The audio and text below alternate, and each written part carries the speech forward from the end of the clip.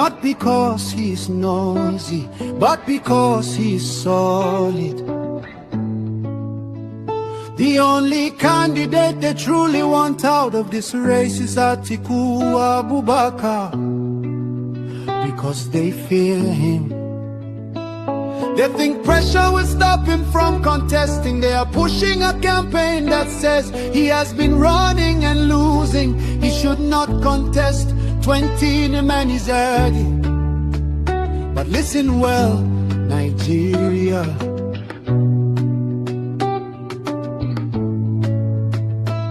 Since when did persistence become a crime? Since when did courage become an insult? Since when did experience become a disqualification? They want Atiku out because they know he can win.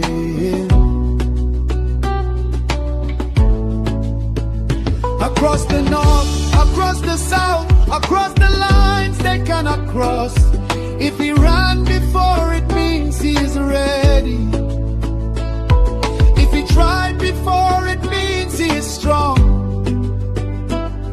Only cowards quit in silence.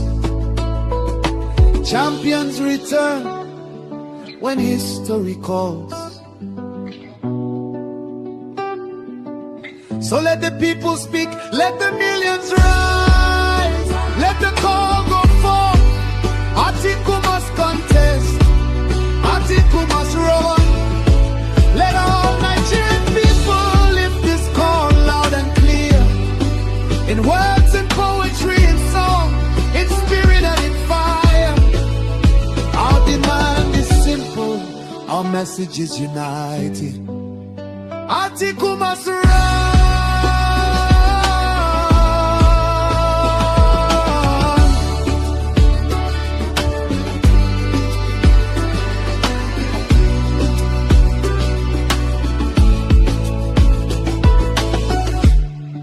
He's loved by millions across Southeast, Southwest, South, and the North. Nigeria needs him, Nigeria wants him, and history is waiting. Atiku must run, Atiku must run.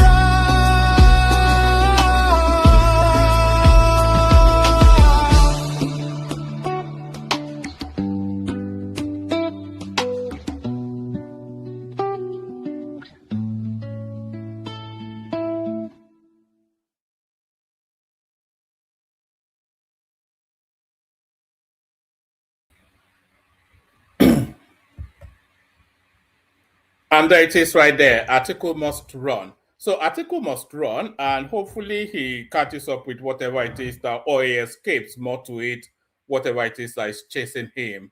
So Atiku must run.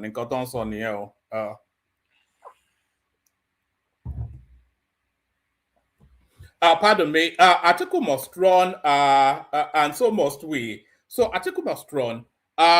Good day to you. Good to be in your company and all that. Good day to you. Good to be in your company. And how are you?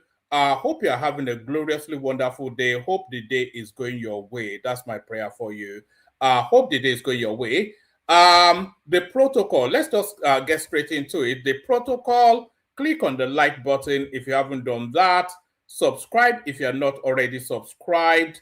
If you want to come and join me on the screen, there's a hyperlink in the comment section that says StreamYard. You can use that to come in. Share the links just as widely as you can. Super chat towards the stream.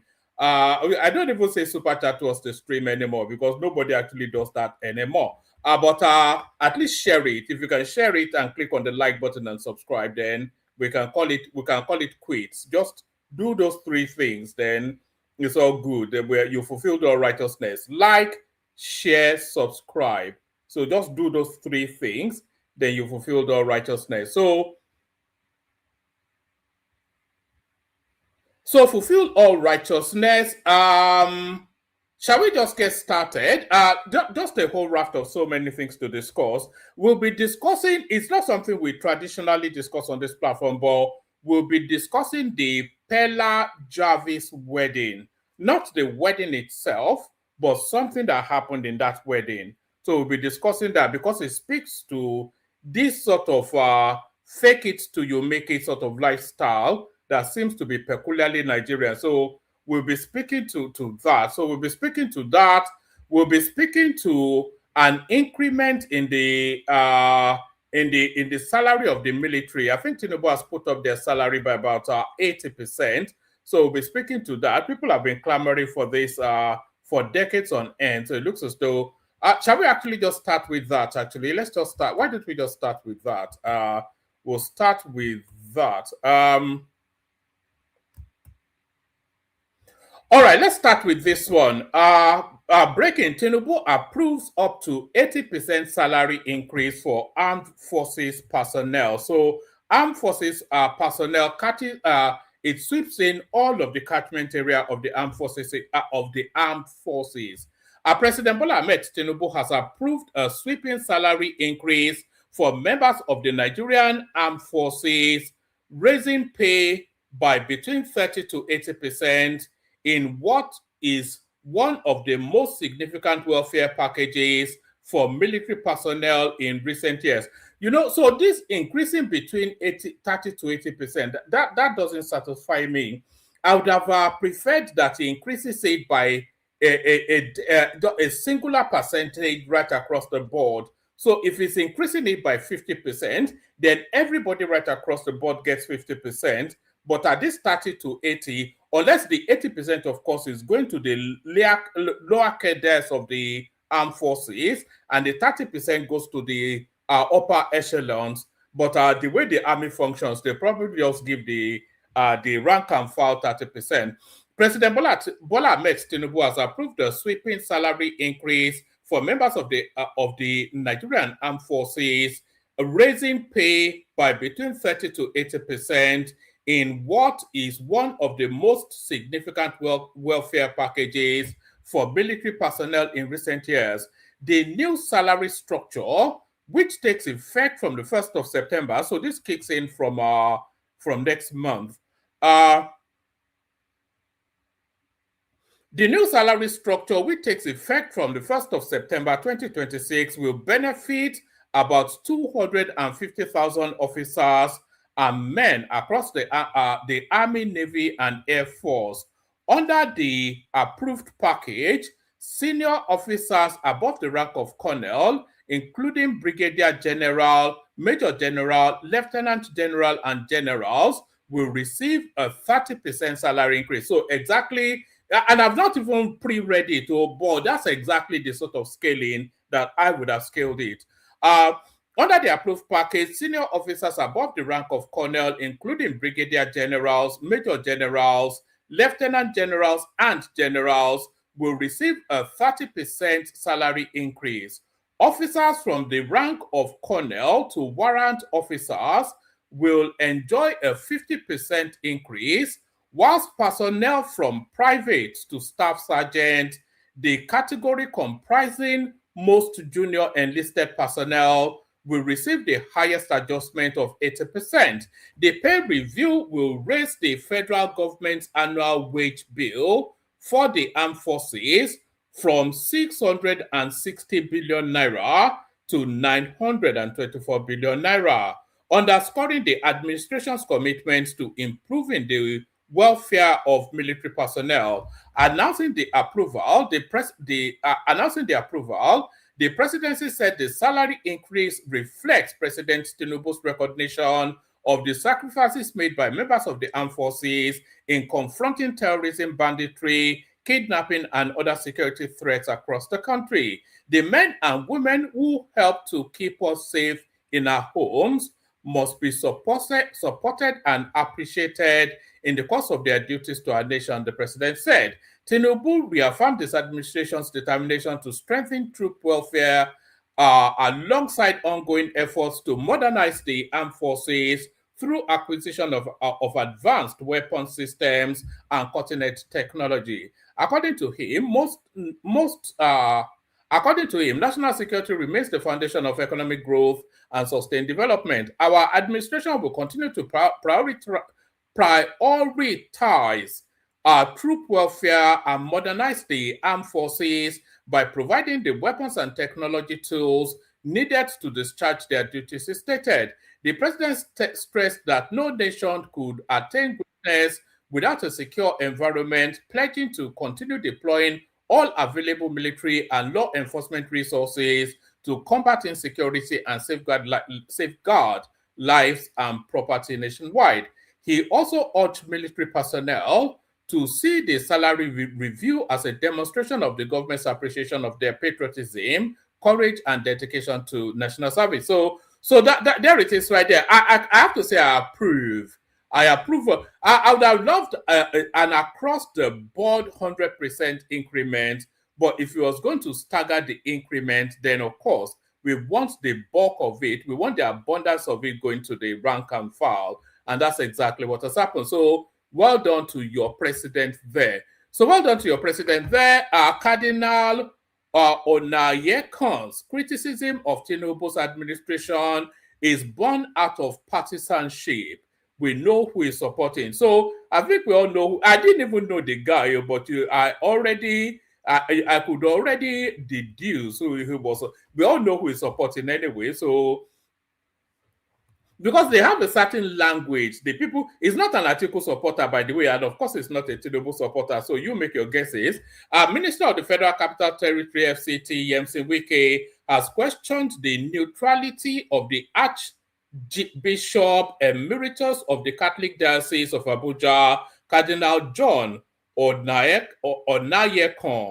alleging that the cleric openly took sides during the 2023 general elections. Wike made the remarks during a media parley on Tuesday, August 4th. The former Rivers State governor was asked to respond to the comments by Onayekon following a recent meeting between President Bola Tinubu and members of the Catholic Bishop Conference of Nigeria.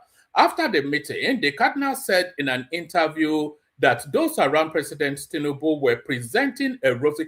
But how would he know what picture, unless what information is this bishop privy to for him to be able to say confidently that people around Tinubu are? That's as political as a statement as a political statement can get. So you expect that sort of commentaries from Atiku Abubakar or Peter Obi, but not somebody that is a religious leader of a nationwide religious organization. You don't get more partisan than that. On what authority, on what knowledge is he able to say confidently that the people around Tinubu are presenting him a rosy picture? What information is he privy to for him to be able to land on that conclusion? After the meeting, the cardinal said in an interview that those around President Tinubu were presenting a rosy picture of the nation's situation to him and suggested that the president was already focused on securing victory in the 2027 presidential election. So on what authority is he also making that the second half statement, the second half of that statement? On what authority, on what knowledge? That is too partisan for somebody somebody that is meant to be a national religious figure. What does it mean that Tinubu is already focused? What points him in that direction? The presidency, in its response, criticized Onayekon for publicly discussing details of the closed-door meeting, describing the disclosure as an abuse of privilege. Reacting to the controversy, Wike argued that public comments by religious leaders should be balanced, saying that consistent criticism without acknowledging the government's achievements could be interpreted as politically motivated. He says everyone knows who Onayekon is supporting. If a religious leader is perceived or seen to be taking sides, which is very clear, it is very difficult for people to begin to see those comments as being helpful. I am aware of the position of Cardinal Onayekon. All of us know it is not hidden whom he supports. Everyone knows that, he said. The FCT minister maintains that while the criticism of the government is legitimate, leaders should also recognize areas where progress has been made. It is not every time you say things are bad. Nobody has heard you say the government has done this well. The point I am trying to make is that as a leader, you should commend the government when it has done well in certain areas. Criticize the government and say, look, you have done this well, but you should improve in these areas. According to Wiki, when a respected public figure consistently focuses on government shortcomings, it becomes difficult for the administration to view such criticism as objective. So I think we all know that the guys are obedient. So don't tell me they are not partisan. You know what happened in the 2023 elections. People took sides. Religious leaders took sides. It was very open. I would be stupid to sit here and let anyone tell me this person is impartial. No, we know ourselves in this country. We know who belongs where. Who did they support in 2023? It was very obvious. So Christians take your country back is essentially what that means. So here's the headline piece. Biafra Civil War, Igbos were compensated. Yakubu Gowon defense Obafemi Awolowo. You know this 20 pounds thing that these people always parrot on, that they rattle on about endlessly. This 20 pounds thing, that 20 pounds was a mini fortune then. And a lot of people that actually came out of that civil war, a lot of lives were destroyed now. Nobody compensated the Yorubas. Nobody compensated the Edos and the Efiks, the Fulanis, the Hausas. Nobody, it was only the Southeasterners that got compensated. So why is that? Why is that? And this is the point that Gowon is making. Biafra Civil War, Igbos were compensated. Yakubu Gowon defense Obafemi Awolowo. A former military head of state, Yakubu Gowon, has stated that the Igbos were compensated for their losses after the Biafra Civil War. Gowon said that Igbos who had money in banks were compensated with interest after the Civil War. The Biafra Civil War began on July the 6th, 1967, and ended on January the 15th, 1970. During this time, Gowon was the head of state, while the late sage Obafemi Awolowo served as the Federal Finance Commissioner. However, Gowon dismissed the unfair blame placed on Awolowo by those who accused him of giving them 20 pounds, even though they had millions of pounds in the bank before the Civil War. The former head of state stated this in his memoirs, My Life of Duty and Allegiance, where he said that the policy on controlling money after the war was the last decision made by the federal government. The central bank created a panel to examine all the effects of converting the Biafran pound into another currency. But it was clear this would be a tough task because from start, the Biafran currency wasn't officially recognized as legal tender in Nigeria. Because there were so many Biafran pounds in use, the federal government realized it could not exchange all of them at the same value as the Nigerian currency without causing the economy to fail. Economic specialists suggested that the federal government should set the payment at around 20 Nigerian pounds for every adult from Biafra, no matter how much Biafra money they bring back. We agreed to the proposal and made it our official policy, especially because we could not figure out the small and large details needed to print the Biafran currency. However, everyone who left Nigeria but had proof they had money in Nigerian banks got the full amount of their money plus the interest it earned, all in Nigerian currency. It would have been a bad idea to choose a different path, Gowon said. So that last paragraph right there is the most important one. It says, and this is the president speaking, also anybody that would know, he would know. It says, everyone who left Nigeria but had proof that they had money in Nigerian banks. So it's not that everybody, it's not that you had money in the bank, you went to Biafra and came back and they say you don't have the money anymore. If you have a Nigerian bank account, your money is still there for you to take charge of, and the interest on that money is paid to you as well. But people who had no proof of income were given that 20 pounds. So nobody's fortune was taken if they are able to prove that fortune. Even though Duku got his property back in Victoria Island, also. So that's Gowon right there telling us that Obafemi Awolowo was too generous to the Southeasterners.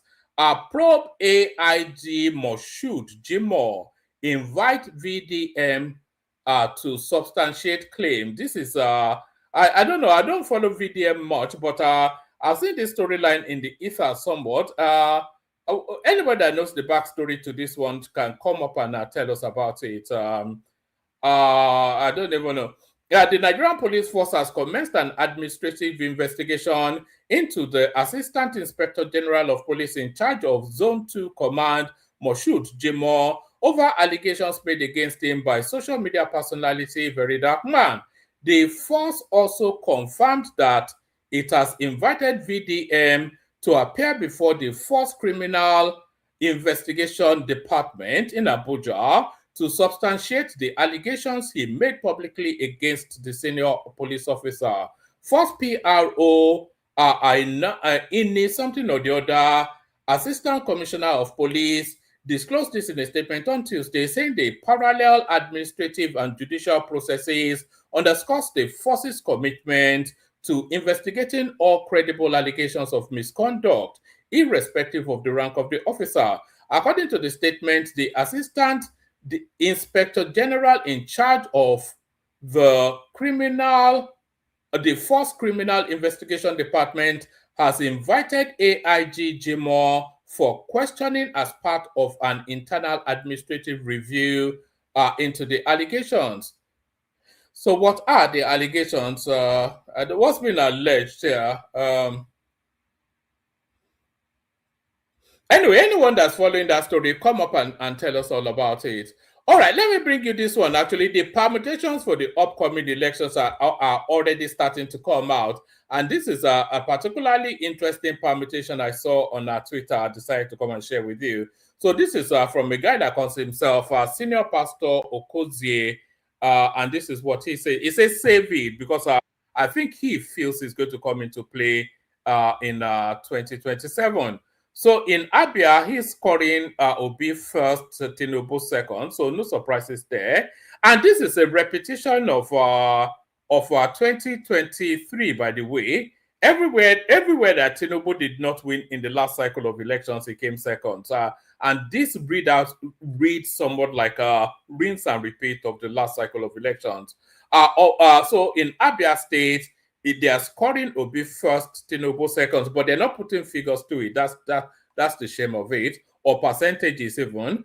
So yes, in Abia State is scoring Obi first, Tinubu second, Adamawa State, Atiku first. Atiku, of course, from Adamawa State, Tinubu second, Akwa Ibom. So this is where it's starting to vary somewhat from the last cycle. Akwa Ibom. Is Akwa Ibom an Igbo state? Is it an Igbo state? I don't even know which ones are the Igbo states anymore. Akwa Ibom, Tinubu first, Obi second. Anambra, Obi first, Tinubu second. Bauchi, Atiku first, Tinubu second. Bayelsa, Tinubu first, Obi second. Benue, Tinubu first, Obi second. Borno, Tinubu first, Obi second. So Borno, of course, the home state of Kashim Shettima, so he has to deliver that. River State, Tinubu first, Obi second. River State, this is Cross River, not River State. So that's that. Delta State, Tinubu first, Obi second. Ebonyi State. So that's Dave UMAHI. Will Dave UMAHI be able to deliver a state? In Ebonyi State, Tinubu first, Obi second. Edo State, that is Okwebolo. Tinubu first, Obi second. They did not promise 2-3 million votes or whatever. In Ekiti State, Tinubu first, Obi second. In Enugu State, Obi first, Tinubu second. Atiku is not showing at all in this election so far. In Gombe State, Atiku first, Tinubu second. Imo State, that's Hope's Odema. They are telling us that Tinubu will win Imo State to come second. Jigawa, Tinubu first, Atiku second. Kaduna, Tinubu first, Atiku second. So this will be quite interesting if Tinubu, because Kaduna, of course, the home state of what's it called, the little finger, the diminutive little man, the Akuruketed short man devil, El Rufai. So if Tinubu is able to win Kaduna State, that would be an indictment on El Rufai. So that would be a complete repudiation by his own people, a complete rejection.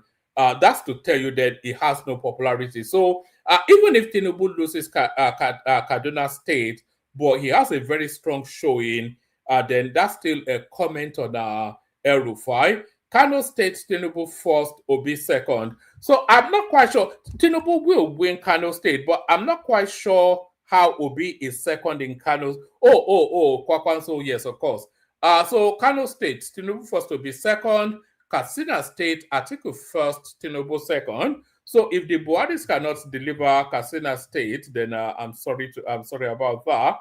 Atiku first, Tinubu second in Kebbi State, Kogi State, Tinubu first, Atiku second, Kwara, Tinubu, Atiku, Lagos, Tinubu, Obi, Nasarawa State, Tinubu, Obi.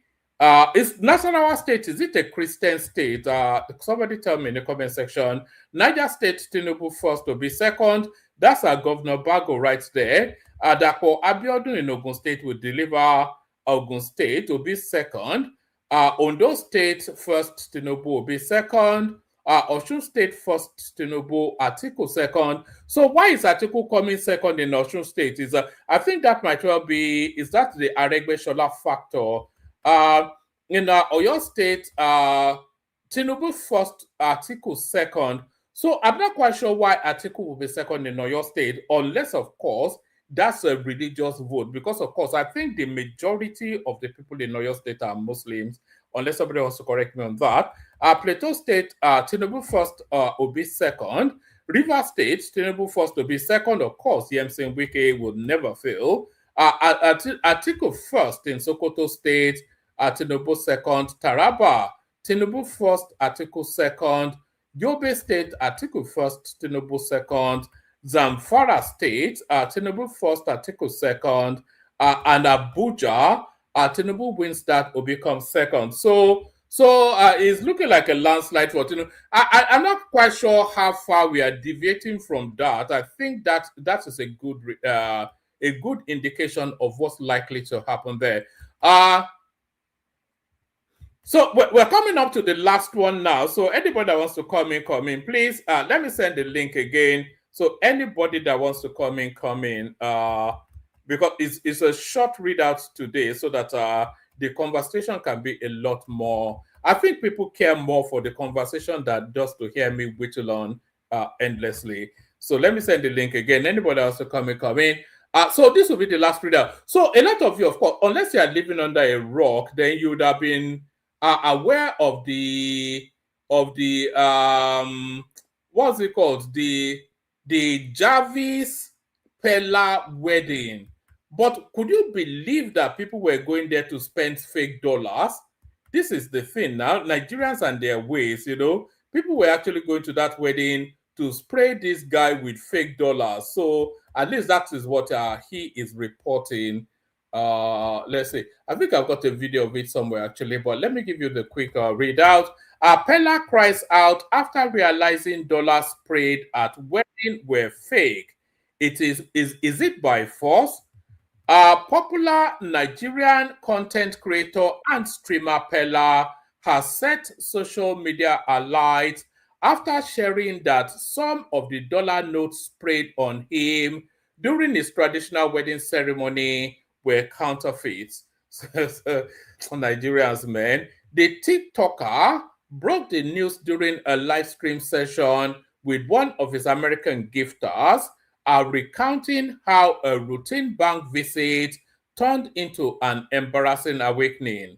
After his wedding to Jarvis, Pella had gathered his cash gifts brimming with excitement, genuinely believing the foreign currency the foreign currency he received has transformed his financial situation in a single evening.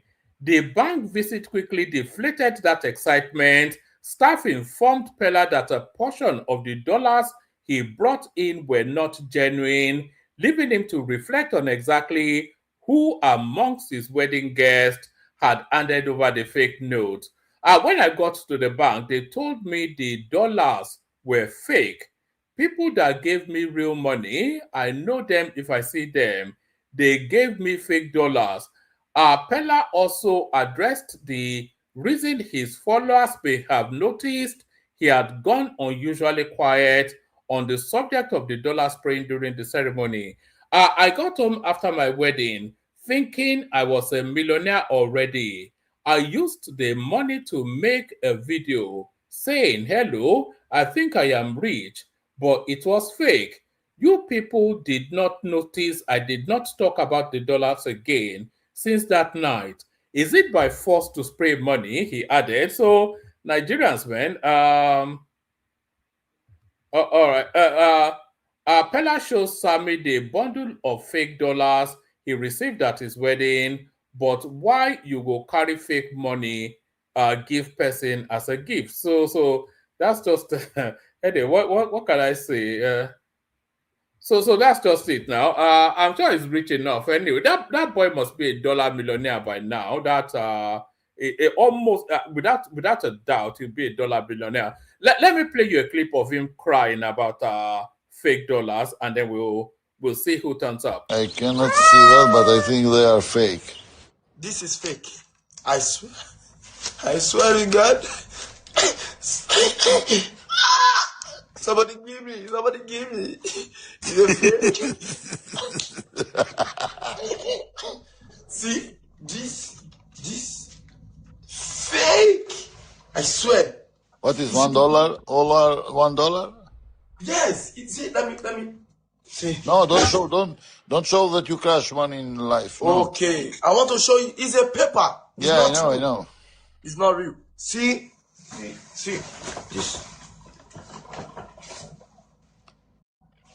Yeah. I go bank. But the Nigerian money was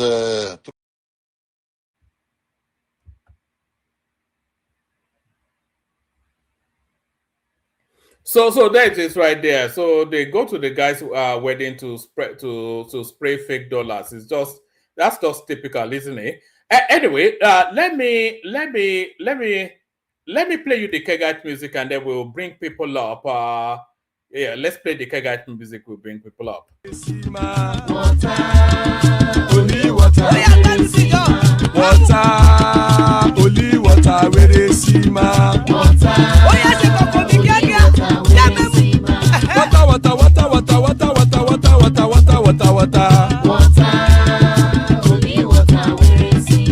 Hapa o naido. Hapa o naido. Hapa you don't come o.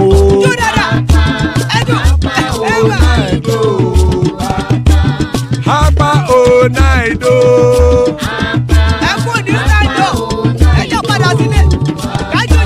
Oro kẹ̀kẹ́ ẹlẹ́mù yé o. Ilé sọ́dí àkẹ́kẹ́ rẹ̀ ẹlẹ́mù rẹ̀ o. Bọ́bí màsà kẹ̀kẹ́ rẹ̀ ẹlẹ́mù rẹ̀ o. Chifu Fáìlà tí kẹ̀kẹ́ rẹ̀ ẹlẹ́mù rẹ̀ o. Eruku lẹ̀lẹ̀ ẹlẹ́mù dé. Eruku lẹ̀lẹ̀ ẹgbẹ́ ẹlẹ́mù dòde ojàre o. Eruku lẹ̀lẹ̀ Ghana ti dé ẹgbẹ́ bọ́ọ̀dì o. Ọmọ ẹlẹ́yẹ ẹ̀yẹ o ó dilé o. Odúyẹ̀lá ẹ̀yẹ o ó dilé o. Petrosonana ẹ̀yẹ o ó dilé o. Petrosodúnkẹ́ ẹ̀yẹ rẹ̀ ó dilé o. Ẹlẹ́kọ̀ ọ̀run mú ìní o.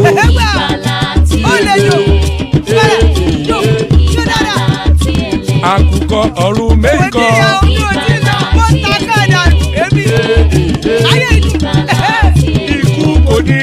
gbéṣe o.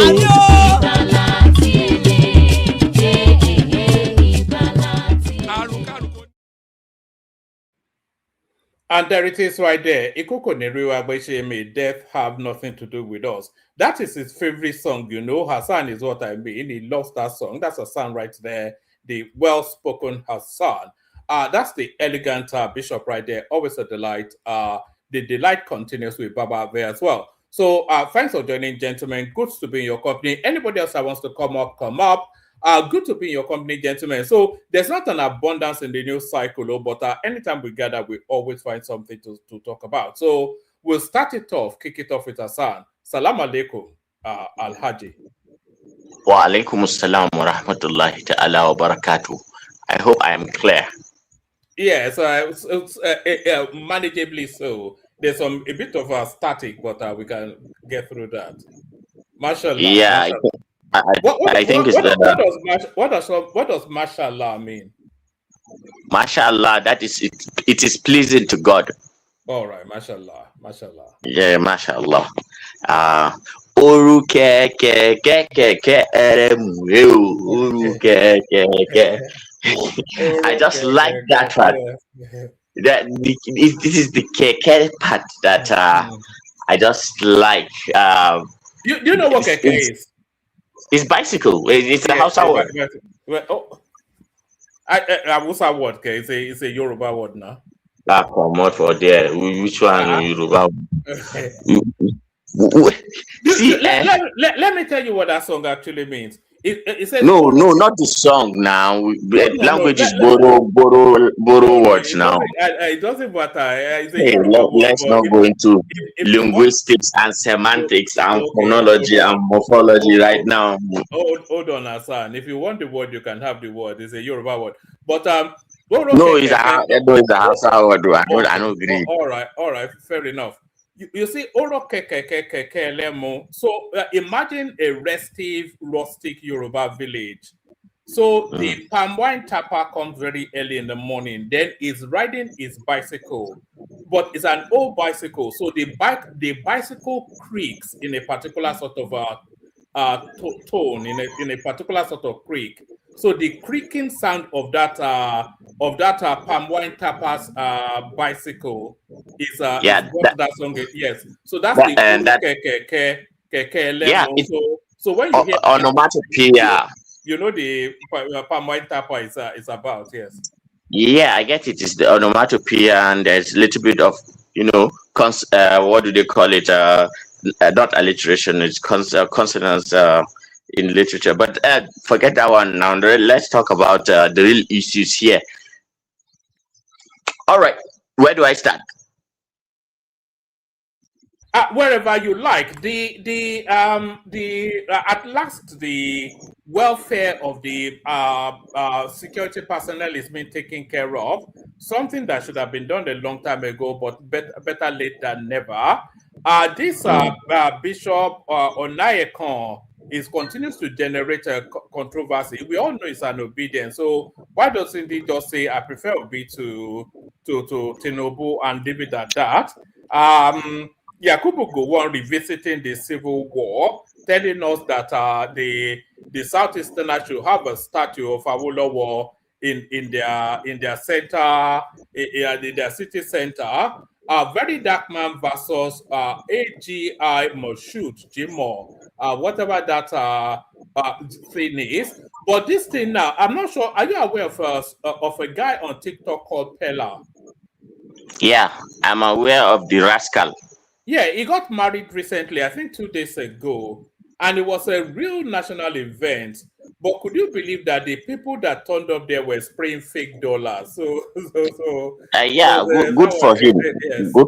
Good for him. Like, not to sound like a millennial that is so out of touch with reality, but the way I grew up, I like to ascribe some sort of artistic value that you bring to the table. But I know the internet craze and the Gen Z things are and does not really have to make sense. And I think all of us are kind of guilty of that kind of thing, because I could remember when we were coming up and we were listening to all this music, and our dad would be like, "What sort of nonsense are you listening? There is no music in your generation.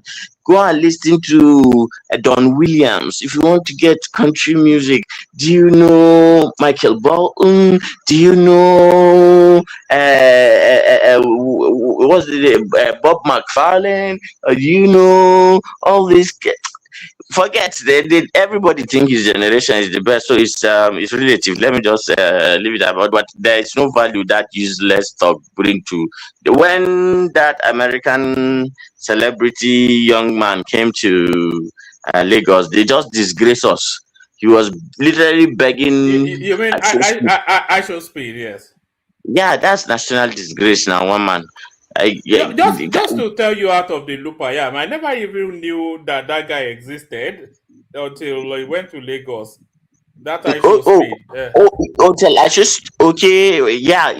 He had his echo chamber, like I think the demographic, they like it is the disease that are actually following him, madly, and it's not as if even if he talks, like how a motor park tout, talks. That's Are how the you guy talking talks. about Pella or I should speed? Yes, now. No, he's not. He has zero education now. He doesn't speak English. It's not about even the English value. Okay, one man, fella didn't emphasize doing anything in the Queen's English now, but he brought real depth and value in cultural significance. People like fella or pella or prola or whatever it is he is. I used to have I used to give him the benefit of the doubt of not understanding, but right after they did that thing that they did in Lagos, and the guy just like I just like Was it not riding a horse chasing after I show speed as the guy sped away the riding a horse would have been even more favorable. At least the horses are elegant. That guy only has a big mouth and an arrogant prick who boasted that he uses master's degree holders because of the situation of Nigeria, for just to shoot video just to humiliate them and show them that because he's a superstar, he can invite them, Well, interview them. how did he become a superstar? Okay, that is the how do I call it? Every generation have a genre of entertainment that captures their imagination. Maybe the Beatles, maybe in your time, maybe I don't know who you guys follow, but In my right time, now, I was following Prince and Cameo, a band called Cameo. That was my own thing. Janet oh, Jackson. That was my I love Prince anyway. But do you know Kurt Cobain? Of course.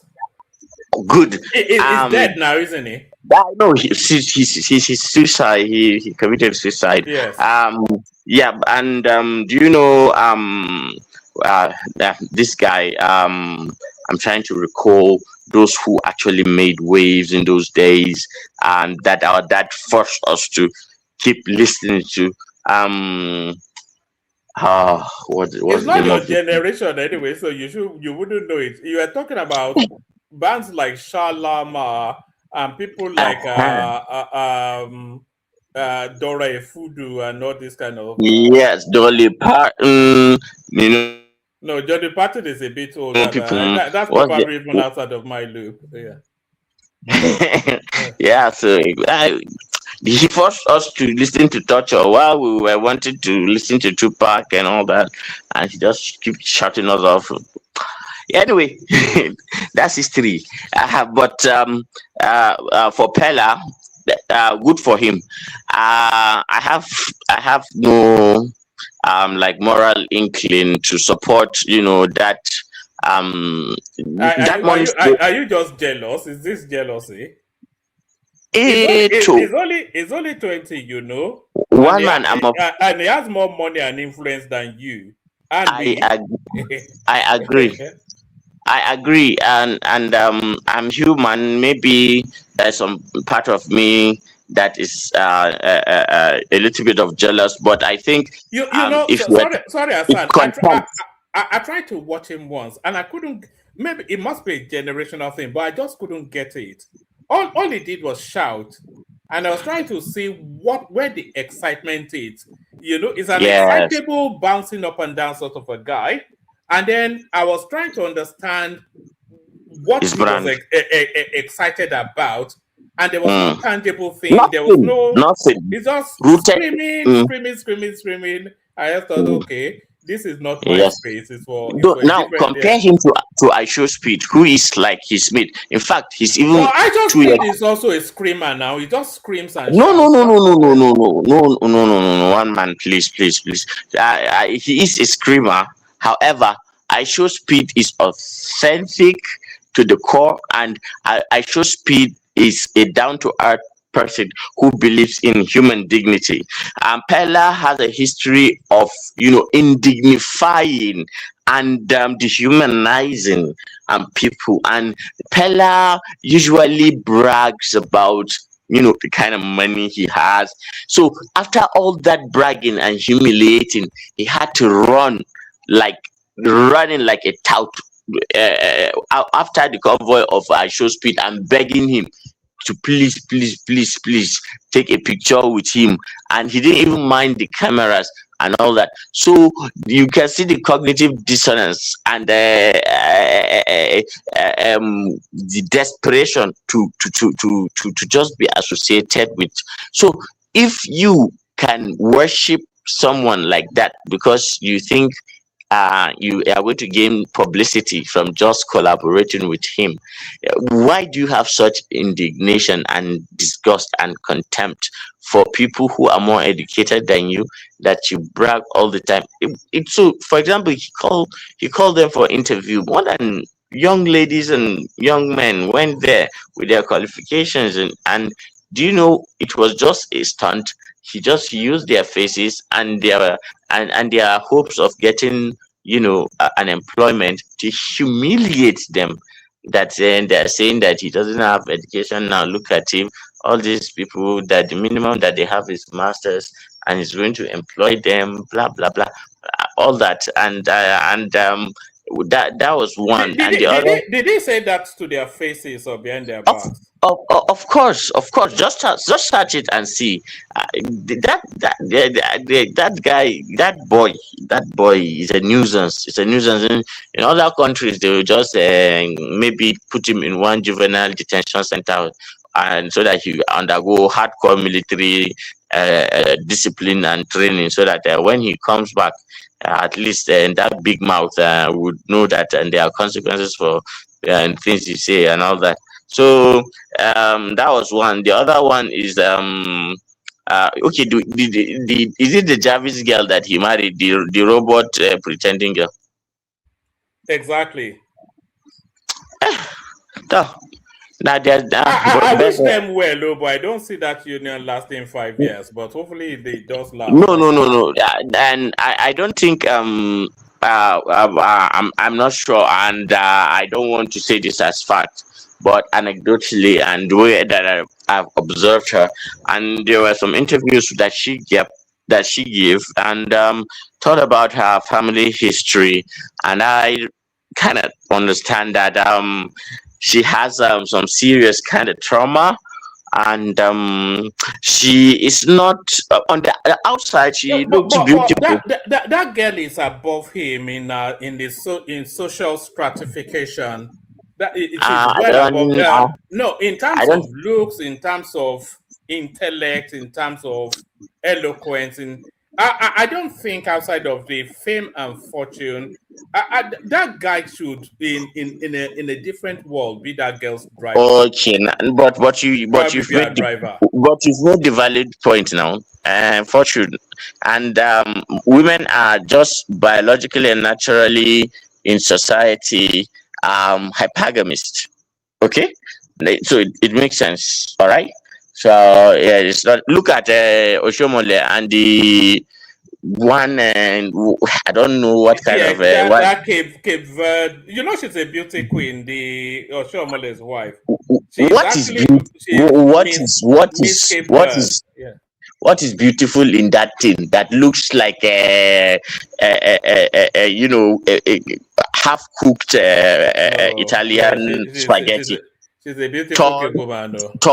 tall, white, and shapeless. Yeah, hey, we're so brainwashed. She has Bianca Ojukwu vibes. That Oshomole's wife. I doubt it. I doubt it. Oh, maybe maybe it's me, because I have my own aesthetics. But let Oshomole do Oshomole things. But as for Pella, the thing that I think is risky about him is the example that he's setting, because a lot of young kids go and idolize him, and you know the consequences of that. Because I don't know why there is a shortage of role models in Nigeria, and that gives room for all sorts of nonsense to dominate, you know, the spaces in which, you know, would have had people who are actually doing things that will come. You know who I blame for all this? This new wave of these Pella type personalities. I blame Davido. He was the one that introduced. That's Adams Oshomole's wife, by the way. That Hassan is saying is not pretty. I don't know you, this guy, man. He's prettier than any woman in Maiduguri. But Forget that thing. Not try him again. That's sacrilege. Blasphemy. Look at that. Blasphemy. This one no fine. Blasphemy. Blasphemy. And I don't even like light-skinned women normally, but she's pretty. Then why are you saying all this crap? One man, habab, one man. You know better thing, but for the sake of argument, you are saying all these things. You one man. You know they look their backside. Which you want carry that one? Anyway, let me just leave that one. I mean, I don't like all these recessive genes. Anyway, the risk with Pella. Look at that. Do you remember that Disney something, the Beauty and the Beast? That I don't think it captures more than this. This is but they are deep philosophical and, you know, socio-cultural realities that are, you know, subliminally sent through movies or cartoons or whatever it is like that. So it's telling you something. That's the nature of I think the mammal generally, as because if you look at women, they actually like the thuggish and brute looking man than the nice one. Women love bad boys. Of course. But there are two things. There are two things that has been established that women that they lust after. It is money and power, and both are often intertwined. And you see it with all of this sort of you know. And that power must not be moral power, like a cultist, you know, who actually takes people's life. He actually is more attractive, you know, to a woman than, you know, say an executive, you know, level-headed banker who is, you know, polite and all that. He doesn't elicit any sort of you know, there's and I don't even know that I want the conversation to go in this direction, but there's a theory that women fetishize. Is that a word? Women fetishize, or the ultimate female fetish is RAPE, and that is what drives them towards bad boys. No, it is DOMINATION.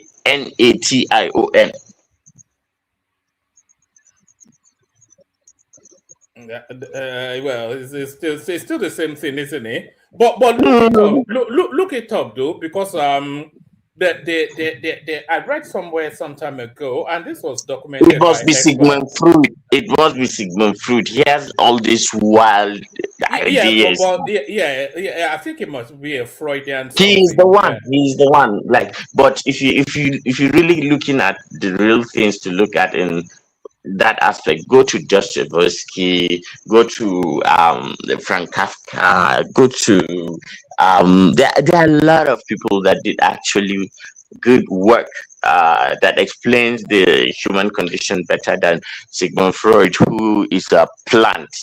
I think to veer the world into some You sort just of don't like him because he's Jewish, Abby.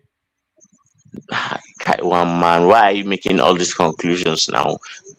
Is it only? You as a Is it, Muslim guy, you no, instinctually now. dislike No, now, no. That's not the case. It's like his theories in the 18th and 19th century actually held a lot of sway, and even right now, some aspects that he does and that he covered in a lot of his works actually apply.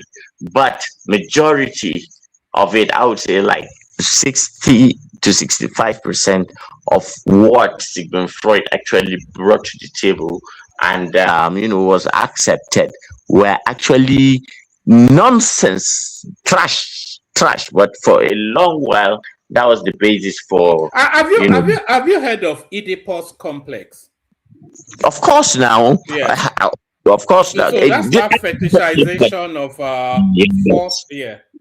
Yeah, and you know how debased he is that all this that the son and the mother has this undercurrent of it. Yes. No. You know, people misunderstand the Oedipus complex. So when it's not a literal lustring after your mother, a boy's first love is his mother, and what Oedipus complex is actually telling us is that men tend to Men look are more for. likely to marry Hold on. women that. Yes, in the image of their mother, Yeah, yeah. maybe not in looks, but in mannerism, in kindness, in just the aura of their mother, they look for it in other women. So I think that's what Oedipus complex actually speaks to. That's part of it too. But let me not burden that part anyway. But I would have showed you some of his debate theories because I actually because he is part of a group of psychologists. Psychologists are grouped into two. There are those who are more nurture, kind of thing, and they believe that human behavior at the end of the day is the environment that nurtures him, and then there are other ones who believe that the human beings and his personality are actually genetic. so No, so but so so Hassan, the Where this way? Oedipus complex actually is a psychoanalytical theory by Sigmund Freud. Actually, mm, he yes, propagated that. it's true. We are not in denial with that now, one man. Are we not on the same page? No. What we're saying, Baba, is that Oedipus, just for the purposes of the audience, Oedipus is a Greek god who killed his father and married his mother, and Yeah, then that's as Greek mythology. Greek mythology. It's Greek mythology. So Oedipus is a Greek god who killed his father, married his mother. So Sigmund Freud is one of the preeminent That's 21st century. during the phallic age or phallic stage or something. Yes. No, So okay. Those are completely. let me share out a background for, because not everybody we make the Thank assumption you, that one man. everybody Please go ahead. that everybody understands what we're talking about, so like I said, Oedipus was a Greek god, a Greek mythology, as Baba said, killed his father, married his mother. So Sigmund Freud is one of the preeminent psychologists, psychoanalysts Psychoanalyst. of the 21st century. So what he theorized is that every man has that Oedipus something in them, not to kill their father and marry their mother, but they aspire to women that are in the image of their mother. So that being in the image of their mother is not even a physical likeness, but the whole package of, the first person a man falls in love with is his mother. And then they look for that comfort of replication in the woman that they want to spend their life with. So that's the broad strokes. Did I cover it? Did I get it right? Yeah, you did. Yeah. Good job. Yes, you did. You did. But let's not overburden this space too much. Let's pivot to somewhere else. This is too Don't philosophical. let's get into the funk of Greek mythology now. All right, take us somewhere else. Give us 5-7 minutes. We move it around the sun. Yeah.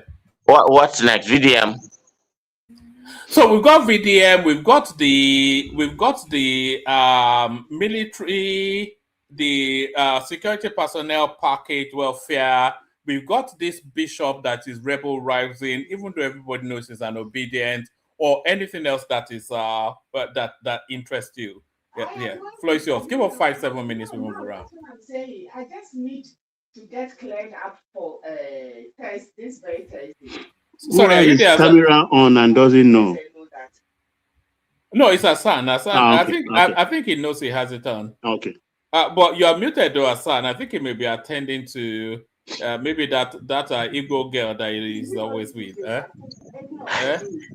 This one is Bachama. Now, wow. Have you completed your complement of 4 yet, or are you still looking for number 3 and 4? One man. Look, let me tell you a secret, right? That I have noticed. Okay. The thing is, whenever you are looking for a woman, if you are in Africa, look for women who are indigenous to geographical locations where there are a lot of mountains, and rocks. Okay, so if you go in Nigeria and you look at Nigeria's border with Cameroon, there's a mountain range that starts, right along the Sambisa forest where Lake Chad is down. It's the same mountain range that goes to Obudu Cattle Ranch. If you know, people used to talk about the tallest place in Nigeria that is in Taraba, Chapbalwati, and one place like that they call Gembu literally looks like paradise. In fact, it's even more beautiful than Obudu, but it's just that its accessibility is the problem. But the reality is that if you are looking for a woman, please look for what I told you. Any woman that is from a tribe, indigenous. If I wasn't married to my wife, my if we're talking about Nigeria, I prefer the Shua Arab Fulani sort of. I like that tall, elegant something that they have. High maintenance. No. The Shua is high maintenance. The Fulani is not.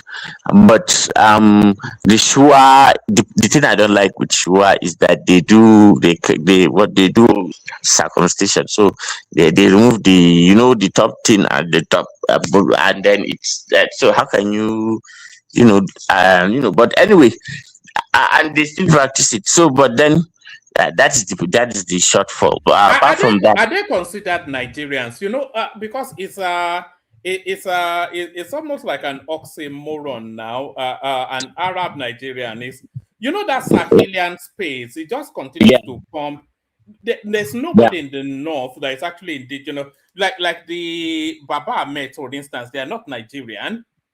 Abata is not a Nigerian. Abata is not a Nigerian. In fact, there are very few people in the north that are actually indigenous to that land. How dare you? I will leave up Baba Ahmed. Abacha, not Nigerian. Do you know what you are saying? Babangida is not Nigerian. Abacha is Kanuri now. I leave him now. Let him say all this. What you say? You can accuse Babangida. You can accuse who else? But man, forget. Abacha is different, very very different. So let me tell you about Shua, Shua Arabs.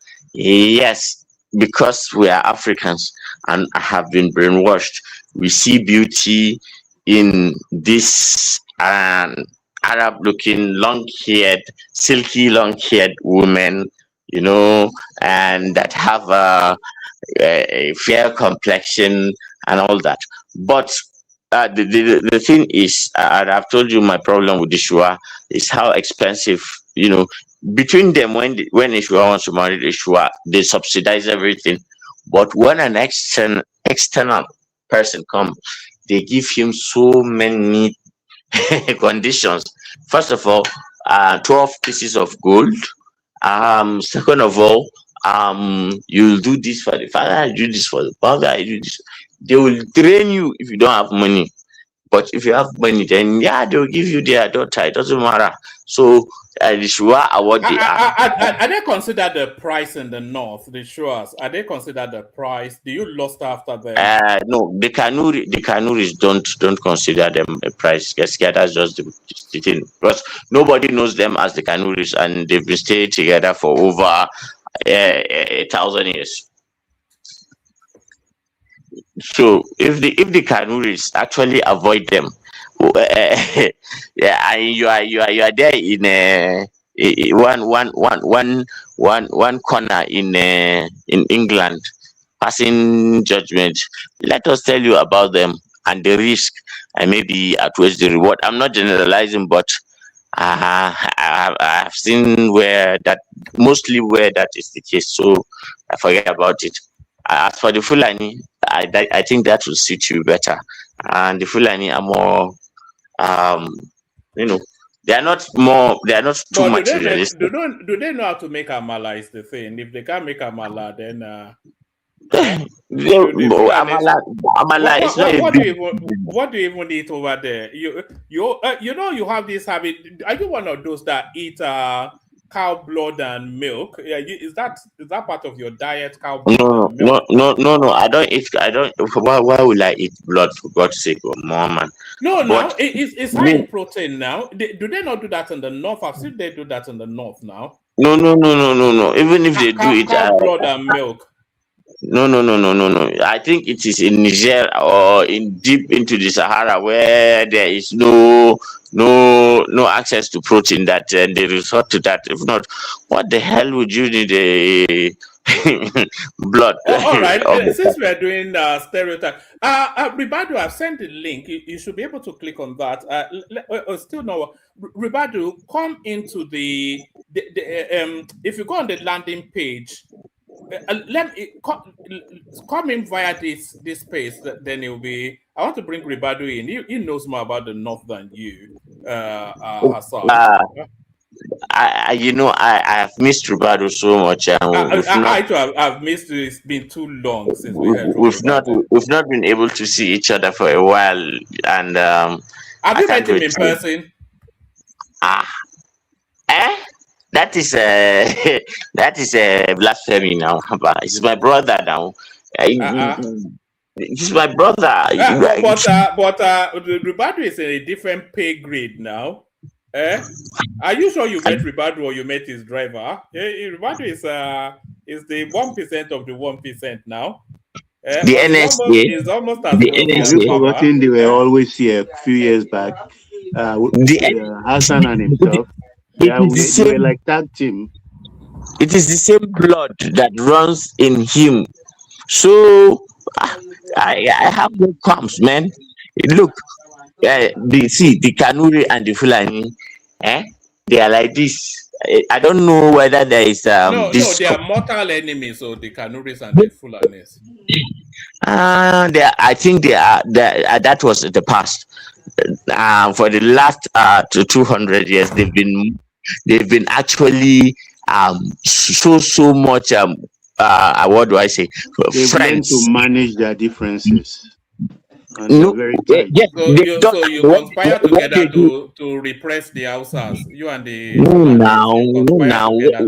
True.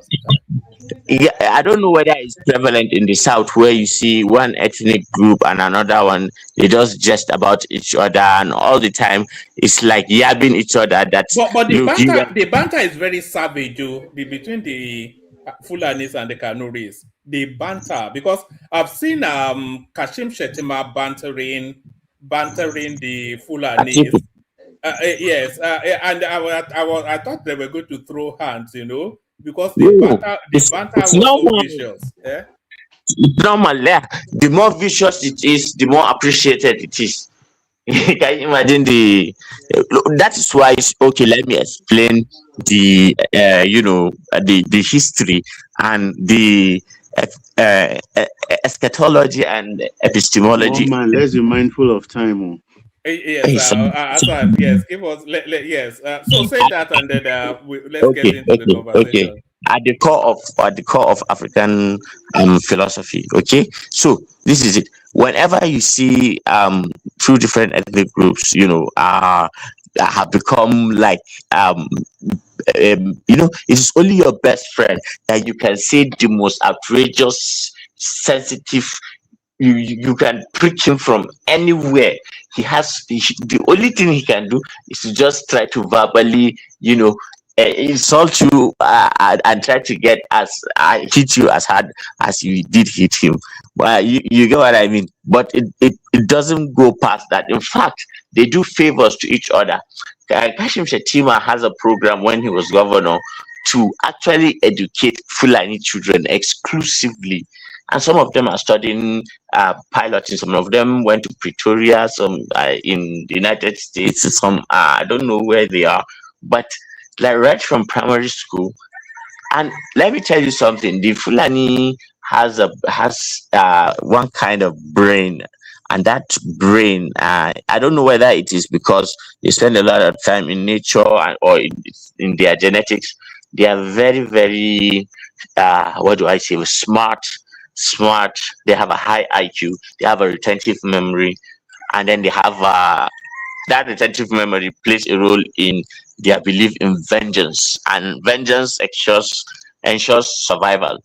It used to be a good trait in the past, but the world had moved on now. So, and it's now time to just try to live some of those beliefs, and then move forward. And one more thing about the Shua Arab woman, and if they ask you right now, where does the Shua Arab originate, you would likely say that they originated from the Middle East, in Al Jazair, where No, I'll say uh, Mauritania. I've always thought they were Mauritania. no, they are not. Do you yeah now I'm talking generally. You see the people who say they are Arabs today and how racist they are to black people. The reality is that the original Arabs are black people. Black people. In fact, if you go back to their poetry, even the Prophet, Sallallahu Alaihi Wasallam, admitted that if you trace your lineage to Ismail, you have a black, a black mother, that actually burned the Ismail, family line. So they are essentially black people in reality. But the damage that has been done to us black people for centuries do not allow us to even think straight at all, at all, at all. So the thing I was about to say is the orthodox theory is that what we have like Shua Arab, there are Swahili, even some places like there are other places too that you see that there's a lot of things like that look like Arabic word in the language. And then the conclusion of the racist anthropologist was that it is the Arabs that brought that, and then the locals adopted it. But when you study evolutionary biology, and how at a genetic level, different people interact, you'd understand that truly the black people are the original Arabs. Now, what happened? And the thing that happened, they were assassinated, and then they were taken over. But then, it is what it is. But the Shua Arab is more Arab than the Saudi King of Saudi Arabia, than MBZ, than King of Bahrain. Do your research and you come to that conclusion. So all the words that you hear them speak in Arabic, apart from the words that are of recent anyway, are they all have their root causes in this and Chadic and Nile Valley languages. So and in fact, in their old poetry, how they diss each other is to tell them that look at how white you are, or look at how subservient you are to a white woman, or something like that. So they, right from the beginning, these people are more or less like this. But the thing is, the Arabians are Africans, but they got whitewashed. And then when Britain came to do its thing, it ensures that you know we reach where we are today. But the reality is that um, we actually have a lot of languages that created a lot of Mid Eastern languages. Let me just leave it at that. All right, brilliant, excellent. So, with the concession of everybody, do we want to hear from Ribadu, because it's been so long since we last heard from Ribadu? I'm not quite sure. Or do we just want to do 5 minutes round? And Yes. Please let him. Ribadu, is our fight over? Have you forgiven us, Ribadu? Hello, good morning. Good morning to you. Hey, Mala Hassan Yani. I'm fine, my brother. How are you doing? Alhamdulillah, Jamno Sare. Wallahi, alhamdulillah. Me don't Abuja hada. Okay, that's nice. It's good to hear from you. No, I just came back to Maiduguri. It's good to hear from you. So, Japama. Thank you. One man, hello. How are you doing? No, you did not finish that conversation properly. In the north, when you are running off a conversation, you say "to Mandela." Is that not how you to Mandela? What does that mean? You have no idea what language is for. Is that not what they say? I thought they said that. Okay, sorry. Good to see you, Ribadu. It's been a moment. How are you? I'm fine, one man. How are you and the entire people of the platform? We're all good. We're so happy to have you back. Sorry. I have been nursing my whiskey and cigar since 2 hours ago. Let me apologize if I sound tipsy or somehow. Don't worry. The tipsier the better. That's what we like. Then we get the truth out of you. Actually, it's been raining here, so that is the weather. So you hang the fault on the weather, Yes. So how is everybody? How are all our guys? How is Mama Zita and all of them? In fact, it's been long. I even forgot the names of the others. Yes, the usual Baba suspects. is here. Bishop is here. Mama Zita, I think Ola is here too. Who else? Yeah, that's the list so far. They'll be coming in trickles. So what are you looking at in the politics, Ribadu? We're struggling to get excited. There is no excitement in the politics. There's no fight. Nobody seems to be wanting to push this man out of Aso Rock. No. Well, the damage has been done already, one man.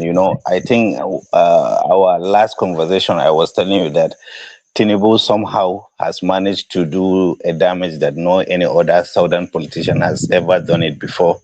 I don't know if you can still recall that conversation. So this is the manifestation of what I have been saying all along, and it's just that he's definitely a student of power. He understands the do and the don't. And this is I can see one man's head behind that camera blowing big, big, big like a balloon. Is now small. No. When because I agree with, and by the way, I do remember when you said that. So there's nothing going on that you've not already told us when you were last here. Is panning out somewhat in the way that you described all those months ago.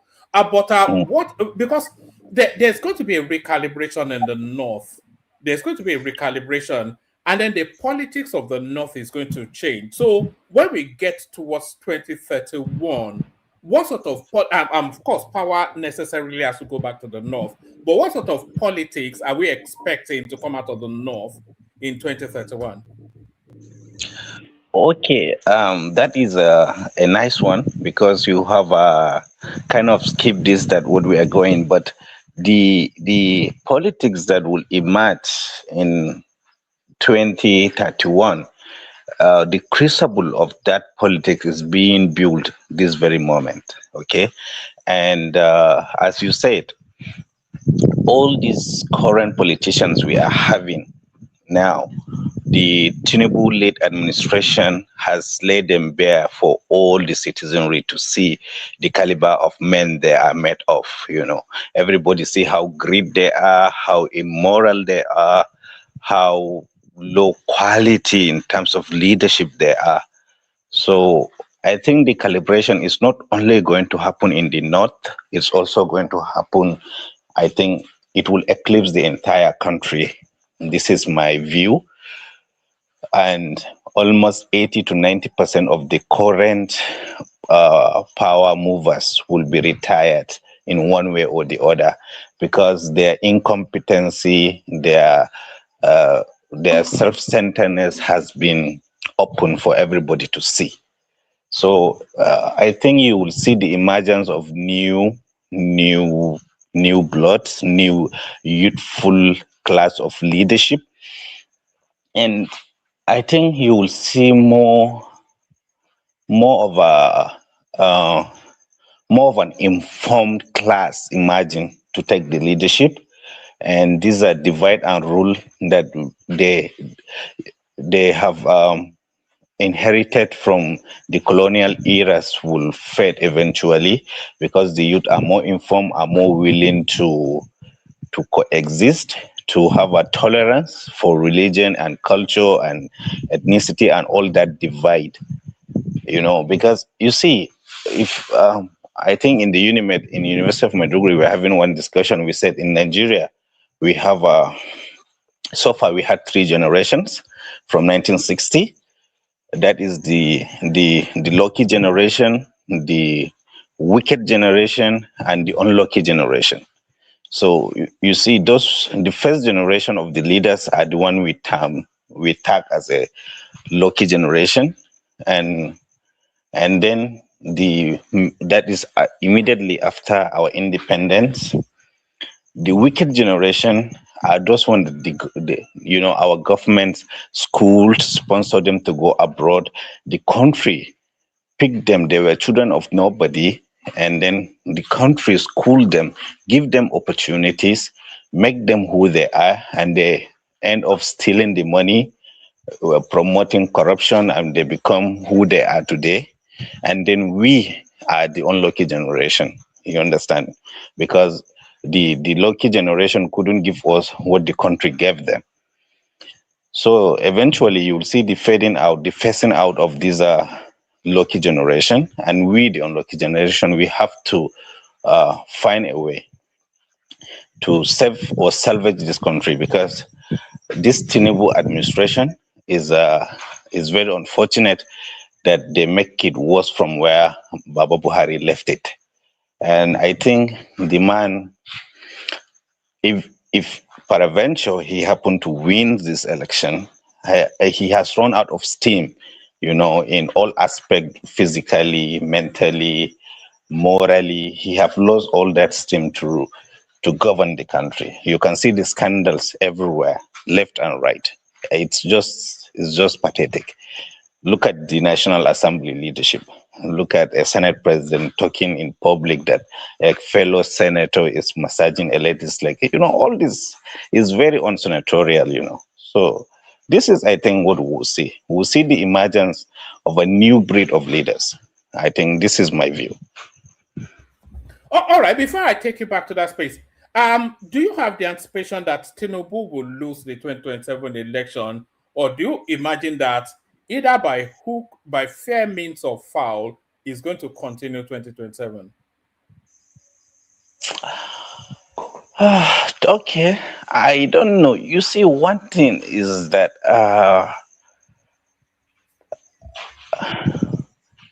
you see, I'm asking that question because there's nobody in the opposition space that inspires confidence, that invites anybody to invest confidence in them. Atiku is an 80-something-year-old man that lives in Abu Dhabi. His corruption list as wide as everybody. Peter Obi is like a retarded sort of special needs person. So there's nobody, or am I wrong in saying that the opposition doesn't present an opportunity for the people to have a choice? It's a very complicated one, especially if you are looking at it from the northern angle. Okay, and if you are to be fair, if you are to scrutinize it on a very serious, very objective way, you'll find out even within the Yoruba bloc, he's not popular, Tinubu himself. Okay, and look at the best example. I think you should narrow down to see what the Catholic cardinal says. What transfer. So you will find out everybody is fed up with it administration, but because the other contenders too, we the citizenry has lost hope in them. That is one of the reasons why you see there is no enthusiasm. Unlike if you are to compare it with Jonathan administration, when the entire political opposition of the country come together, keep their differences, and defeated him and put him out of office, Buhari came in. This time around is the other way around. From the masses to the political class, everybody is reluctant because we all know, and they all know, it's still the same thing. If you put Peter Obi, if you put Atiku Abubakar, it's more or less the same thing with the Tinubu administration. So I think we are going to keep going deeper into the abyss till we reach a point where ordinary man in the street will say, okay, this is enough. Till the crisis and the hardship and the suffering has come to a stage that we'll say, okay, how close are we to that tipping point? Although you are too removed from the streets to really know what's going on the street. But what is your driver telling you that the people are feeling? No, it's not a matter of, you have to understand something. When it comes to power, it does not matter either you're rich or poor. You understand?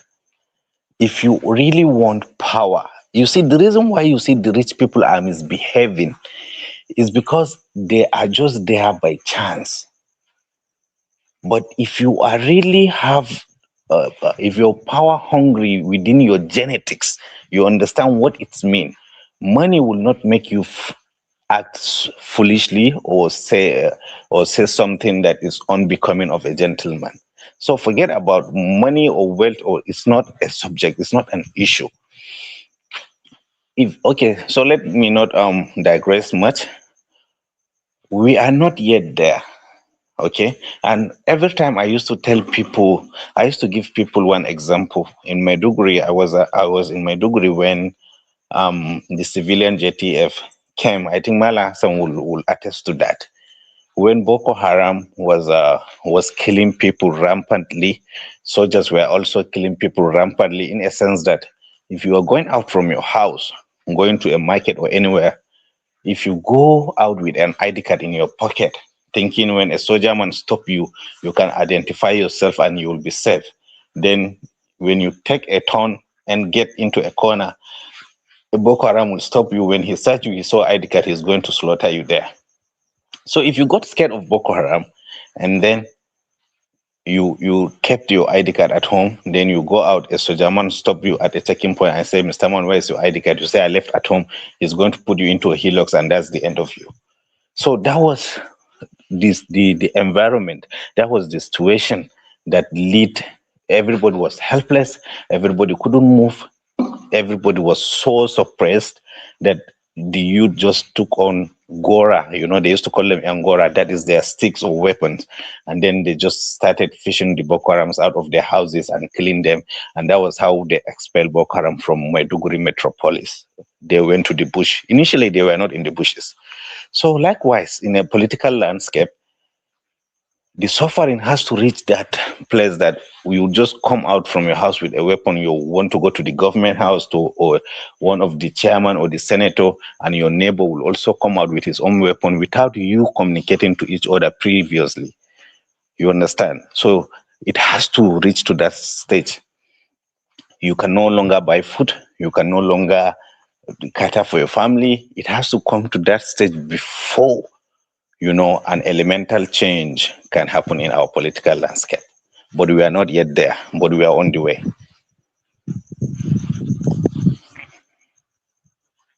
Hello, are you there, guys? No, we're here. We're all listening. Yeah. The Nigerian situation, and I'm not even saying this for Tinubu or not for Tinubu, but the Nigerian situation is a very complex one. I wonder somewhat what the worth of that country is, because every administration that we have had, pretty much from independence till date, they come in and they steal eye-popping amounts of money. Look at the things that they've seized from Abubakar Malami. I don't even think that's up to 20% of what is stole. Look at the Abacha loot. Look at the Babangida loot. Look at the Obasanjo loot, the Jonathan loot, etc., etc. So all of these things, is it not the culmination of maladministration from independence till date? Is it not that check that is being cashed now? Or that over-subsidized life and the endless stealing that has been the Nigerian experience? Okay. I don't know how many we are in this platform right now, but I think we are almost up to 10.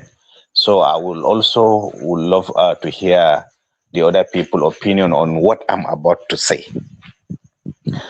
Let me try and make sense, or let me try and compress to summarize what I'm about to say, because that is exactly what led to where we are. Okay. You see, have you read, I don't know if any of you has read the Kissinger report in the 1970s about Nigeria. Okay, if you read Kissinger's report about Nigeria, and also if you have watched the interview of what's this former president of America, this guy that took off the dollar, the gold standard on the dollar, what's this guy? Richard Nixon, right? No, it's not Richard. Gerald Ford. No, it's not Gerald Ford. This short guy now that was in the Navy intelligence before becoming the president. The guy after Lyndon Johnson, what's his name? Shit. Anyway, it was one of the presidents. If I remember his name, I will call. What they said is this. They know what black race is. They know the Western world knew us inside out. Okay. And since when they discover there is oil in Nigeria. So sorry, Rubadu, it was Richard Nixon, by the way, I just checked, but carry on. Okay. Yeah, it was Nixon, that the one with the Watergate, right? Yeah, it was Richard Nixon. Thank you very much. Okay. So these guys, what they do is, Nigeria truly lost her independence on 1966 coup. You understand? Because 1966 coup was never an Igbo coup.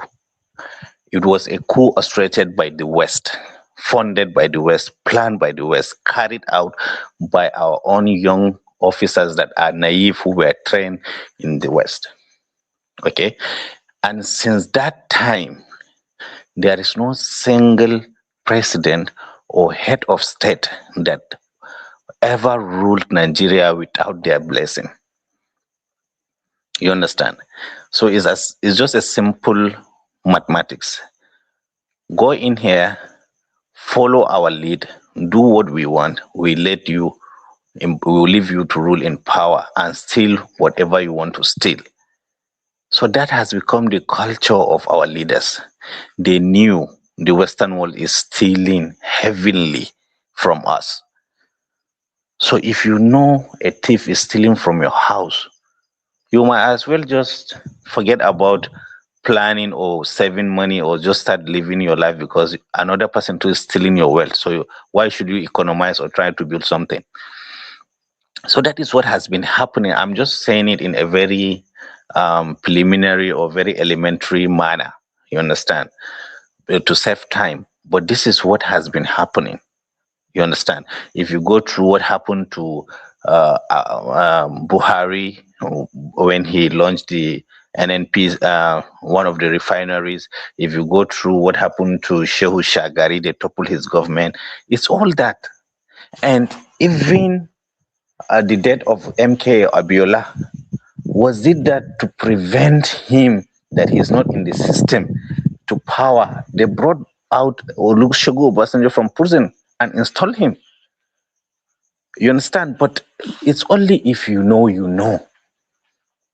And this thing has been going on and on and on and on and on. And now that the opportunity has come for us, that a new power, as in a new world system, is taking place, then why can't we say, okay, let us stand? If not, why are we not joining BRICS full time? You understand? Why are we not aligning with China the way we are supposed to? During Jonathan regime, we had a money swap policy. But why are we still... America is not a major trade partner for us, like China. But why are we still using dollar? Why is our currency reserve still in dollar? Why are we still selling our carbon hydrocarbons in dollar? Why are we selling our crude oil in dollar? When 90% or 85% of our trade is with China, why are we not trying to get our military hardware from Pakistan or China, though more or less they're still the same thing? Why can't we do like what Pakistan did? You know, all these things are there to tell you that these people, our own political class, knew exactly well what is happening. So that is why they keep stealing the money senselessly, because they knew the other powers are stealing. And the only way they can remain in that power is to give the West what the West want. Do some research in the Nigerian naval services in the high sea. If they tell you the amount of cargo trailers that are coming and taking our oil freely and going without anything, you will not believe yourself.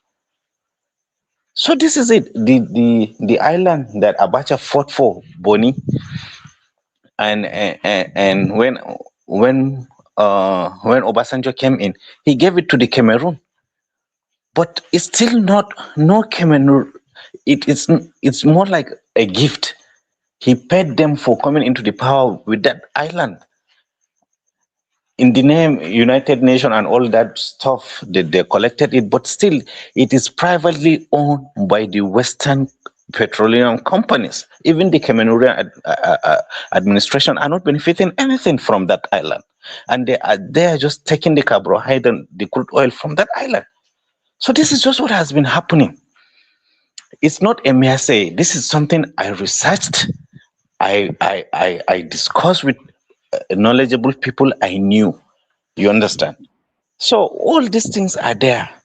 So believe me, we will keep going down drain till we establish a new ruling order, till new political class has come in. What? Okay, let me tell you something. Why is it? Why do you think coups are not taking place in Nigeria? Do you think we lack military men? Do you think we lack soldiers that are ambitious? No, because the leadership. The moment you put brigadier general on your shoulders, you will fall in line. They all knew. Look at. Do you know how wealthy those generals are now in this country? If you go to Abuja, you see the estate they are building. Everybody knew. They are just cutting their cake and go. Nigeria is for sale. And if you say you're patriotic, you're going to come out and shout left and right, you're going to die. And nobody is going to save you. That is why we're keeping quiet. But the only difference, what really matters now is American empire is dying. I don't think it's going to survive for the next 10, 15 years, maximum tops 15 years. You understand? Now we have the chance to align ourselves with the global South countries to at least gain some sanity. But unfortunately, our people has already become... substitute one slave master for another. No. That is one man. Please see. It is not substituting once from one master to the other. It is not like that. The policy is of America is absolute security, zero-sum game. But the policy of the global South, being led by China, is a collective security. Okay. Anyway. So this is, I'm sorry. I okay, thought this you is, said you wanted to ask us questions so that we can answer. What I'm saying, I have rounded up now. No, he's inviting your opinion on what he's saying. Yeah, no, I think that would drag us into a lot of things. Everybody should just take their own turn. That's my advice. All right. So I rest my case, gentlemen and ladies. All right. Thank you, Ribadu. Stay with us, Ribadu. But I think what you've just said is not alien to some of the conversations we've had here. I'm not quite sure if it's a matter of coincidence, but I think Hassan also alarms very much in the direction that you alarm, and I think even Soli are to Niger as well. So there's a lot of people that align with that particular. It's a bit of a psychedelic theory anyway. But exactly. Hey, Prince, did you want to say something? I think Bishop also. Yeah, go on, and then we go to Bishop. Yeah, a couple of seconds. So, to Rubadu's point about, did he say that America was behind the coup in Nigeria? That was not an Igbo coup. I beg to differ. Trying to run away from that Igbo coup, the tag for that Igbo coup. It was an Igbo coup. And by the way, if it was America behind it, name one coup that happened around that right after the colonial era when the African leaders took power. Name one country that was not influenced, supported logistically, intelligence by the West when they coup the country from Kwame Nkrumah to Patrice Lumumba. Tell me which country. So Nigeria would not be unique in that case. But I still remain though that even though the Western country may have been involved in the coup, it was still an Igbo coup. Thanks. I somewhat disagree with you there, and I have my reasons.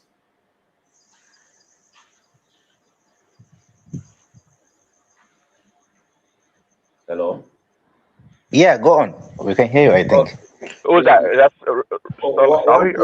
one thing I've noticed about the Igbos is that they love to criticize everybody except their own people. They are ready for their people to take advantage of them as long as it's their own people that is taking advantage of them. So when the coup happened, they couldn't just help, but they couldn't but just help themselves, to try to take advantage of the situation. It's the same thing that we are seeing in today's time. Their local government chairman is stealing from them, not doing any projects.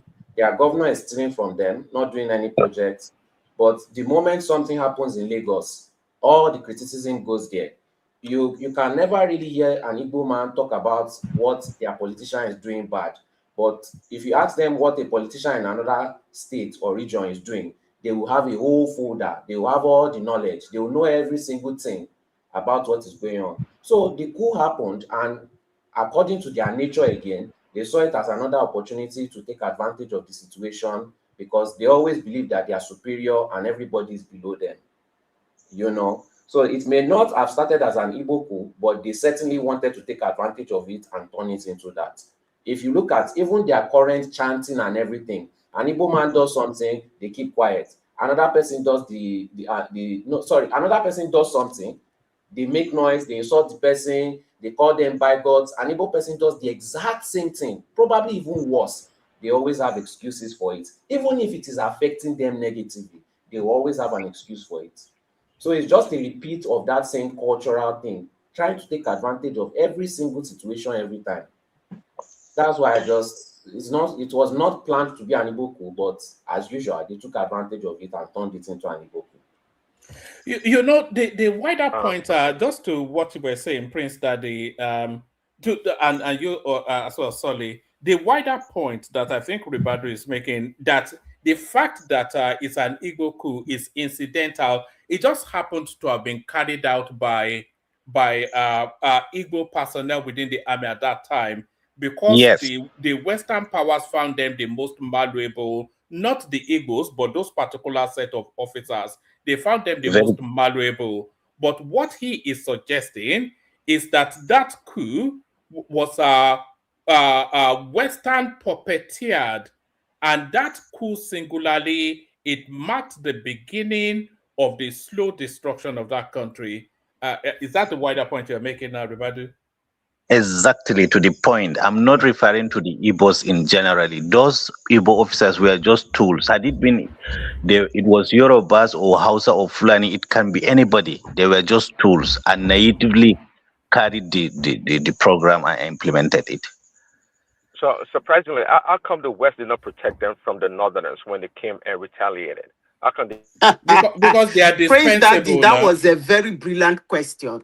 But anyway, one man is like all this. You see, sorry, what was the question? I didn't hear it. CIA is being made a scapegoat in everything that happened. CIA are more. They went into South America more than they came into Nigeria. In fact, America's incursion into African politics is just of recent. It's not being old at all. I don't know why they make the scapegoat CIA all the time. The first coup post-independence was in Togo, Olympio. And most of these things, even the Nigerian 1966 coup, it has nothing to do with the CIA. Nothing. A lot of people said it was a copycat coup, because a lot of those, especially Francophone countries, were doing coups, and then they just decided to do it as well. A lot of people felt it was. And they wanted to do it again, 2023, 2024. They wanted to do that copycat again. Okay, gentlemen, Madam Zita, gentlemen, I beg your pardon to give me just 2 minutes because I'm about to go. Oh God, what is it I want to say? That speak freely. Or don't restrain yourself. Just say it as you think it. Yeah. No, I wanted to make a. Okay, that's the point I want to make. Okay, you see, the reason why I said is a coup, is a Western backed and backed coup, is what caused that, or what ignited the plan to topple that first republic is when, if you can Google it, or some of you I know are intimate with it, when Tafawa Balewa, the first prime minister of this country, went to United Nations, he made a case against what happened in Congo. And he made it abundantly clear to them that Africa will not let it go. We need to investigate what happened. And he also naively make it known that Africa, Nigeria particularly, is a giant of Africa with our population. We are ready to take the role of leadership of African continent, and whatever happened in Africa, we will not stand by and look at it. The video is there. You understand? Did you read the coup speech? and what it said about Those one, the speech they read that day. see, okay, forgive me if you're talking of power and governance and politics, especially when you're talking of covert operation, intelligently instigated overthrow of government, you don't expect the tools, the people that carried it, to come and say, okay, these are what happened. They will not. Most of these officers are not even 100% aware that they are being manipulated. I mean, I don't know if I'm making sense. You should know this is how it happens, because they came out and said this, that this is how it is. It is not. It has never been like this since olden days. Power has always been supreme. How many books the players and non-players and political watchers wrote on the war, on that coup that you've read? Sir, with all due respect, all these things that you are talking about, they are just how will I put it, insignificant on what the real picture is. No, what I'm trying to tell you. No, listen, Azan. This conspiracy theory, I mean, it is not conspiracy. It's actually annoying. It's a privilege of the youth. I agree. You guys read a lot of paperbacks and things like that. Look, it's an era I lived. I may be young, not even qualified to be in the army, but I know this story like the back of my hand. I lost two uncles, one in a bag and under Shua, the other one under Mritala, crossing on nature. So it's a story I suffered from. It's a story I know.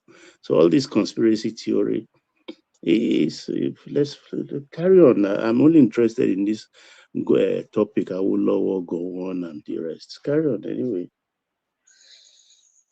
Well, it's fine. I have made my point, sir. It's all right. One man, you can go on. Oh, all right, brilliant, excellent. Stay with us, Ribadu. And Ribadu, by the way, you can disagree. I know you. It is this is the thing I like about Ribadu, but it was almost often too polite. Don't be polite with us anymore. We've been together for too long. If you disagree with Baba, disagree with Baba. Mr. One Man and the entire people of the platform, you see, sometimes when you want to have a view of something, you have to climb to a higher elevation. You have to climb a tree or a mountain to see the entire environment. You see, one thing I sincerely believe in this country is this: we have to somehow find the maturity to accept that Nigeria is the only country we have, and no any other person or tribe is better than the other. And we have to somehow find it to live together despite our differences in religion and tongue. You understand? We have to, as a Fulani man today, if I see a Igbo man being disgraced somewhere, I have to feel the pain that this is my fellow Nigeria, or a Yoruba man, or a Shakiri man, or a Nupe man. We have to find a way to create that identity. Without it, we will always be fighting within ourselves. And look, Nigeria is a rich country, and anybody that believes that other Western power or outside power that is benefiting from our resources is going to allow us to grow peacefully, you understand, is going to allow us to kind of manage our own affairs, it's delusion. It's an illusion. It's a delusional thinking. So we have to forget about those wounds. We have to forge a new way. And that is why I said it's for us, the new generation, to bring about that era. But if we also... You see, sorry, Ribadu, to interrupt you. You see what you're speaking to there is almost like an insurmountable hurdle that country has. You know, everybody's a Nigerian, but they are Nigerians from ethnic prisms. it's very rare that you don't see a Nigerian that is a Nigerian from an ethnic prism. I'm a Nigerian from a Yoruba prism, and I would suggest that you are the Nigerian from a Fulani prism, a Ribadu from a Kanuri prism. In fact, probably the most Nigerian person here is Zita, who is not very ethnic in the way she views the world, but Not me. One man to Not that point. me. Sorry. No, you are not very ethnic, are you? I've never really heard you being ethnic ever. You know? I was saying that my one man, but to that point, I agree with what you say, one man. So to rebut, listen, I believe in equality, not equity. If a Nigerian, if another tribe feels they are better than my tribe, let it be. I don't care. It's just by giving everybody equal opportunity. But we can't. Equity drags the nation. We are not all the same. We don't all have the same ability and resources. So everybody should just do what they can do. The government should provide opportunity for everyone, equality, but not equity. So we can't all be the same. We just cannot be. It's a big problem. We should just move and grow according to our ability and skills, and that's it. That's how we can actually move forward as a country. Yes, I agree with you 100% of what you said. But what I'm trying to, the last leg of my summary is this, okay? If we don't know the history of what went wrong, you understand, we will be doomed to be repeating it. Okay, so it is a necessity. It's a very, very huge necessity for us to know the history of our political power, of our political class, and the geopolitics that it's playing between we and the rest of the world. You understand? And we have to find a way to manage it and then triumph and get out of this mess that our fathers has created for us. So this is what I wanted to say. All right, brilliant, excellent. Stay with us, Ribadu. The room is so populated. A lot of people still to speak. So stay with us. Just as yes.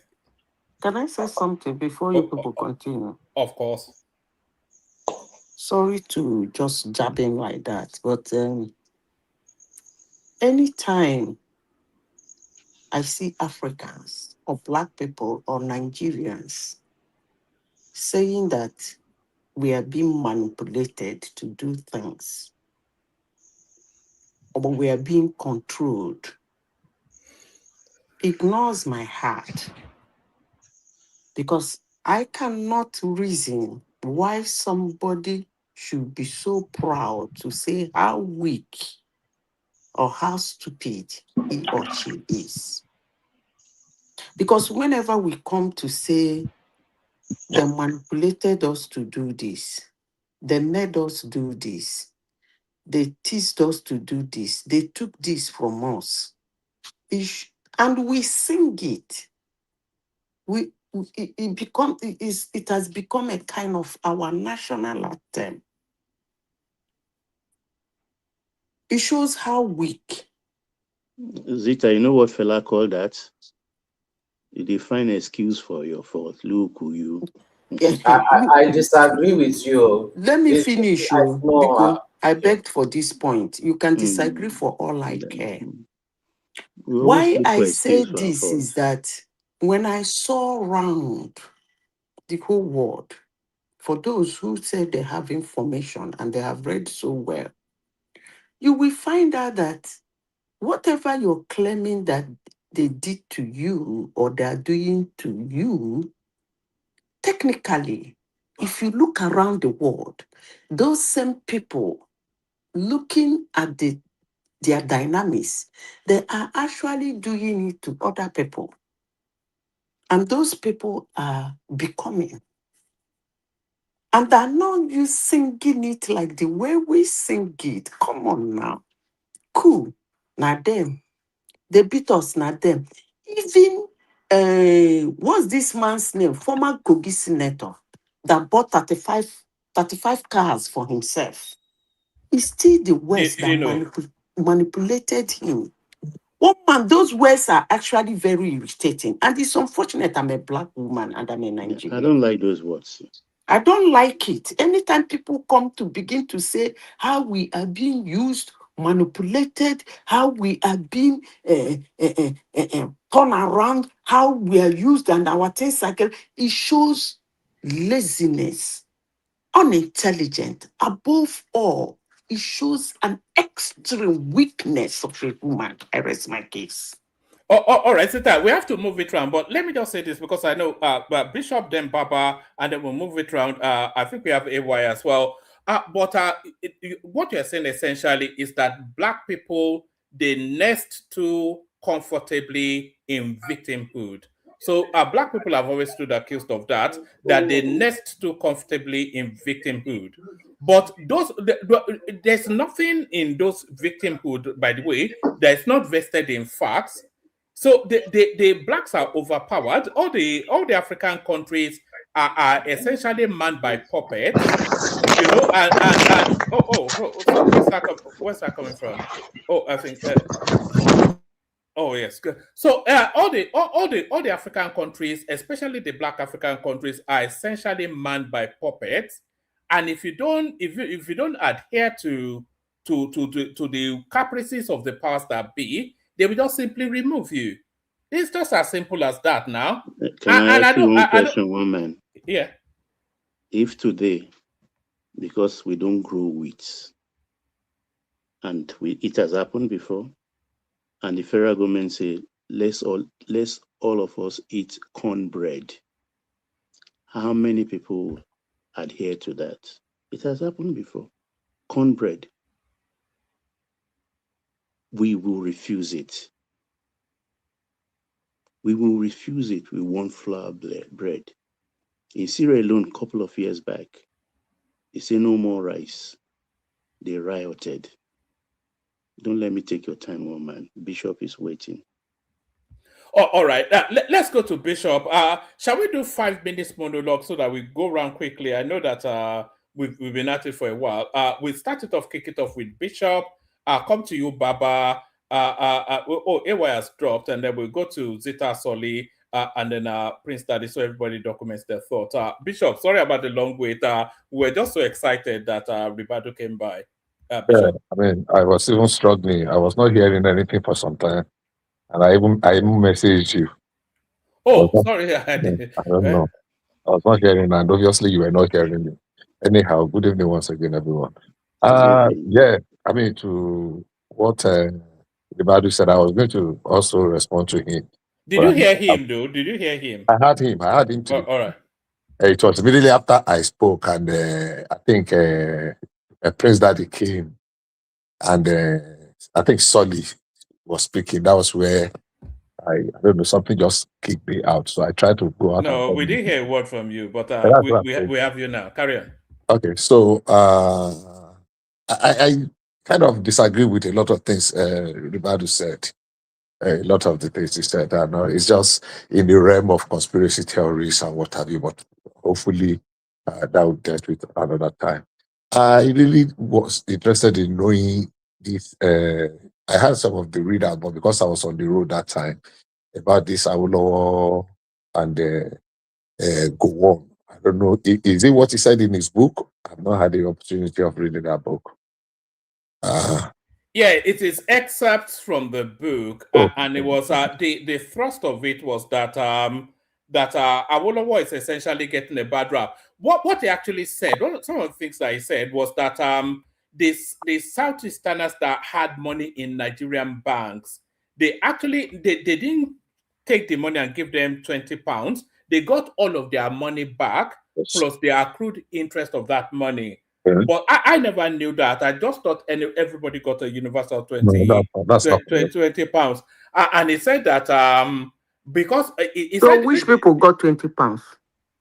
People that converted their money to Biafra money. Yes, he said because it was impossible for them to because the Biafran money had no, was it shillings or whatever? The Biafran money had no value. So it was impossible for them to exchange the Biafran money for Nigerian notes. And then also they don't know the printing facilities of that money. So it was just impractical. And then they got an economic team together And then the economic team then came out with a standardized one payment, which was that 20 pounds, that famous 20 pounds.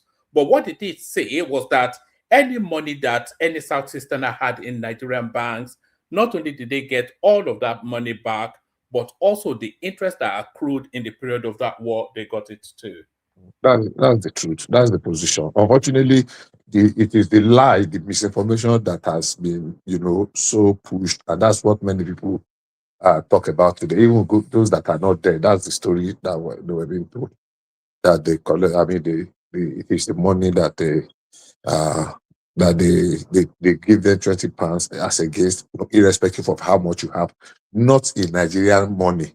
The money that they gave them 24 was what Ojukwu collected their money and gave them Biafran, whether it's Biafran dollar, Biafran whatever for.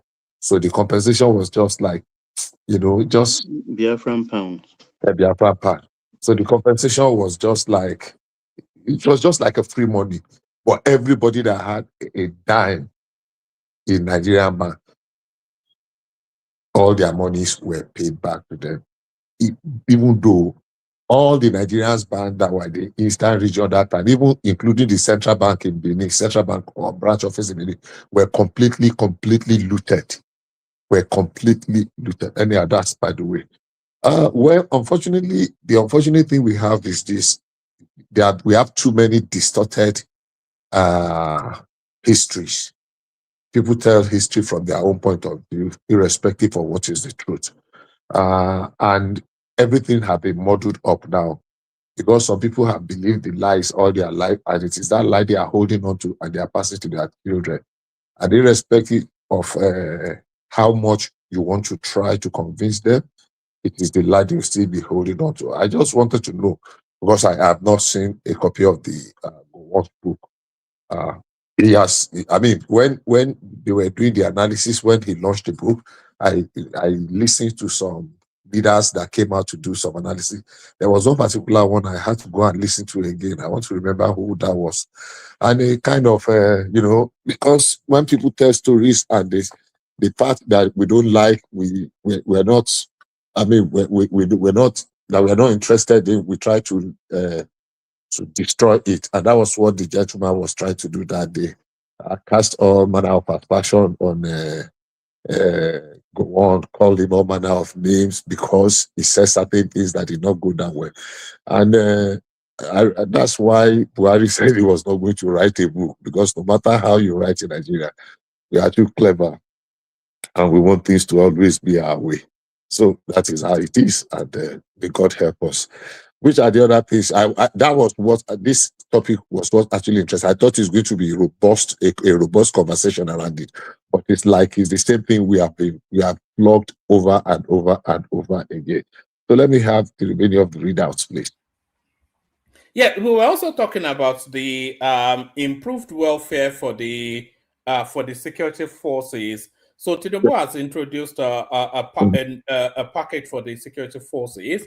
The lower ranks, the rank and file, their pays go up by 80%, and then up to the top tier level, it goes up by 30%. So that much sought after welfare package for the security forces, it looks as though it's now being actioned now. Yeah, I mean that's good. I read it. It's been in the pipeline for some time, because I've been hearing about it, that they've been working on it. And yeah, I know some people will still condemn it. They will say it's because of election. They will say it's because of this, it's because of that. They will just find a way. But the truth is, yes, is it enough? Absolutely not. And there's still room to do more. It's not just about salary alone, about the general welfare, their housing, their equipment, education of their children, people in the military, especially the ones that are proper uniform. Yes, shoes, proper uniform. combat shoes, The ones that are not bulletproof. alive, the ones that are dead. I mean, how do they call it now? That died in active service. They should be able to do something. There should be a good insurance. The insurance of our military men is not good enough. I mean, we see so many. I lived in the barracks, even as it is since then. That's what it is, now. So yeah, it's a very good move in the right direction, but we plead that they should do more. Look into the other areas, the education, the training, the housing, whatever, the accommodation, just welfare generally, and let them not limit it to the military alone. Let them remember all other sectors. So I know that if the economy improves, it's going to impact on everybody. But for these ones that are doing what do you call it? We're not actually supposed to be in a war situation. But under this Boko Haram nonsense that we find ourselves, we have lost men, even more than what we lost during the Civil War. And that's so sad. So sad. That's why sometimes I get a little bit, how do I call it now, when some people are complaining. I was discussing with someone the other time that I said, look, do you know how much we have been spending in the past how many years that this Boko Haram nonsense started on security or insecurity, whichever way you want to call it. And every small thing you are complaining. We are investing so much money to keep the country. In the north, especially in the northeast and in the northwest too, with this banditry, whatever. And we are, apart from the material resources, do you know how many young officers we've lost? How many soldiers? They are in their thousands and thousands of thousands. So what are you talking about? You are counting money. Maybe some people have lost. I mean, there's a family that I know had two children in the military in 2017 and 2017. One died in 2017. The other one died in 2023. Where do you want to put those ones? And they have children. So yes, let the improved welfare go around. We thank them for what they have done, but I'm sure they can and they should be able to do better. Improve the welfare. And above all, it is time we end this nonsense Boko Haram, terrorism and insecurity. I think the thing is if we don't overtake self, we should have gotten out of it. I heard you people discussing about what's this guy's name? Fella. Unfortunately, it's not an area I can contribute. I just sometimes I really don't know him. I have stumbled on some of his talking. I stumbled on some of his, and it's like what somebody said that in Nigeria we have elevated. How did they call it? Somebody said online. I read it a few days ago that we have promoted mediocrity to stardom. The one they are talking now, all of those things, because I don't see anything, nothing that the young boy is saying, nothing. Maybe because I've not really listened to him. Well, I've stumbled on some of the. He does not possess any skill, any particular skill, or any. I don't know. People that like him, sha, and that they give him fake dollar. I mean, that's sad. That's sad, and that's criminal. I don't know if they are able to identify those that did that. There's still more fake dollars from where they brought that from. It's so shocking. And he carried the dollar, he carry and go back. Thank God, say na bank he carry and go safe. You know, to say when you won't come America, you won't carry, you won't carry out of pocket where you go spread. The fact that he carried so much dollar to the bank, fake, and they were able to tell him this dollar is fake, go back. Number one, they are not even supposed to release the money to him. Number two, he's not supposed to come online to come and still be talking that nonsense he's talking. What's number one in the bank? If they no arrest him at all, they're supposed to separate those money. They're supposed to give it back to him. That money is not supposed to go back in circulation. And that's an indictment. Yeah, exactly. It's on our supposed to be system. perforated and Yeah, it's supposed to be perforated. If they don't even arrest him, they're supposed to perforate that money. Ordinarily, for that volume of money, they're supposed to arrest him. You need to tell us those that gave you this money. Now, they did not even perforate him. They did not arrest him. They did not perforate the money. They now still handed them back to him. And he foolishly now coming to still put it on the social media. I don't know this. I don't know whether it is naivety or outright stupidity. I don't know, because he might not know the implication of the stupid thing he's done. What about the bank if it's truly Yeah. bank? That's what I'm saying. The bank, but he himself, the bank that allowed him to go out of that banking hall with those fake currency, they have questions to answer. maybe I'm thinking too wide. So unfortunately, that is where we are. And do you know how many people that want to be like Pella that are trying to make him their role model? And Pella is just a happenstance. It's just like one in a 100 million. There's not going to be another Pella. That nonsense no go sell again tomorrow. You don't I don't know. I think big in the stream is the highest streamer in Africa. I was wondering what is the content.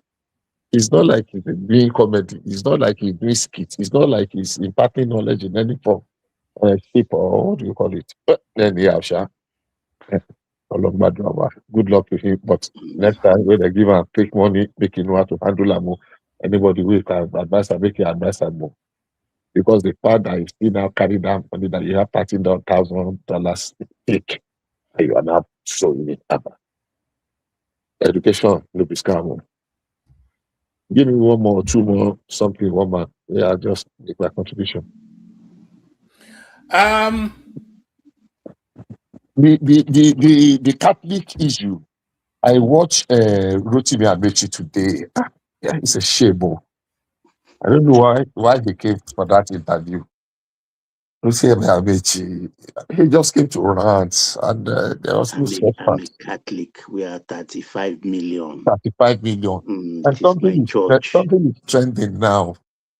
Something is trending. That some people have said that the cabinet or whatever, the council of bishops have issued that all Catholics should not vote for. Look, this thing we are doing, we started from it is a religious war. Church, take back your country. Archbishop or Cardinal, what's his name? Cardinal Onoyekon cannot say that he is not partisan. He is very partisan. His utterances point to the fact that he is partisan. Everything about him in that interview he granted, you can see him. You can read his body language. His disgust, how do I put it now? For the president and the government. But It's what is he obvious. saying that he has not said in 2022?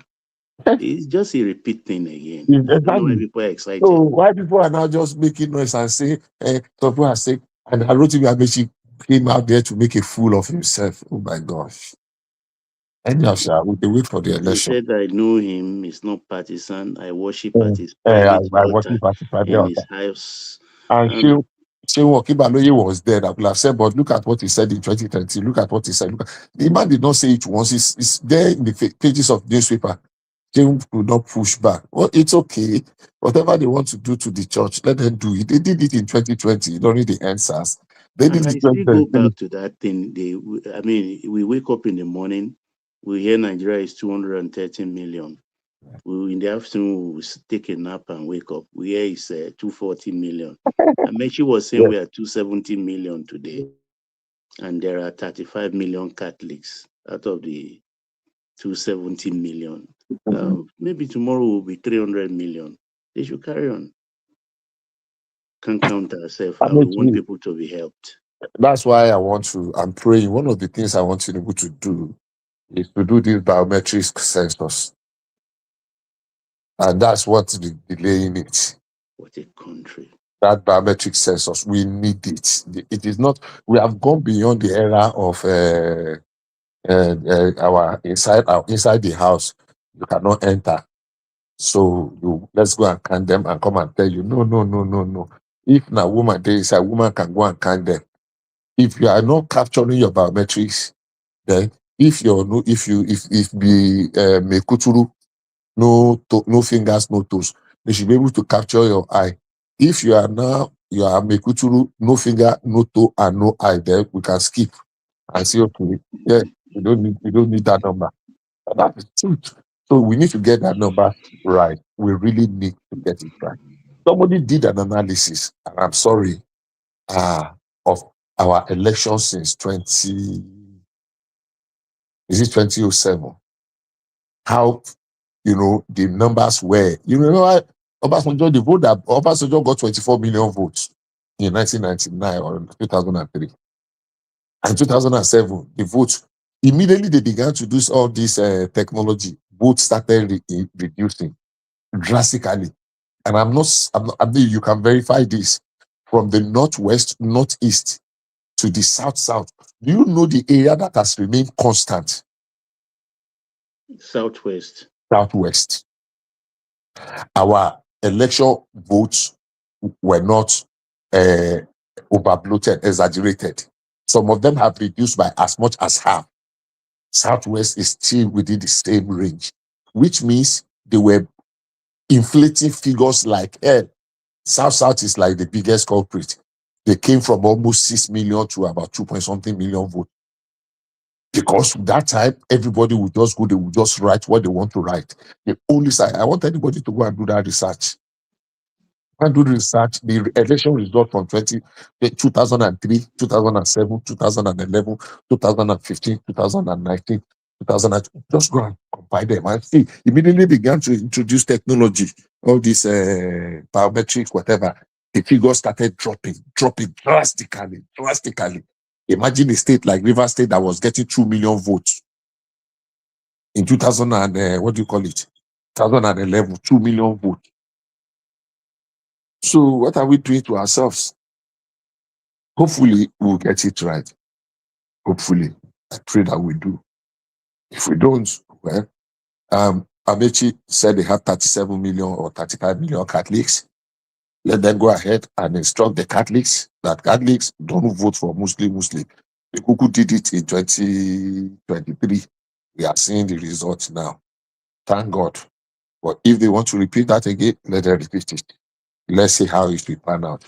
The good thing is that we have gone away, far away from those days of super figures, massive figure. Maybe by the next election, all the total voter turnout or record will not be more than 20 million. Those that will shout that election apathy, voter apathy, they are not looking at the angle that no, it is not voter apathy. It is the fact that we have been able to clean up the space and our election is improving. And that's what I keep telling people. It is not perfect yet, but our election is improving with every election cycle. Amechi, I wish him good luck. Wiki don't send message around today. I hope he gets the message. We are waiting for his response. What's the last topic, woman? Before I yield the floor.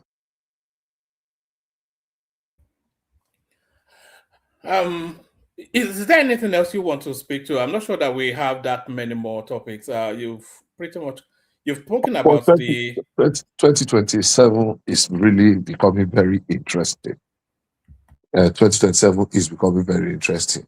The one that pains me, that I listened to some people over the weekend and even till today, is we are beginning to continue to start this nonsense conversation about certificate, primary school, secondary school, Chicago or no Chicago. I don't know, why are we like this? I thought we have rested those, what do you call it? We've rested those. And one more thing, Ribadu's opinion about the performance of Tinubu as compared to Buhari. Well, only you like Buhari, but we should be able to say it. I don't think there is any basis for any comparison. Let's be very sincere with ourselves.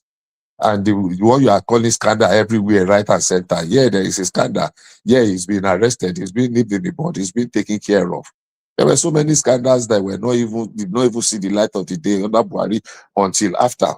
Who knew that Emefiele did that much damage? Of course, we know Emefiele. So who knew that Malami did that much damage? Who knew that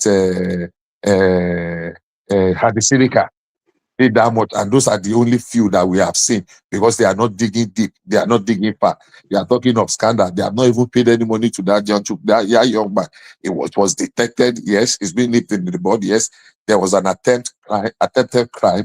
You are now saying they are not comparing it. I think it's really, well, it is right to say so, but everything is said in that good enough. Nobody responded, but everything is said in that is conversation as regards Tinubu's administration. I think it's been completely very unfair, but that's okay.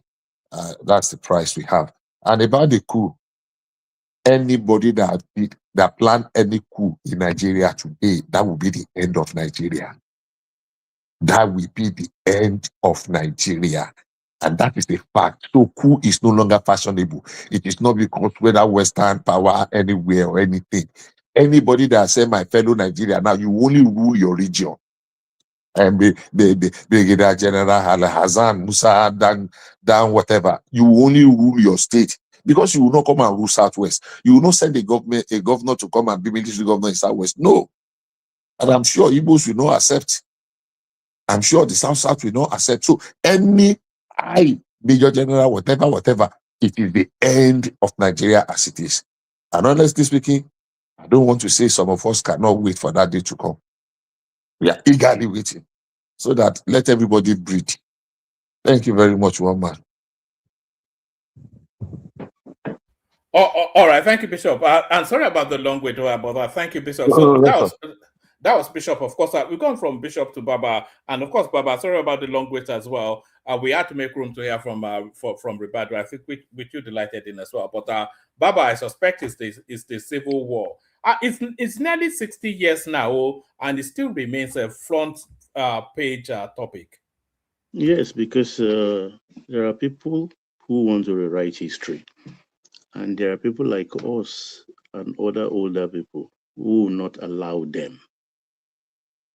Will not allow them. There are books written by people who were witnesses to history. Take, for instance, even Yakubu Gowon did not compliment Awolowo properly because Awo actually is a hero. He's a hero. Let's look chronologically. In Biafra was declared as a state in July of 1967. You understand? May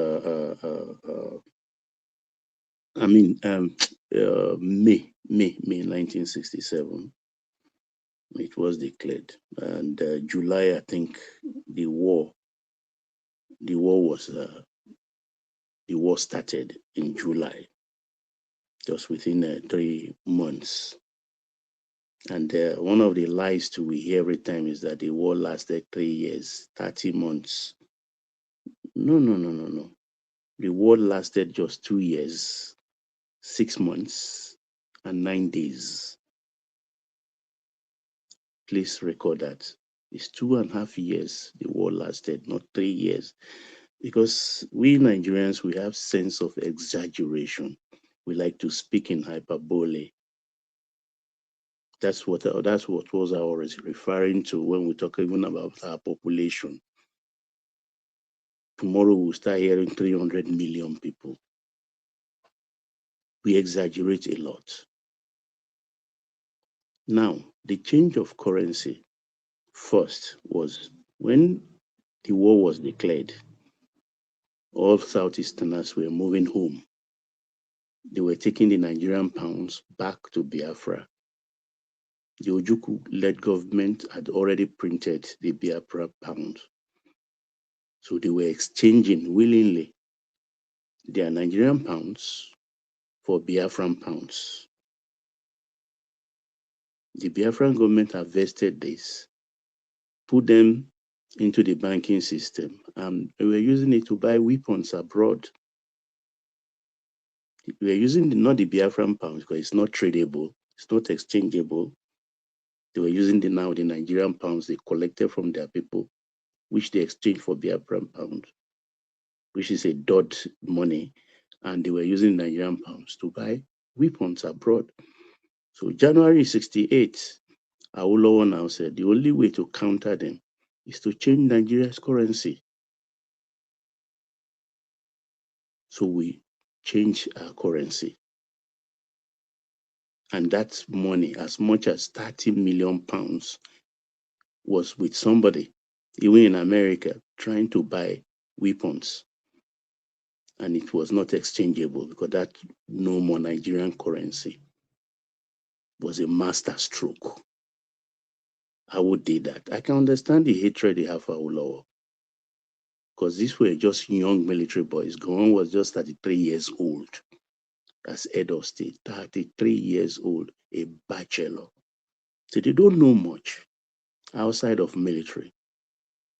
But Awolowo was driving the policy. Awolowo was the one driving the policies. Now, when the war ended, January 15, 1970, there was 3 R's, what we call the 3 R's: reconstruction, rehabilitation, reconciliation. Out of all of these 3, the euphoric of that time, everybody was giddy that the suffering has ended. The Igbo suffered losses, the federal side suffered losses. We don't know the figures. We don't know the figures. We can all just pluck something from the air and start mentioning it. They will tell you this number of people died on the federal side, this number of people died on the Biafran side. Nobody truly. But it was a big relief for everybody. We're welcoming back everybody. People bringing back Igbo bride home and things like that. It was like the war never started.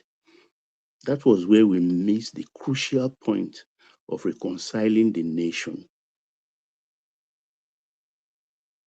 We missed that crucial point, the last of the hour, reconciliation, because we felt since we've kissed and embraced ourselves, that was all. And that's what is haunting us till today.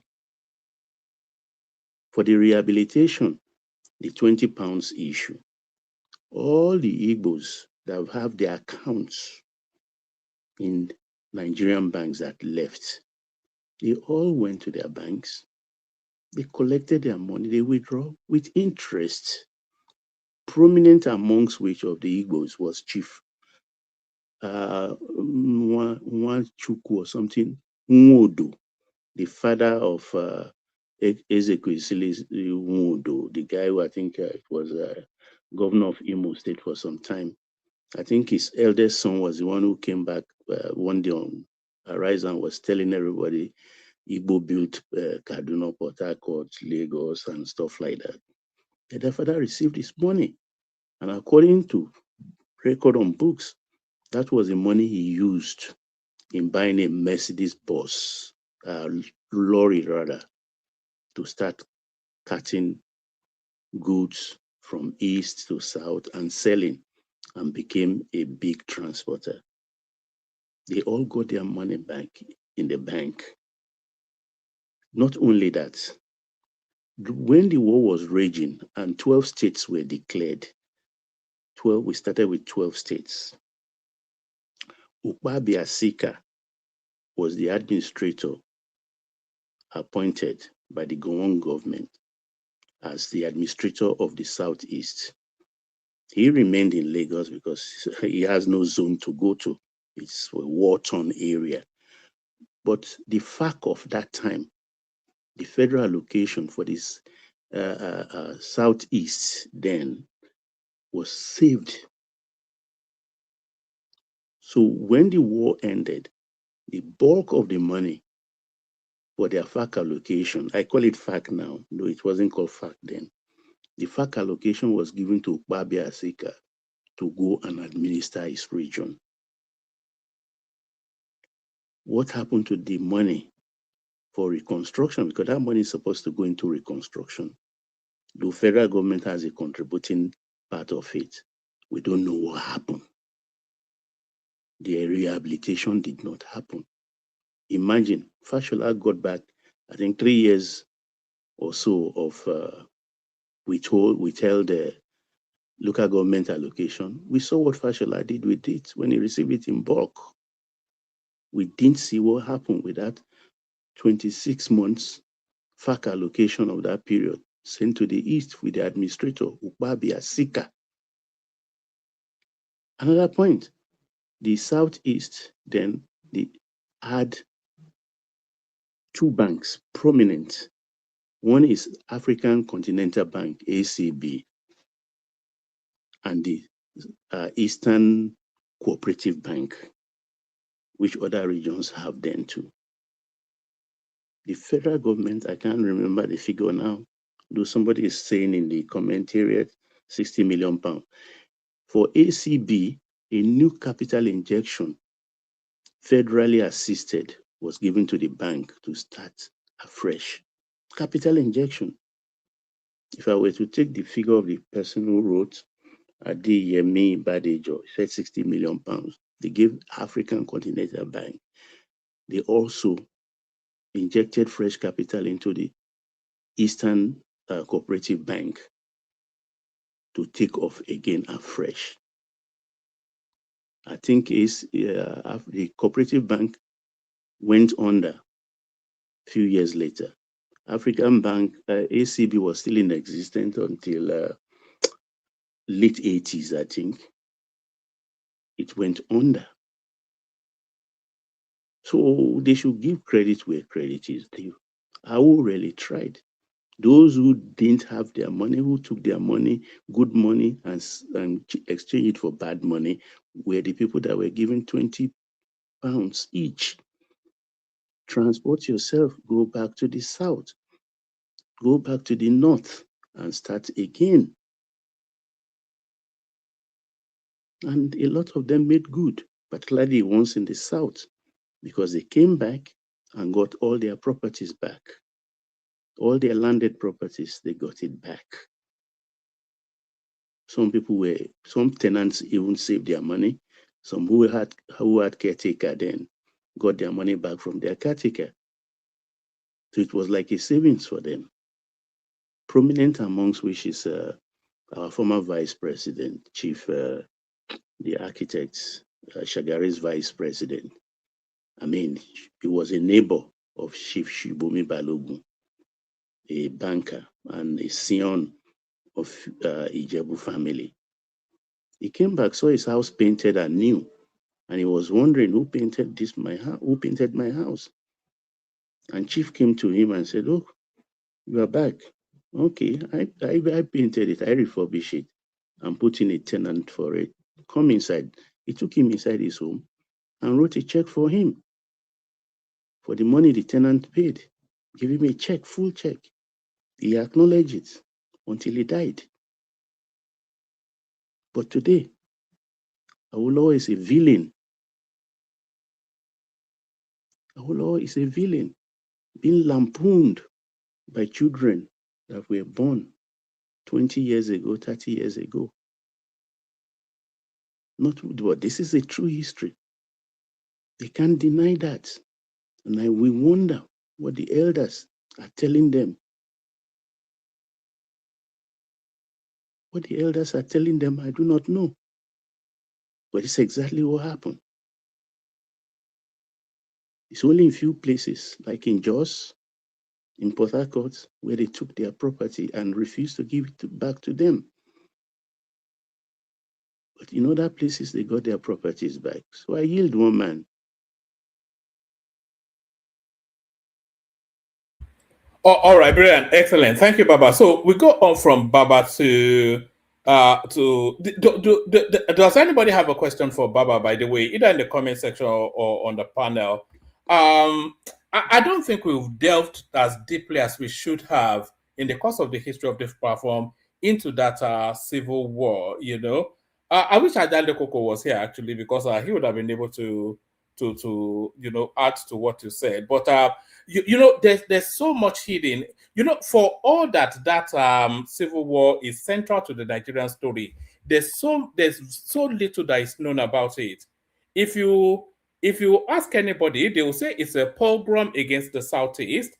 They will talk about the 20-pound note, and then that is where the story ends. So there's so many personal stories, so many historic facts that are just lost in the and it's because it's such a sensitive topic as well, and then you don't want to tackle it so that you don't get just stood accused, you know. But we will be bringing it up once every so often, anytime it comes up in the news cycle. But Baba, stay with us. Let's go around and then we open it up. Up next is Zita is there. We go to Zita. Yeah, if Zita is not ready, we go to Solly. Zita. What man? It's like we like anyway, Go but on. that Nigerian civil war and what this guy wrote, because of Have you what read he it, by said. the way? No, because of what is being said here, I will go and read it. Hmm. I am not a fan of all So those rhetoric. sorry, Zita. There's only 3 books for the Nigerian Civil War that will matter. What Gowon has to say, what Ojukwu has to say, and what Awo has to say. Anything else in between is just And propaganda. Yeah. 80% of that of the time, these people you called a bunch of liars. They have not told us what happened. Anyway, let me continue with what I'm saying. Before their supporters who sees them as their God begin to attack me, I will say what I want to say anyway. You see, I always say that people who write history usually push their own narrative instead of the fact. But I just said now that I'm going to read that book. Why? Because there was a question and asked growing up as a child, and I was met with a heavy yes from 3 of my uncles. My dad was there. My dad was just looking at me. I asked them a simple question. Are you telling me that you fought a war, and after the war, you went to the bank to collect the money you worked for before you enter into a war? And they said, no matter the amount you have, you've worked for, that they're going to give you 20 whatever. They said yes. It didn't make sense to me. So now I got the hint that it was the people who changed their money to pounds, to Biafra, whatever. The next question I will ask is, when you change that your money to the Biafra money, in which bank did you deposit it? Because number one, the Nigerian money is not recognized.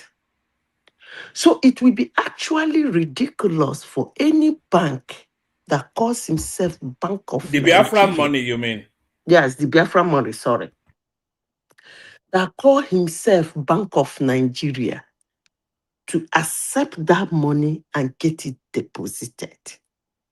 So if you are saying that people who deposited Biafra money into Nigerian bank ended up getting 20 whatever, my question will be, why would you allow such money to be deposited in Nigerian bank? Number one question. Number two, if you claim that the No, Zita, Southeastern, sorry, let sorry. me They didn't. finish No. before I lose my thought. If you Okay. say that the Nigerian banks in the Southeast was converted to Biafran banks, and those monies were put in there, common sense, after the war, those banks should have been in non-existence in the first place. A new Nigerian bank would have been established and normal life will start. Why am I asking these questions and why am I saying this? For my first sentence, people who draft history push their own narrative, not the facts. Now, the second question is, over the years, in the ramble of the propaganda and the innuendos and the whatever people come to say, the West used Ojukwu, they didn't know the West was using them and they didn't know they were being used. They started the war. Those are crap to me. The question is, there have been this noise about Awolowo over the years that he was the one that was pushing the policies according to the Igbos that hurt them. That is the second reason I want to read the man's book. In as much as the Igbos are turning the politics over that, number one, they said all the money they had, they were giving 20 whatever. They said he was the one that fought for the money to be changed so that they cannot, that the naira they have will no longer make use in their hands. Blah, blah, blah. He was the one. And most times when you come across Yoruba elite, they will deny the fact that Awolowo was not the one pushing the policy. But I am happy that somebody on this platform today said that Awolowo was pushing that. They call it smart policies. Smart for you, smart for, what is it called? For Gowon. What about the Igbos? Was it smart for them? You see, sometimes when we say all these things, it's all about us. I. You are working towards making a war that started to bring everybody together. But most of the policies you are putting out is like a punishment for those who fought the war. I will say that. Is there any sign that you are ending the war for everybody to come together and live as one? The answer is absolutely no. I will end it like that because most times when they want to discuss Nigerian Biafran war, people like one man will say it's sensitive. I don't really know what is sensitive about it. People have a way of getting angry. Discussing P2B to his supporters on this platform is actually sensitive to them, but we do discuss it anyway. But I will say this, until in Nigerian Congress, they pass a bill to either reconcile that shenanigan of a war or ban it. That is the only way out of that bullshit. It's either they pass a bill to resolve it, bring out the truth, if there should be compensation, if there will be things to be changed, if there be things not to be changed, they put it, or they ban it the way they did it before. Is it Chagari? You write a book on it again, you discuss it again, you try to carry gun blazing in your region to start fighting because of that singular word, you be executed. Unless it gets to that level, this nonsense will continue. Ojukwu came, wrote a very interesting book, made his money and died. Gowon has come again. He has written his own book. He's gonna make, how old is he? People will buy it, and stupid me, because of the two things he has said, I would like to look into that book. He will make his money and die. But I want to stand in this platform and say this morning that those three men have not told us the truth, what happened. Like me, hate me, I do not care. But as long as that war is concerned, until they come out clean, I will still call it a war of what I call office grief.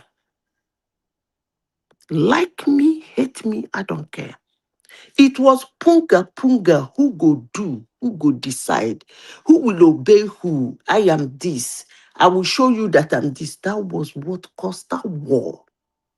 For me, from my observation and understanding, I've listened to what those men said, those three ridiculous human beings that brought Nigeria the way they are today, that even in my dream, none of them would ever be my hero. Because they are the cause of what is Nigeria is facing today. A country was handed over to them. They decide to take that country to the field and play football with it. So whosoever wants them to be his hero, let them be the hero. But if I have my way as a Nigerian, I will go wherever they are buried, exhume them, and throw their carcass to the Atlantic Ocean for the sharks to feed on them, including that Gowon. They've been lying, but that's okay. Every of them wants to clear their head. Why a country was handed over to them and they ended up squandering and destroying it. I rest my case. Zita, let me give you 4 paragraphs from the article. It says the central bank. This is excerpts from Gowon's book. It says the central bank created a panel to examine all the effects of converting the Biafran pound into another currency, but it was clear this would be a tough task because from the start the Biafran currency wasn't officially recognized as legal tender in Nigeria. Because there were so many Biafran pounds in use, the federal government realized it could not exchange all of them at the same value as the Nigerian currency without causing the economy to fall. Economic specialists suggested that the federal government should set the payment at around 20 Nigerian pounds for every adult from Biafra, no matter how much Biafra money they bring back. We agreed to the proposal and made it our official policy, especially because we couldn't figure out the small and large details needed to print the Biafran currency. So that's just it says however, they everyone put who it in left this. They put it in Nigerian bank. That's what you are saying. No, that's not what that says now. No, Biafran pounds entered Nigerian bank. So where was it? They couldn't. How would they record it? They willingly handed their federal pounds, the Nigerian pounds, to Ojukwu, and they gave them his own. Okay. Wait. You said at the end of the war. Can you wait?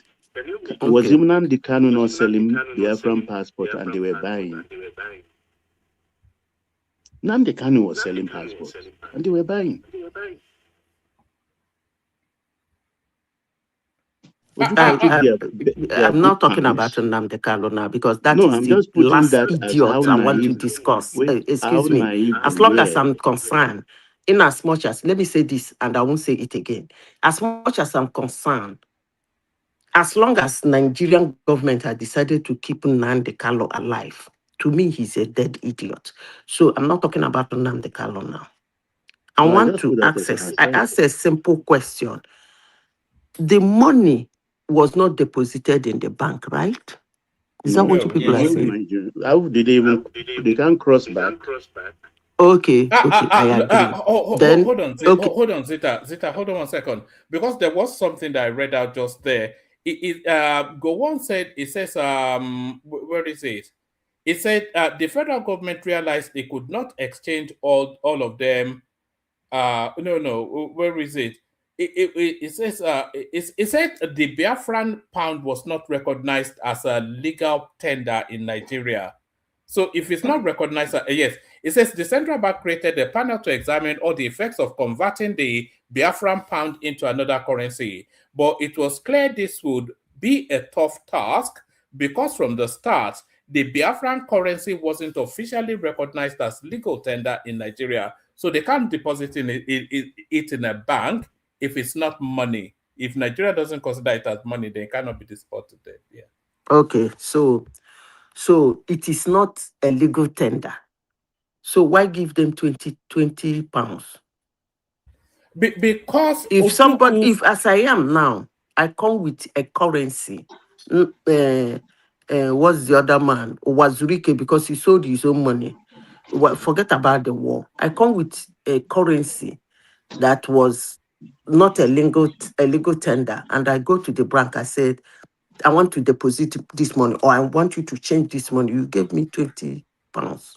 How does that coordinate? Because in the first place, they're not supposed. Let me finish. If the story is right and correct, legally, morally, they are not supposed to listen to them. It's not a discussion in the hold first on, place.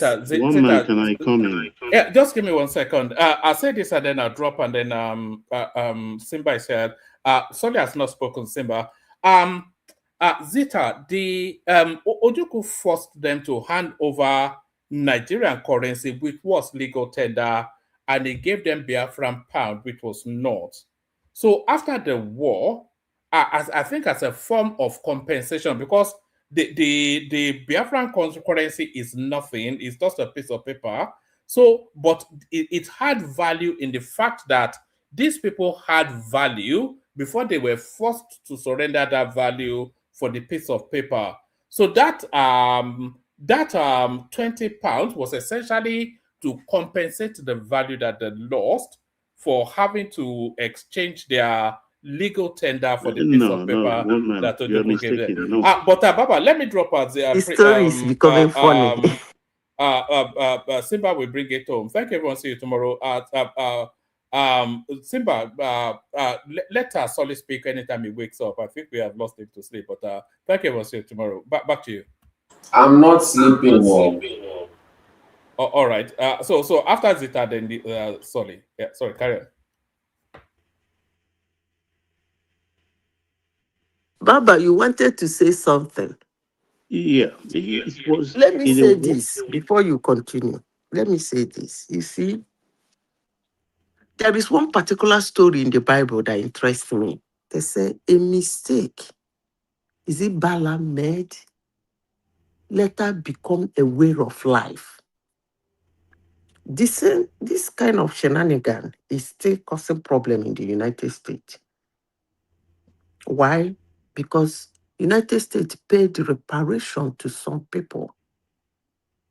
Today, the slaves are asking for reparation. Somebody took money from the bank, went and changed it to whatever shenanigan rubbish he wants to change it to, fought a war. After so many months or so many years, he came back with that same money. Well, that one is no longer money. Came back with some group of papers. And then you paid him 20 pounds. You are actually the problem. Because you are making a case where there is no case. That's why I usually say, I am for justice. I don't care who it is for or against. And you left them with that pain. Because by paying them $20, 20 pounds, it means you recognize that money. Period. You recognize that money and refuse to pay them. You change them. And that has been the pain for over the years. Why would somebody... Can I come in? So, but let me finish. As you are now, which That's country not is what fighting happened. war? That's why I want to come in. Okay, So tell that me you what don't waste happened. your time. No, tell me what happened. I want to hear. It was a war zone. War has ended. The Igbos, as usual, up till now, led and still leading a roving. Yeah, sorry about that. Let me just finish Can this, somebody please. You're echoing. mute? You're echoing, Baba. Yes, echoing. Somebody should mute there. Not me. Somebody whose I know mic somebody is else. on. Yeah, not me. It's somebody whose mic is on. Okay, I think the person has switched off. What am I saying? This was a war zone. People were returning back. They had no money. It was the military garrison leaders. A lot of fraud happened then, who were mobilized. Everybody going back because the Igbos, like now, like then, were led and are still leading a roving existence. They have to move out of the southeast. No food, nothing. So they were giving them cash. It was a military handover. When they came back south was when they were now trying to exchange their Biafran pounds in the bank, that the bank started rejecting those pounds because it was not a convertible currency, not illegal tender. Baba, why can't we just say that that money, that 20 pounds, was just a relief package given to everybody? That's So what it I was say. not like those Go three back But that to was what wherever. that's not what they were told. No, it was them. You They are collected. twisting. Listen, No, no, no. They hold didn't on, collect any Baba. money Look, from them, Zita. Nobody I collected didn't. any I money didn't from read them. this from anywhere. You understand? I didn't read this for anywhere. In 1970, I was already 15 years. When the war Baba, started, I was the money 12. was not collected. Nobody collected it. It Yes, was that's that what I'm 20 saying. pounds was Are given you as not a relief listening? package. I Like said they it gave just them in the war so zone, nobody the military collected the garrison Biafra leaders. money from them. So it's not an exchange. Okay, It's not let me wasn't ask an another exchange. question. Baba, no verse, so No, no, no, no, no. nobody collected money from them. Please don't be angry. No, So no. Why should what I be happened angry? was that if you have a bank account before in a bank, right? Yeah. And you put, let me finish. Because as I said before, people who draft history, they push their narrative instead of the fact. You had a bank account with a bank in Nigeria before the war, okay? Then either before the war started or during the war or whatever time, you withdrew all your money. That's what you are saying, Baba, right? Yeah. You withdrew all your money. Of course, if you withdrew all your money, definitely your account should be shut down. Then you withdrew all your money and went and do whatever stupid shenanigan you did with it. Okay? And then when the war ended, you came back to the bank. You said they didn't come with the Biafran note. So they just walked into the bank. And then the bank gave them 20 pounds. Is Not that what bank. you're saying? No, That is you're not not what is listening. Okay, What I explain said. again. And then listen. Okay, please listen.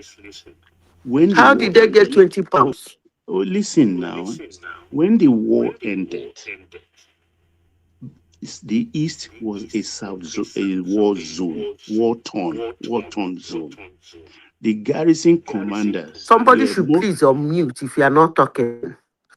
the garrison commanders were mobilized by the central bank with cash, give everybody because they had to move out of Southeast. No food, no transport, nothing. It was the army that was giving each Biafran 20 pounds. So what you're Cash. saying Baba, is that it was Listen, the not let the me army. finish. Oh Baba, dear. Baba, You Baba, people you are not making it listen. complex. It was not the army.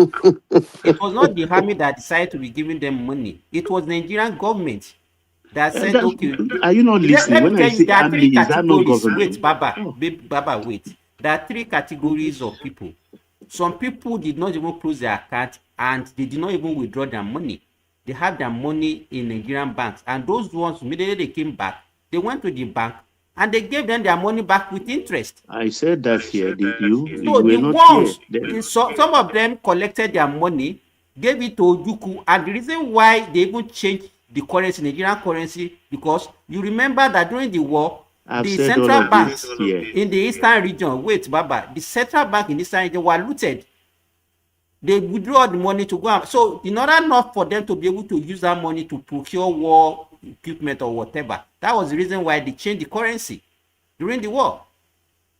So the ones that change their money to Biafra money, because they don't have anything and not for them to suffer, the Nigerian government decided to give everybody like a relief package, 20 pounds. That is it. It's not because they come with whatever paper or Biafra money. That's why they are giving them that dot. No, it was a deliberate effort by the government to say, okay, this So, people doesn't have money, Timba, or was give that them a 20 form of pounds. reparation? Exactly.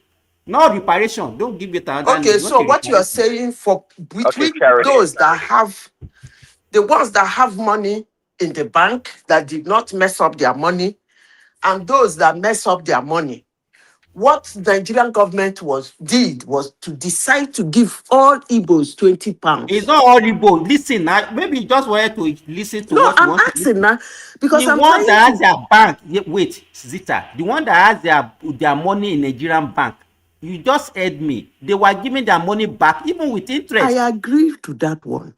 And so which one are you So not saying that they decide to give everybody is the 20 ones pounds? that we are giving? Is it the general Igbos? So if you withdraw all your money from a bank and use it to do something, that means you are off the bank. So the question I'm asking now, you said those who left their money in the bank still run their bank business normally with their Yes. interest and everything. Now the question I'm asking, who then was giving 20 pounds? You said it's those that changed their money to remove their money from the bank and change it to whatever nonsense. Now, if you shut your bank account and take out your money, what other business do the bank or Nigerian government It's have not with Nigerian you bad to that give gave you them the 20 money. pounds? It's not Nigerian bad that gave them the money. It's the government that decided to just give like So relief how did the package. government identify who to give 20 pounds? That's the question I'm asking. How did they identify who to give 20 pounds? Because you Zita, are said you those ready who to have a listen? normal bank account were running their normal business. So how did Whether they you have a bank identify who account, to wait, Zita. come The on ones now? that have their money, that have a bank account, they give them their money back. The one that doesn't have again, and the one that they cannot even trace their money, they are the one that they gave the 20 pounds to. How were they Hey, able listen, to look, you are identify not somebody putting who has shut his You account and cannot be withdraw asking his that question. money? What method did they use to identify them? So what No, is no, the no, can relevance because of that it's question? it can sound oh God. pedestrian. Okay, It, carry it, on, it carry on. sound pedestrian that somebody before or during the war shut down his account, took away his money, and So then are went you to not change blaming it the to government whatever. for giving And then them relief package? Are you blaming the government for doing that? then that was why I asked you a question. Is the relief package to all Igbos? You said no. It is That to the people look. who have their Can you bank listen account to running me? continue running their business. Then I ask you a simple question. How then did they identify those to be given the 20 pounds? So Can how I is it say difficult? something? Can you listen Okay, to me? Baba. The war ended. One. I will be itemizing it. Maybe you listen carefully. It was a war-torn zone. No food, nothing. They had to go back from whence they came. It was because of the war they came back home. Money was mobilized. Everybody, without anybody status, were given 20 pounds each. The army was used as a distributing channel. Everybody cash 20 pounds. So what you are They saying came is back. that Can I finish? Let me finish so that you don't get. They came back with their Biafran pounds in their back pockets, and they were walking into banks. They thought they could change their money for them, like you change your dollar to naira. And they tell them, no, this is no more. This is not a legal tender. We don't recognize this money. It is not a convertible currency. End of story.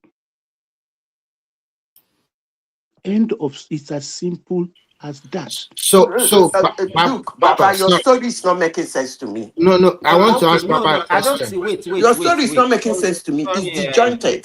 Peter. It's I don't want disjointed. us What's to disjointed start. about it? Baba, sorry. You said that Let the me people finish. who left Please. Southeast, please, Zita, let's get listen to Baba me. straight before Zita, you mumble can you hear everything. me? Can you hear me? Let her finish now. No, Baba, just wait. Let us have the order, please. If I then Zita, please, if I'm talking, please recognize my voice, please. Don't just discard my countenance. You have started this again today. Don't start No, with but me. if I'm saying Please, hold on, but you should listen to me. please, don't start with me again.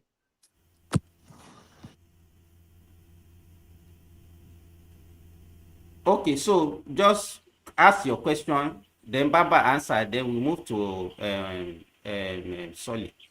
We can't be dragging I this want to issue. ask. I want to ask Baba a No. question. Zita, just hold on, Jeremy. Zita, ask your question.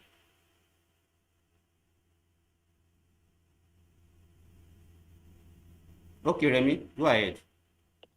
So, Baba, my September, question. this thing is my turn. Baba was I said you should interjecting me. speak. You Let me didn't talk. finish. So what do you want me to Please, say?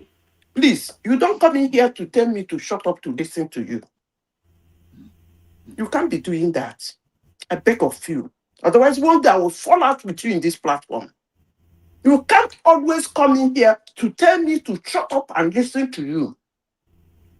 I'm not going to take that. You've been doing it for So several if times. I'm the I will not moderator, tolerate wait. it again. You cannot. The time is mine. I allow It's Baba to yours, but interject me. I am the moderator. And You I understand? don't care And then what you you should give are. me that You cannot respect come in also. here to tell me to shut up when it is my time. If And it's I your get time, somebody to interject wait. me. You should. And I want the person to answer my question. You just walking and say, "Sister, listen to me." You're not listening to me when I'm talking. Like I should shut up.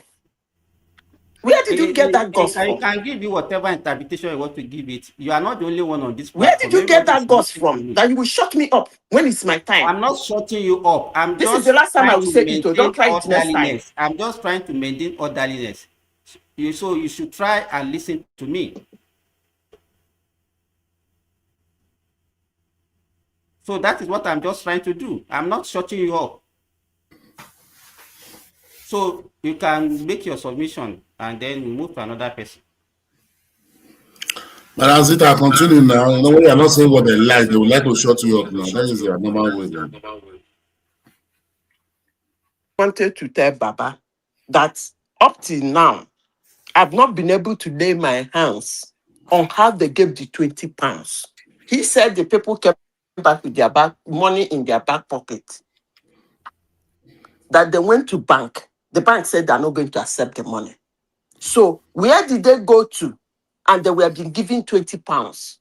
And again, the 20 pounds, is it only for those who came back from the southeast or for even those who are in the southeast? Because the story is that the money was not allowed in the bank. Whatever they took to the bank, 20 pounds was given to them. Can you listen, please? I don't have strength for this.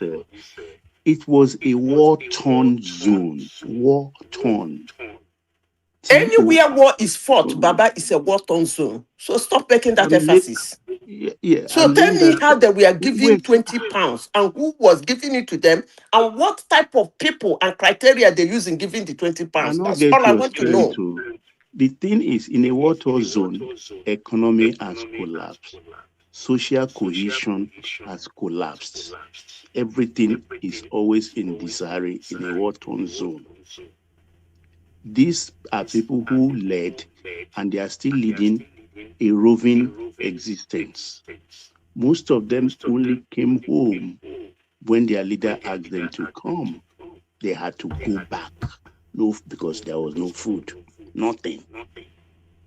They mobilized and gave each and every one 20 pounds from the southeast. It was in southeast they gave them that money, and they started leaving back to their previous stations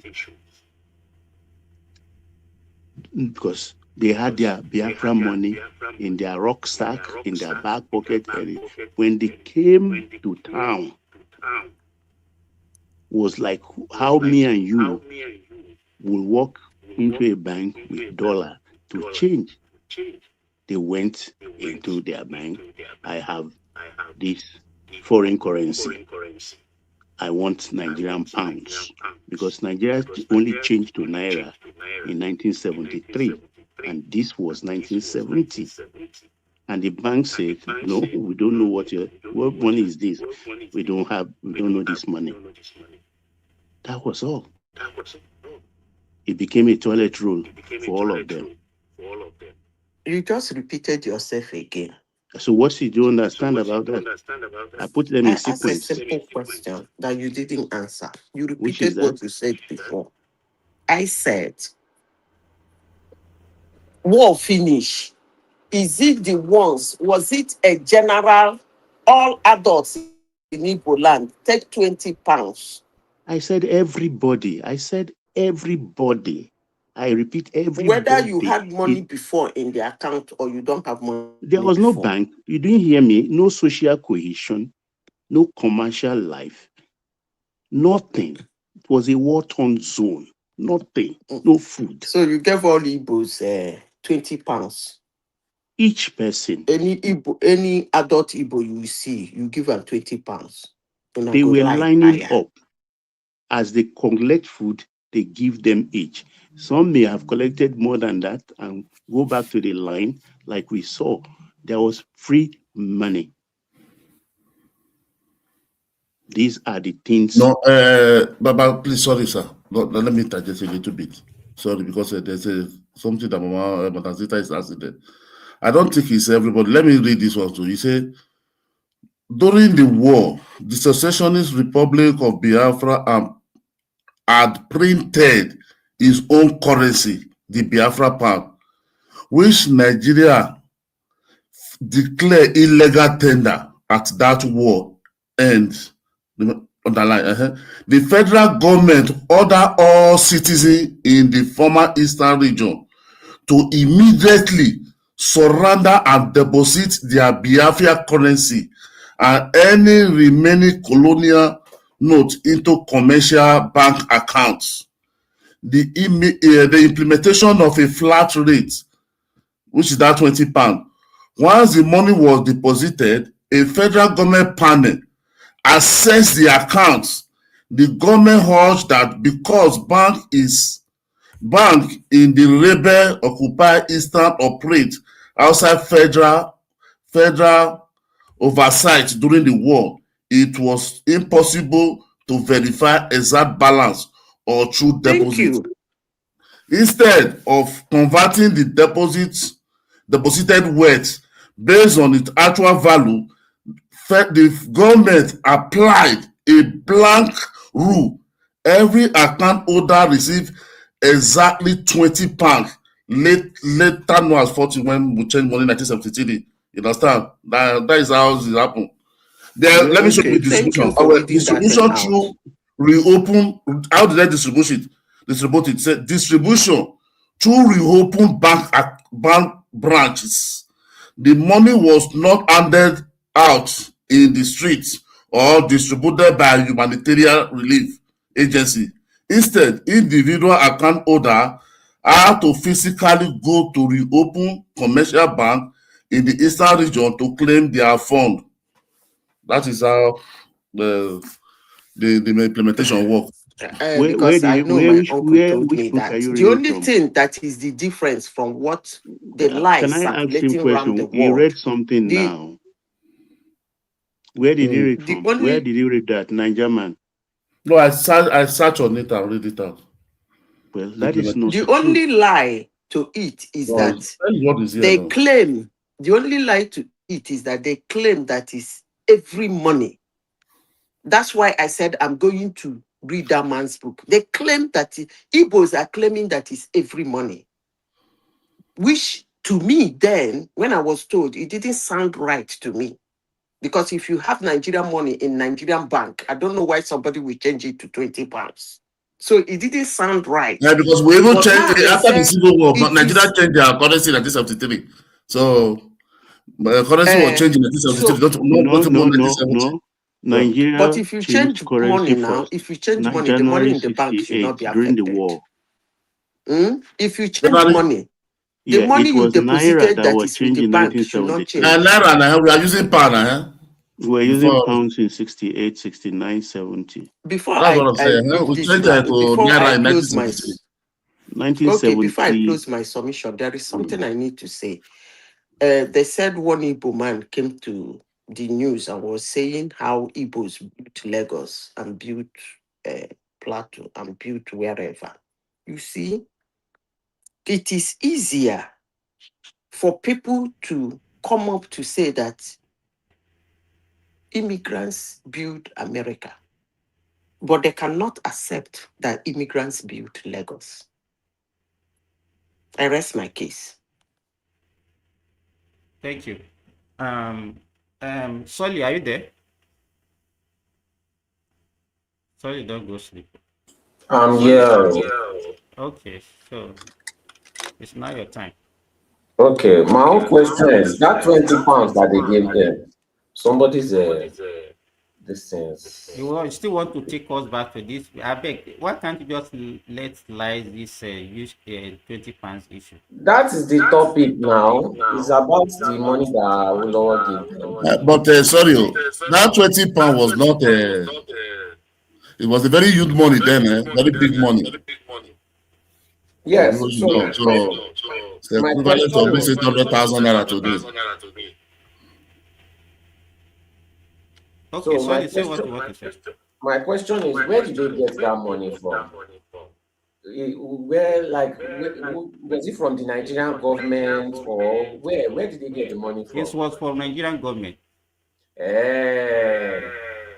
So they went to go and change their money into something that could not be spent, and we took our money that we should be using to develop the country, and we gave it back to them for making their own financial mistake. You see, you people used to do too much. We always do too much, always doing too much. Because why are you carrying money that is meant for the development of the country and giving it to another person for making financial mistakes? Do you think they are going to learn from that lesson? So if I should carry my money and go and put it inside crypto coin and I lose all my money, I too should be entitled to get my money back from federal government. Why not? Me, I don't believe they should have given anybody any 20 pounds anything. No? If you decided to remove all your Nigerian money and change it to Biafra money, that's your problem. In fact, I believe that the government should look for all the people that collected 20 pounds and they should look for the current today's equivalent and collect that money back. Because why are you giving somebody free money for making financial mistake? I'm also marginalized. Because me to have made financial mistake too, and I want government to change my money back to me, all the crypto coins that I've lost, government needs to change that money back to me into Naira. Or else I'm going to start shouting everywhere on social media that I'm marginalized. And I'll go and look for international community and start telling them bad things about the government. Because why not? Why should they be entitled to money and I'm not? Please, can somebody explain to me why they're entitled to that money and I'm not entitled to that money also for making financial mistake? If we want to talk about equality and equity and all those rather they used to mention. Please. The only reason they didn't pay you is because you are not Igbo. Exactly. The only reason why the Nigerian government did not give me back all the money I've lost in cryptocurrencies because I'm not Igbo. So I'm marginalized. What is the meaning of this? All the other tribes in Nigeria are marginalized too. We have made a financial mistake. Why are we not giving money also as reward for making financial mistake? Please. This is very unfair, and government needs to look into it. The question I should ask also is that when the Biafra looted the central bank that was in Midwest region at that time, how do they compensate that very region? Because he didn't put it there. They confirmed that place was looted. The entire money was taken, all the savings. That's a good question. So the pain I have as a Benin man, when I look at my people today, I don't understand. Were these people really the Benin people? Igbo, the place they call Southeast today, Edo State is bigger than 3 states, and they are getting allocation. They still cry for marginalization. We don't hear the voice of my people. It's a pity anyway. Because Gowon, there are books that recognize the looting of that central bank, and nobody talk of compensation. And nobody today is suing the federal government for that. Just imagine. Because the issue Madam Zita was trying to raise is there is a lot of questions that surround that 20 pounds beyond like we are trying to rebuild as Nigeria. How did they actually give this money? It's a question. Because that doesn't make any sense to me. Why are Sorry, can I interject? If you took your money and exchanged it for rubbish, why are you entitled to 20 pounds? It doesn't make any financial sense to me. And it sounds totally unfair. Sorry, can I interject? Yes. I think that is one of the recklessness of Nigeria. A group of people decided to leave the country Nigeria, take away all the Nigerian currency money, took it away. A lot of people were pied, both sides. A lot of money were looted.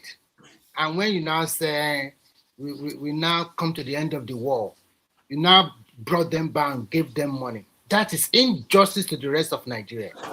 Pure injustice. Total injustice. Who does that? No, Mr. Remy, it was only those in the eastern region. Or those who was in Lagos came back. That's exactly what I'm. That is those was in the north go back and collect it. Their money was still there. That's exactly what I'm trying to say. Are there not a lot of people that lose their weight in the south, the southern part of Nigeria, or Benin and the rest? How much do they give them? They even look the Midwest Is bank. that not that you can see now that that compensation is just too much, unnecessarily. I don't think they should give them anything. Money meant for development of the state. Giving to private individuals for making financial mistakes. That is one of the problems. Financial mistake. That is one of the mistakes the Nigerian government. Yeah, they are not supposed to give them anything. If the story people are telling is the truth, they are not supposed to give them anything. Yes, they are not supposed to give them a dime. You went out of the country. If to say you have succeeded, will you come back and get the money? That is the question we must ask ourselves. If that time you have already succeeded, go to the south and form your own country. Are you going to come back? Those money you looted in Edo and the rest to also prosecute that war. The Nigerian government, did they give all those Benin guys or people, did they give them nothing? They didn't give them nothing. That is one of the biggest mistakes Nigerian government did that time. Fine, you want to come back, you are getting nothing. Why did they give them money? For what reason? Remy asked you, how did they get out of Remy, it's because the story is a lie. The story is a lie. Can you answer Everything me? they say about that Biafra is a lie. They have How not did told they anybody get out of the war-torn zone back to their No, but base? Midwest was looted now 5 million. But Ojuku ran away with all the money now. That is what you need to go build every coast now. That is why in every coast there's a public holiday. Ojuku Day there. Ojuku Day. They declare public holiday tomorrow. Ojuku Day in every coast because he brought a lot of money to there. Just like what this man did in Calabar. What's the name of this alone? Former rebel leader. Same thing. So Ojuku, they're supposed to hold Ojuku. Ojuku is the one that collect their real money and take it away to change. Because when you get there, we change it and start living life with all those money. And they give them fake Biafra money. The more I even read about that Ojuku, he just seems like a very dubious person. I heard that he could have stopped the war 3 years before and saved millions of lives, but instead he shot the person that was going to stop it and did exactly what that person was going to do 3 years ago. If I do that, that is why you see nobody bear that. Can you imagine? Calling it Sabo Tua. But that means he sacrificed 3 million of his own people. But their problem, hey, God Almighty, I don't understand, man. I don't understand. Tolly, where did you get that number, 3 million? That's what they have been hearing up and down now. You see, you guys have to be very careful the way you call numbers about that war. Because that war, as I said before, is a total lie. It's a total lie.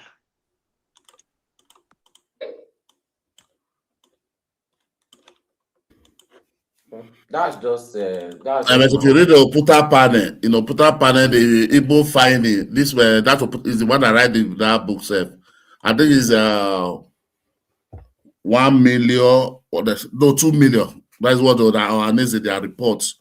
They said 2 million, but now the Aziki we said both sides is 1.5 million. But I already said it's 1 million. So there's and as you're right, too much lies in that war. We can never get the truth because nobody thought it. Do you know why you can never get the truth? I'm sorry, you guys have to separate to Remy. Prince, just a second. Do you know why you can't get the truth? Because they did something despicable.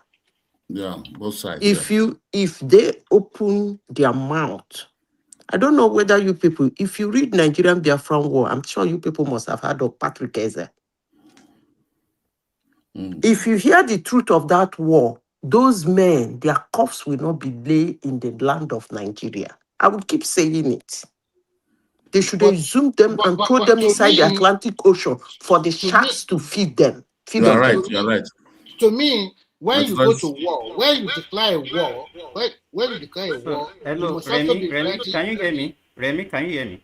Yes, yes. Okay, so go ahead. I just want to be So, sure that. so when you declare a war, but you have to mute your mic. Thank you.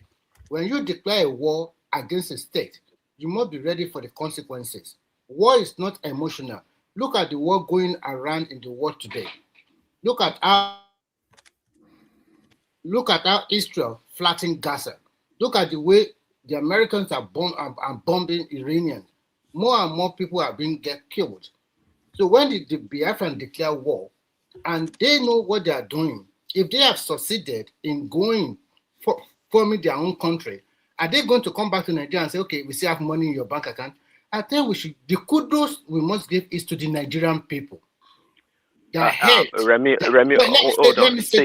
hold on. You have to separate. Listen, you have to separate the Igbo people from their leaders. Okay, it was their leaders that looted the money.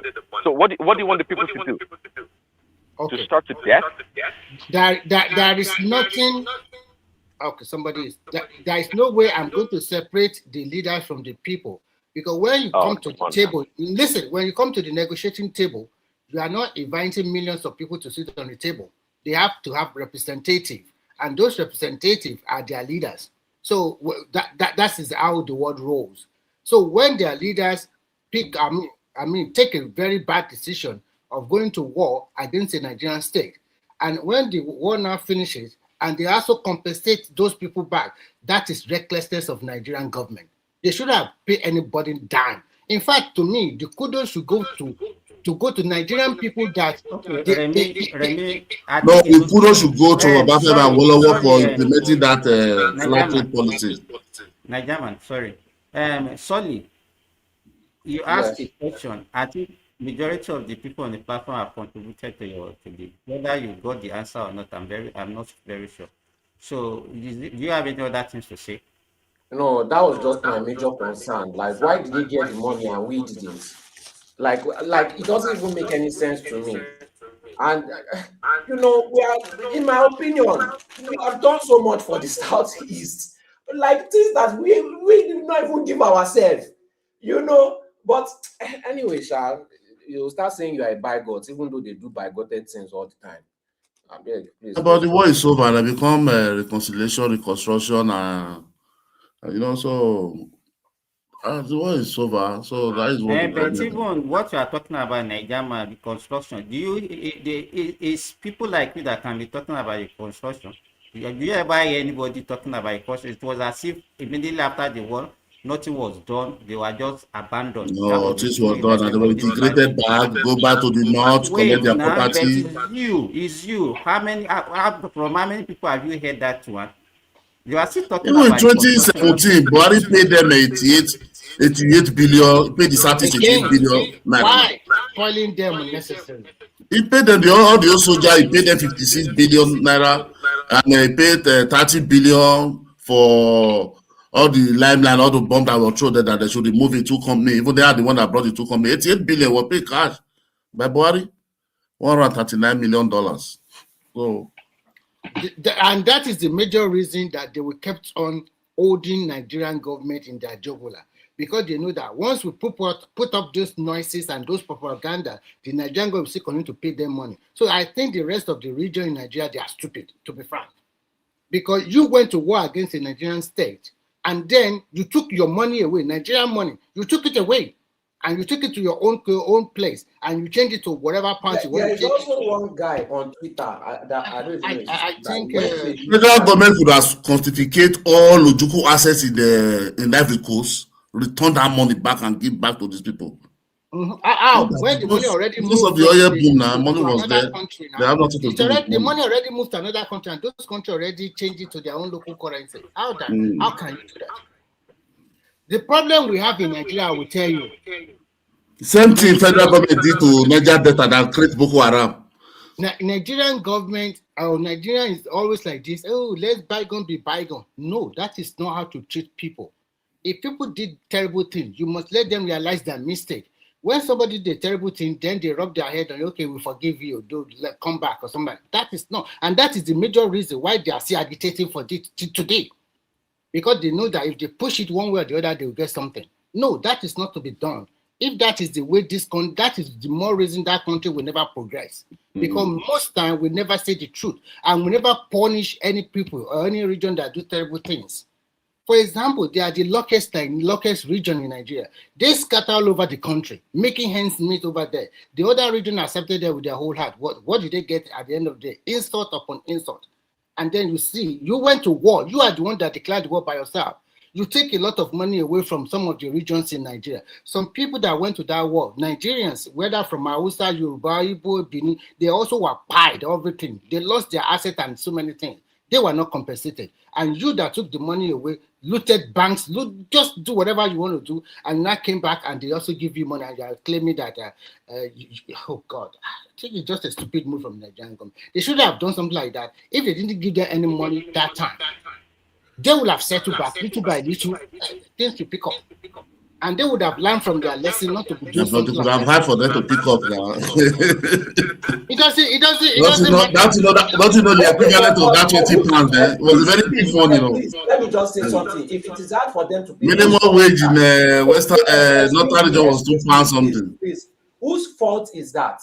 Who is responsible for that?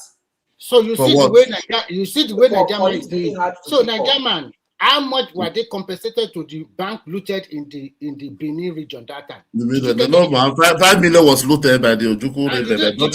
Is they not your people money? Did they get money? Did they get any 20 pounds? What about the one looted in Calabar, the central Calabar? Yeah. The Efik, this is that river and the wipe all your village out there. I bet that one pass bottom. Nigerian government should sit down at the table and discuss the issue of this country. That is what me I know, because the agitation is too much of part of the country. They should try and sit down and let's talk. Nigeria, why are you saying Nigeria? How many times have we sat even since the end of that civil war? What was the outcome? We've sat. No outcome. So you are right. I mean, so I don't even know whether every time we see. Why do you like to be repeating the same thing every time that doesn't give us? But the thing is not going. They are not finding the solution. We have all the white paper there. So the only solution, Nigeria, is for all regions to mind their own business. When everybody with their senses will come to reality, because the way now is the problem. Remy, wait. The problem started when every region were minding their business. Yes, now. So what was is it the region was falling apart? They are not minding their business that it will now. No, relax yourself, for Simba. Even when the regions were having problem in their region. Now, what the decision? Remy, the question I'm asking you, this problem that we are talking about, when it started? During the regional government, they said, well, if you look at if you read many testament of the coup plotter, they said the 4 region was going apart. Yeah, you understand? That is listen, Nigeria. That was during the regional time when we now started having coup after the democratic elected of Shagari. Buhari came, tell us that the politicians, they are messy, they are doing terrible things. He overthrew them. Before we can wake up, Abacha also came down. Babangida also came down. Buhari is not doing the right thing. So they will give you one excuse, but that does not stop Southwest money. During that regional problem, is that to go? It's federal government from the oil boom. It's written there from the oil boom. The oil boom says it's looks like Southwest. So, Nigeria, the question we should have asked ourselves is this: if Biafra was successful that time, if they were successful, are they going to come back to Nigeria and ask for 20 pounds? No, and they would have lost many properties. They wouldn't have moved back to North, Lagos, Calabar, and Port Harcourt, and take a majority of their property back. Nigeria were just too petty unnecessarily. The people that remain in Nigeria, their life was not good that time too as well.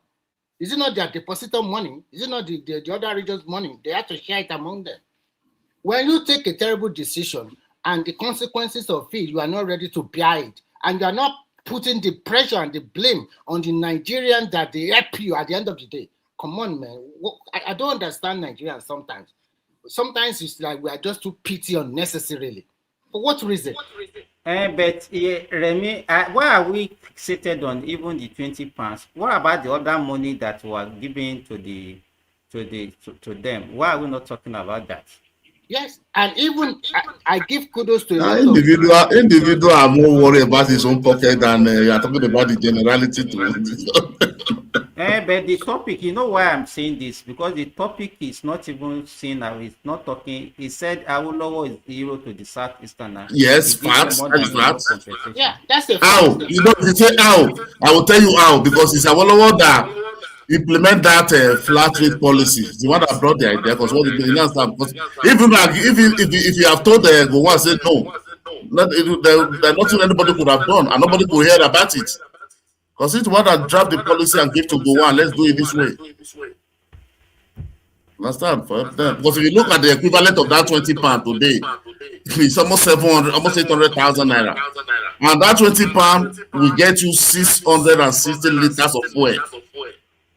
Even me today, they give me 60 liters of fuel to start my life before I come to abroad. Don't you know what I will do in 1 year? That 20 pound will get you 50 kg, 8 bag of 50 kg bag of rice. That 20 pound will pay your half ticket from Lagos to London. So they should not be looking at it if it's 20 pounds. I just want to buy one bottle of beer. No, it was very big money. Okay, thank you. I think Remy, you are the next. You've been talking, so I don't even know whether you have any other things to say. Since yeah, I have other things, but refresh me the topics. The major topic is what you have been discussing earlier. Okay. So if you have any other thing that interests you in the polity, you can discuss it.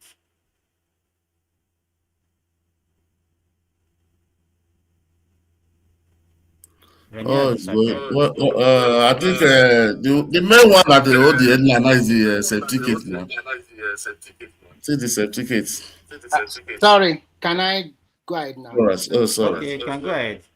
I actually wouldn't have burst out like that, but I think sometimes we as Nigerians as a country, sometimes we always take some reckless decision on the basis of that. Okay, we want the union to still stay together, family. But it clearly shows that we cannot stay together family. We have to look at how can we live together harmoniously among ourselves. If we cannot do that, a set of people decide to go to war. And after the war, you are now pampering them more. The people that fought the war on your side, you do not pamper them. The people that lost a lot of money, you didn't compensate them. Because the money they stolen from all the vault, especially in the South area, they were depositors' money. They didn't compensate all those people. So how did they find themselves to go out of their mystery as well? Until today, you see the same story. I see somebody that bully you and also cheat you. A bully that bully you and cheat you. That's what the Southeastern people use against the Nigerian people. And the Nigerian people are very absorbable. Oh, they are our brothers. Come and try. Come and live among ourselves. Give them opportunity. So sometimes when you sit down and look at it, that is not how a great nation should be built. A progressive nation should make sure that anybody that go out of line should be punished or should be made to realize that get the consequences of their action. So, like you said, Awolowo really, really tried as a finance minister during that time. Because a lot of people that get 20 pounds, some of them, you people, you not even put this question to yourself. Some of those guys that came back, some might not be living in the other part of Nigeria at that particular time, but they will follow back because they don't want to stay back. And some of these guys, and I know that majority of them, they don't have any kind of business they are doing in Lagos, Kano, or whatever before. But they will force other people to go back to those regions, and they get the cheap money, £20 and everything, because there is no accountability at that period. And let me chip in. You see, when they say everybody, when they want to make some statement, they will say everybody, all of them that have bank today. Even more than it's 100, I think it's not to 150 people that have bank accounts in Nigeria today. That is in 21st century. So now look at them, 1966, 7. How many people we have bank account then? Yes. So how many people have bank account then? In addition to that, was even the way Awolowo did it, people should just go and be registered to new bank and then so that even I can tell you that even non-Igbo at that time we also register and collect the money one way or the other. The money now. No record.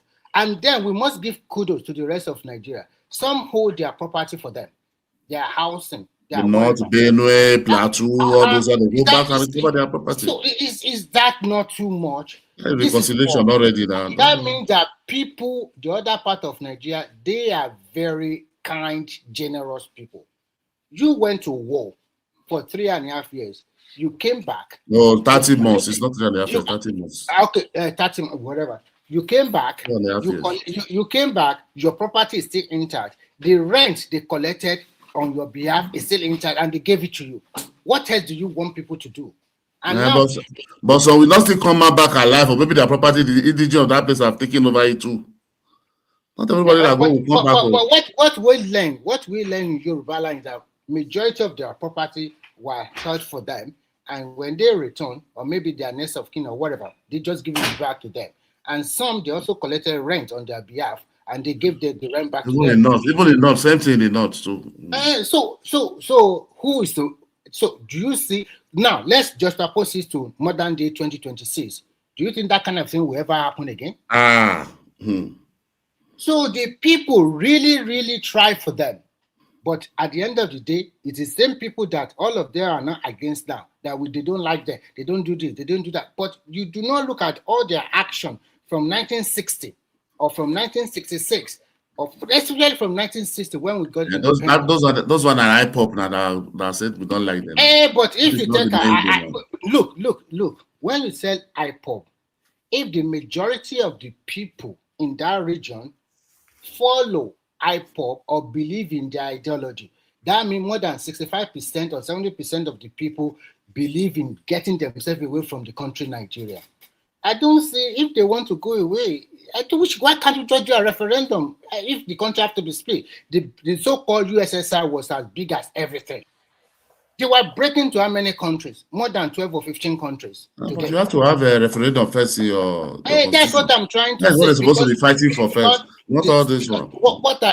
Because what I see is that we cannot be continue to shy away from the truth, forcing ourselves to live together as a union, in which we are not truthful to one another, in which we do not love one another, in which we do not want to live with one another. That is unnecessary, creating unnecessary trouble. So because Yoruba is big, so you are praying they should live. So you want them to invade by small land. No, Nigeria, relax. Remember, in the 1960s, Midwestern region, go away from Western region. Did anybody die? Did people cry foul? How long did Biafra that it take Biafra to overrun to take over Midwest? No, did it take up to 2 hours? No. Listen, what I'm trying to say. Look, you live in Europe as well. Do you think the total land area of Edo and Delta is not bigger than the total area of the 3 Scandinavian countries? I'm talking about Finland, Sweden, and Norway. It's not bigger than that. The total land area. So when you can form your own country and then stay like that. But we formed our own country before. That's what I'm saying now. It was invaded now. You are invaded. Were you compensated? No, and so you are telling me to go and form my own country again. No, what I'm trying to say is this. What I'm trying to say is that if as a country, the people in that country is all about not distrust, that I don't trust the other region beside me. I don't believe in them. We don't really like ourselves. Don't you think we are just deceiving ourselves as a country? I am trying to use example of the great USSR as an example. They broke them to like more than 12 countries. And all those 12 countries, some of them find themselves in Europe today. And they are member of the EU. Although Europe cannot go. That is why, no, see, we have to be realistic. Let us leave all this. The Southeast cannot, they are not going anywhere. They don't want to go, you understand? Which that one is fact. But sometimes, when they claim what they are claiming, don't you think that it makes the other region feel stupid? Because you want to say Biafra is up to Edo, Port Harcourt. That's one cannot. I'm not saying Biafra is up to Edo or whatever. No, I said that's why I said it. They are not. I've already gave you a very good example that Midwestern region, they moved away from Western region through a referendum. Even did not come down. Yeah. So even South Cameroon through referendum. So present day Nigeria now, if everybody come together and say, okay, we want to break away, they will break it to more than 12 or 15 countries, whatever they No, need to. We are not breaking a break to be. So that is the problem I have with you people. We are not breaking. We are going to sit down and talk and come to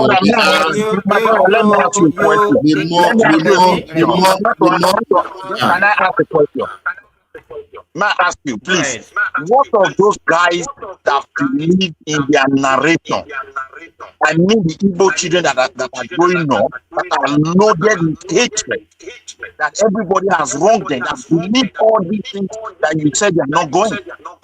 So the effect on them, how will the government overcome it? That's what I mean saying that our government, they don't no consequence for bad behavior. You understand? So do you know normally after 1970, anybody that referred to Igbo man as a Biafra, that person is committing a treason, because that name Biafra is a rebel, and it was the former head of state Gowon, and you know that there's a degree it makes, nobody should refer to them as a Biafra. That means when you say Biafra, you are calling them they're already a rebel. That is what, but they by themselves, they brought the name back. That is why no consequence for it in the government to anybody. Don't accuse anybody. Normally, if you call it Bobani Biafra, it can sue you, and you'll be punished for it. You understand? But they brought the name back to themselves. You understand? So the one that are saying those one are not the leader. They don't have anything. Do you have their elites? No. Do you have their governor? Do you have their traditional ruler? Nobody is there. Do you see their? They are still in the parliament. Those who are raising any motion since 1999 that they want referendum in the constitution. When you see that thing, before you now know, yes, there is a way. There is no way. Igbo man that love to expand, to hold business all over the world, that need population for his business, you want to bring it to that small place. All of them, we are doing the same thing. So who will not say for you? Who will not say for who? Igbo man needs space to expand his business.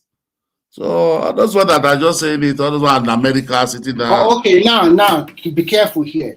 That's how we say Biafra is strong. Nigeria, you said they need space to expand their business. If they need space to expand it, they should also respect the local culture and tradition of wherever they give them opportunity to do their business. Because if they are not doing that, let me wait. See one thing. That is why if you read the Ohaneze founding in Oputa Pane, that is the book. This is a Oputa Pane. That is Charlie father. He's the one that wrote that book. He said 2 million Igbo people are mentally retarded. Look at that thing. If they are passed, that thing have disease, they'll be passing to generation. Look at some people. Look at the way some people talk.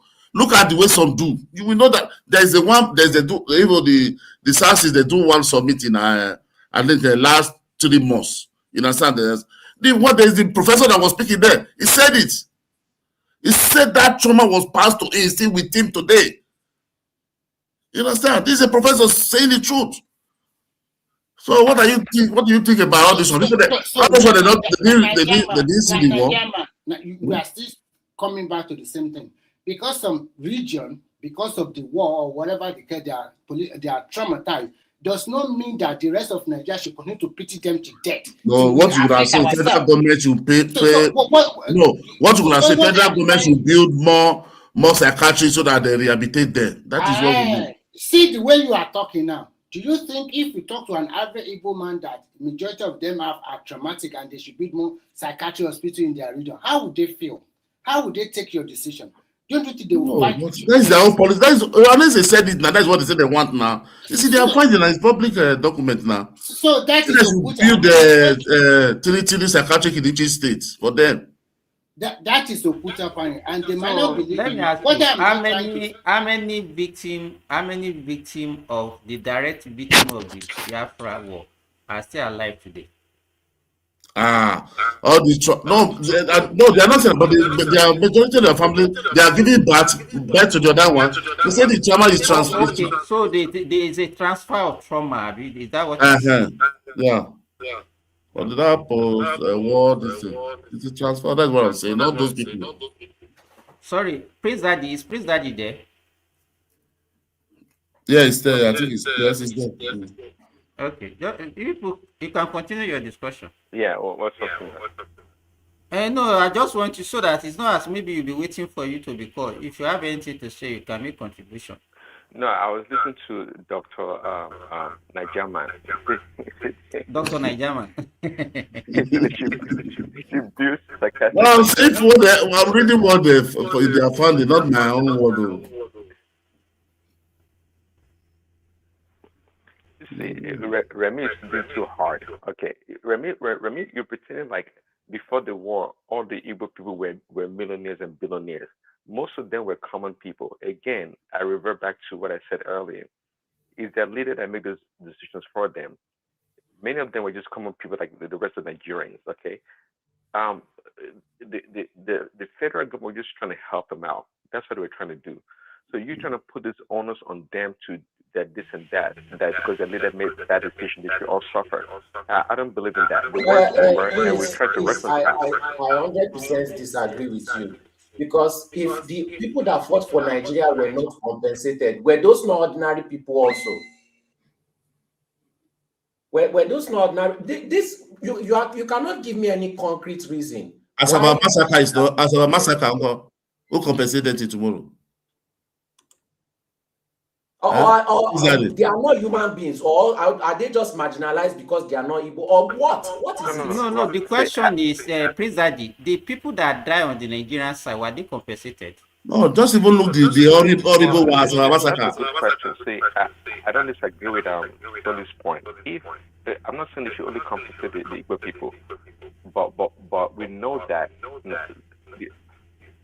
The people on the but let me ask you, Prince Daddy, if there is a war, you understand, it's not as if it's a war. It's not as if maybe somebody just went and invaded or whatever. What is there anything like compensation after war? The loser suffer it. I'm just asking. You fought a war and you are waiting for compensation after war. Well, because okay, so you have to look at each situation uniquely, right?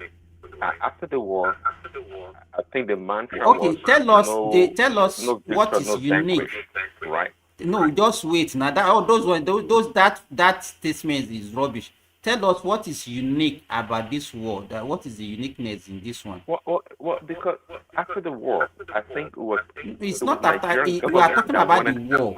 We are talking about the war, Prince Adi. What is you said you have to treat each situation in their unique way. Okay, so what is unique about this? Well, giving examples to other parts of the world also that they have civil war. But what I'm saying though, not like after the war Nigeria divided. No, after the war we all came back together. We wanted to form a stronger union, so to speak. It wasn't like they're trying to divide and get rid of the Southeasterners. It came back together, so they have to find a way, the central government, to make amends. That's what they were trying to do, not because they. But it's not part of the amendments that you can see. They gave them money for them to restart their life.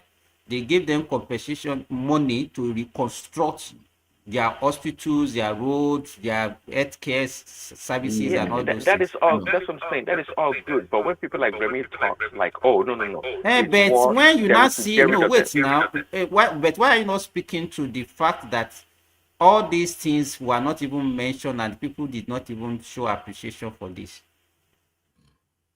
Okay, Yeah, Prince see, Daddy, that's the I problem. have a See, question. let me, No, okay, sorry. I have a I want hold to on a hear second. Prince Daddy's. Hold on a no, second. See, just Wait, ask sorry, me. wait. Now,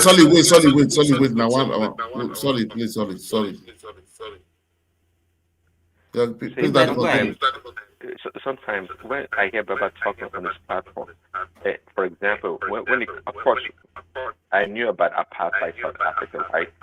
But to the degree in which Nigeria as a country participated in helping the South African people, I didn't read that in no damn social studies class. I didn't read that history at school. Maybe you guys did. I did not have the clue to the degree in which Nigeria helped South Africa. But the reason I brought that up to state that, look, younger generation, there's always a gap in history, and the information in history is not readily transferred to the next generation. So there's always a gap. So the Southeasterners or Igbo people complaining today, they are the young ones. They don't know history, and I don't blame them, because me myself and many other people that are Nigerians don't know the history either. Prince Daddy, hold on. We that we are talking about it, we are not there. We also, so how did we source for the information? Don't you think that people just Am I not young to? yes, you understand? So how do we know and they decide not to know?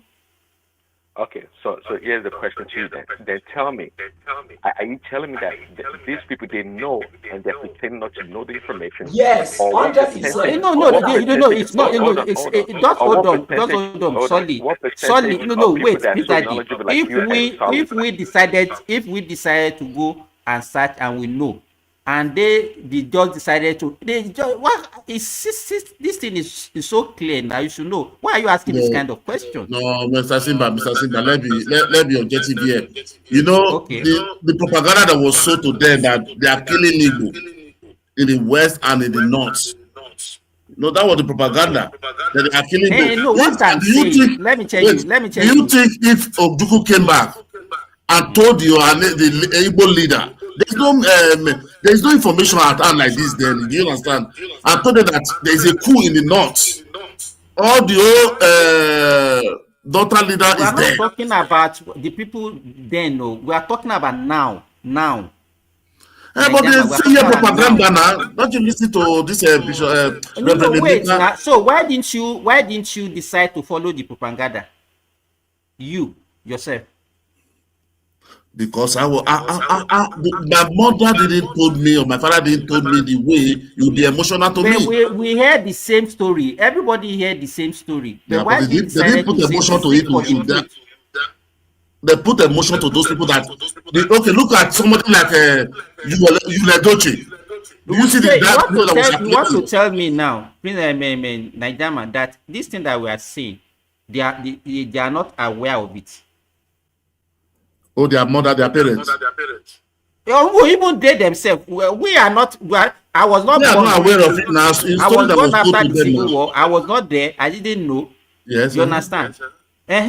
So if you know, how come you now say that they should not know? Okay, what about if they are aware or were aware, but they were aware of wrong information? What about that? Yeah, that's what I'm trying to say. Yes. Please, I think it's just a matter of choice. Prince Daddy, just don't pretend. It's a matter of choice. They just choose to believe what they want to believe. Everybody just try to. Yes, that is just it. Forget about all this pretense. No, if they were telling them the right information. Look at Mr. Swasi. Look at some people now that understand it. They're able to think for themselves. They will see the truth. No, just for Midwest, you talk after Solly. Please, let me just say something. These people think we don't know the true story of Biafra, and they are not giving us, in their own mind, they think we don't know what happened, and they are not giving us any chance of excuse. You are sitting down here, 2026, with AI, technology, all the information at your hand. Every single one of them has a handphone in their hand. When they wake up, that's the first thing they touch. And you are sitting down here, giving excuse for them, when they will not give you the same chance to have an excuse. What is all these things? What is all this? What is it, jazz? Is it jazz? These excuses don't make any sense. You are grasping at straws to make excuses for people that will never give you an excuse. They will Yeah, even but give majority of Nigeria has smartphone in Nigeria, but they don't know what is going on in the politics. So is that my fault? Is that my fault? Why should I be punished every single time for somebody making mistake? Do you think that person is going to stop making that mistake? That is why they come online and insult everybody, because you keep on making excuses for them. They fought war, they killed your people, you paid them. How does that make any sense? That means I can come into your family house, I can slaughter everybody, and you will pay me. Are you going to do that if I do that to you? Please just tell me yes, so that I'll know where your head is at. Tell me yes. It's not personal between me and you now. No, let's make it personal, because you are telling me. No. Wait now. You are telling me I should accept it. So I want to know if you will accept it. Are you going to accept it? No. So why are you now trying to convince me to accept it? But you have to understand. Look at what President said. You have to understand. Everybody is learned and wait. You cannot cook food and give me poison and then start convincing me to eat the poison when you don't want to eat that poison. Okay. Put it like this. Okay, wait now. Sorry, wait. Even the Southeast, look at all this young, but they don't listen. They don't listen to Heather. They believe who have words have to say. Excuse me. So who's going to educate them? Excuse me. How is that my fault? Why should I suffer because somebody does not want to listen? But they didn't give the right information. The propaganda sell all over the world now. They do propaganda itself faster than true information. Nobody's going to make research. Nobody's going to make deep research like this. It's only what can you imagine? You see, this is what gives them the confidence to be insulting people that help them. Somebody said, I'm fucked up. I'm fucked up for accepting my federal money being used to compensate your nonsense financial mistake. Are you going to pay me for my own financial mistake? Well, I didn't say anything like that. What do you mean by that? Look at the comment section. Okay, comment section also. Excuse me, please. They come online and they insult everybody. Meanwhile, they are the ones that cause their own problem. What is giving them the liberty to do that? Is it not because of people like you making excuses for them every single time? And some of them even live in Lagos, continue to insult. Why did they leave their hometown? Insulting everybody, cursing everybody. They feel like they have the right to insult you. They feel like they have the right to oppress you because of lies that they were told. Even when they find out that what they were told was a lie, they still choose to stick with that lie because that lie favors them. And people like you continue to give them excuses. Will you give me that excuse? As a Yoruba man, are you going to give me that excuse if it was me? You would never do that. You would never do that. So why are you not trying to force me to what you now say? Like, what is this now? What kind of unfair shit is this? This is so unfair. I should be collecting insults for somebody's stupidity. I should be losing money because of somebody's stupidity. And I should just keep quiet and accept it. But what if they had succeeded? They would have wiped all of us in the Southwest. And I should just sit down and accept it. What is this? And they come on. For me, I know it's a war. One must lose. You fight a war. It was not you guys didn't go to say what we are trying to say is very simple here. A lot of people were buying in Benin region, and the money was looted. Now let's put you against them. After the end of the war, they were compensated in money, in food, and the rest. What about all those people buy in Benin Delta, that time, Edo Delta? What compensation? Why you people now listen carefully. Now, just opposed to that 2022, 2020 something. Now, why you people agitated now that you want to form your own country? You are not agitated because your great grandfather also tell you a story how they lost their money, how your uncle were how they rape our women, how they do. You people do not come out and hold Nigeria at the jugular. But they are the only one holding, and then they continue. You see, you caused the war by yourself. You are the one that declared it. You must live with the consequence. That's what we are saying. But if you continue to pity, at the end of the day, that country will never progress. And that's what is happening in that country today. That's what we are saying. Because we are not telling ourselves the truth. You are holding everybody accountable except for them. Like what kind of messed up stuff is that? Are they special children? Why can't I? They are special. They are full and they are special in Nigeria. Let excuse me. Me too. I want to fuck up the whole Nigeria, and I want to make my financial mistake. I want. No, now, Shebi, they are the ones that used to talk about equity. Let us have equity. Me too. I want my own turn to fuck up Nigeria, and I want to make my financial mistake, and you must compensate me, and I must insult you for the next. Only God now knows how many years while I live in your land, and I take advantage of all the amenities in your land. You must give me that right to insult you too. Please, when am I going to get my own turn to do this? Because it seems like this is what we are being compensated for. Just like bandits. Bandits come, they slaughter people, you compensate them. Me too, I want to start my own banditry. Shebi, that's what you are encouraging for Nigeria.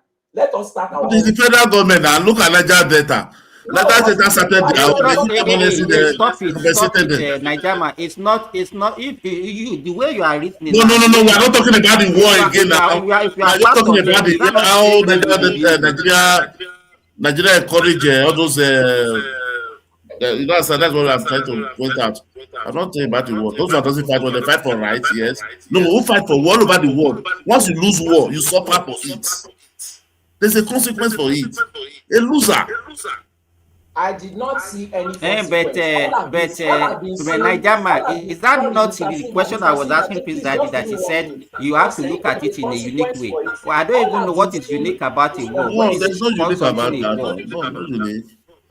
If they have taken over, they have succeeded. If they have succeeded, they will not be saying this. I think majority of us we just like to be sounding nice.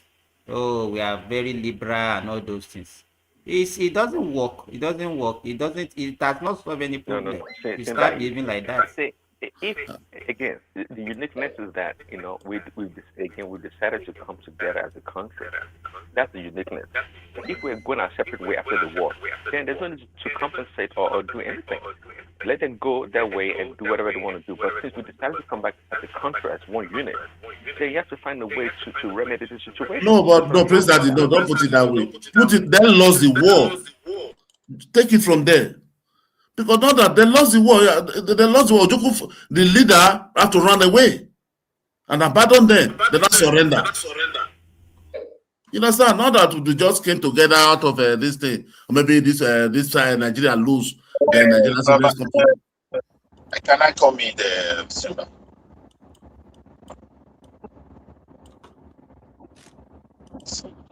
Simba, they hear me? Hello? Yeah, we hear you. Go ahead, Midwest. Go ahead. The thing is this, my brother. Even in that 20 pounds, I don't know why my something is like, is it my this or somebody have to see? It was an attempt to rebuild. It was a body to the country Nigeria, and they have to solve it. We agree. They have to do something. But however, the pain I have with these people is that it's like the federal government deliberately, I don't know the plan, because the person that removed history from Nigeria curriculum is an Igbo woman, and she's still alive today. She's a professor. About administration. No, wait, Midwest. I will allow you to continue talking. Removing history just like, let's say, 15 or 20 years ago, were you saying that was what caused the problem? No. That error is going to cripple the country far worse than the Civil War. But it has been restored now. They are doing it now. Okay. If he failed not to address the book that came out of the history, don't you see Tinubu say about it? The Igbo didn't accept it now. Because let me put it right. The reason is but when fake history don't feel everywhere, don't be teaching fake history in school now. Wait now. What you look at is okay, go ahead, Midwest. Continue. What are you saying? Let me hear. No, he said that the Igbo did not accept the new history book just because they didn't call there is no Igbo kingdom. Is that so? Was there any kingdom called Igbo kingdom? Yeah, the thing is, if you look at the way we narrate this private history, they're still taking us to the same scenario that led us to the Civil War. Talking down on one another, insulting one another, not having value to the culture and the heritage of others, led to deeper crisis in the northern part of Nigeria. ethnic crisis that have to do with Igbo and the Northerners. Through riots, we lost a lot of innocent souls.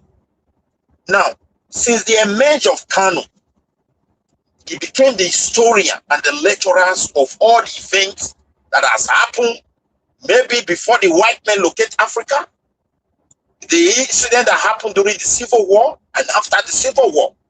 He engaged in this propaganda so long, a new generation of these people consuming so much to a point, they started narrating this history, how everybody wronged them.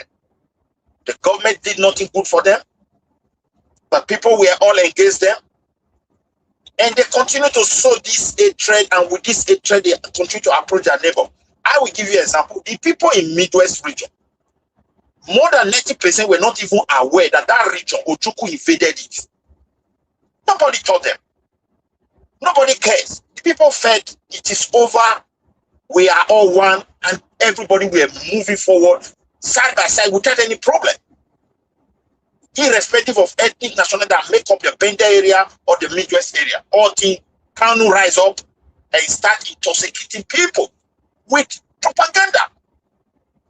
Okay, the tension you are seeing today in Lagos, let us be honest, our leader may pretend over it, but if we want to be honest, everybody understands that something is brewing there. Why? Those who hosted everybody who are indigenous to those places that have been hosting all Nigerians peacefully are now seeing some set of people trying to rewrite history in their eyes, trying to bully them to submission, trying to lay claim of development.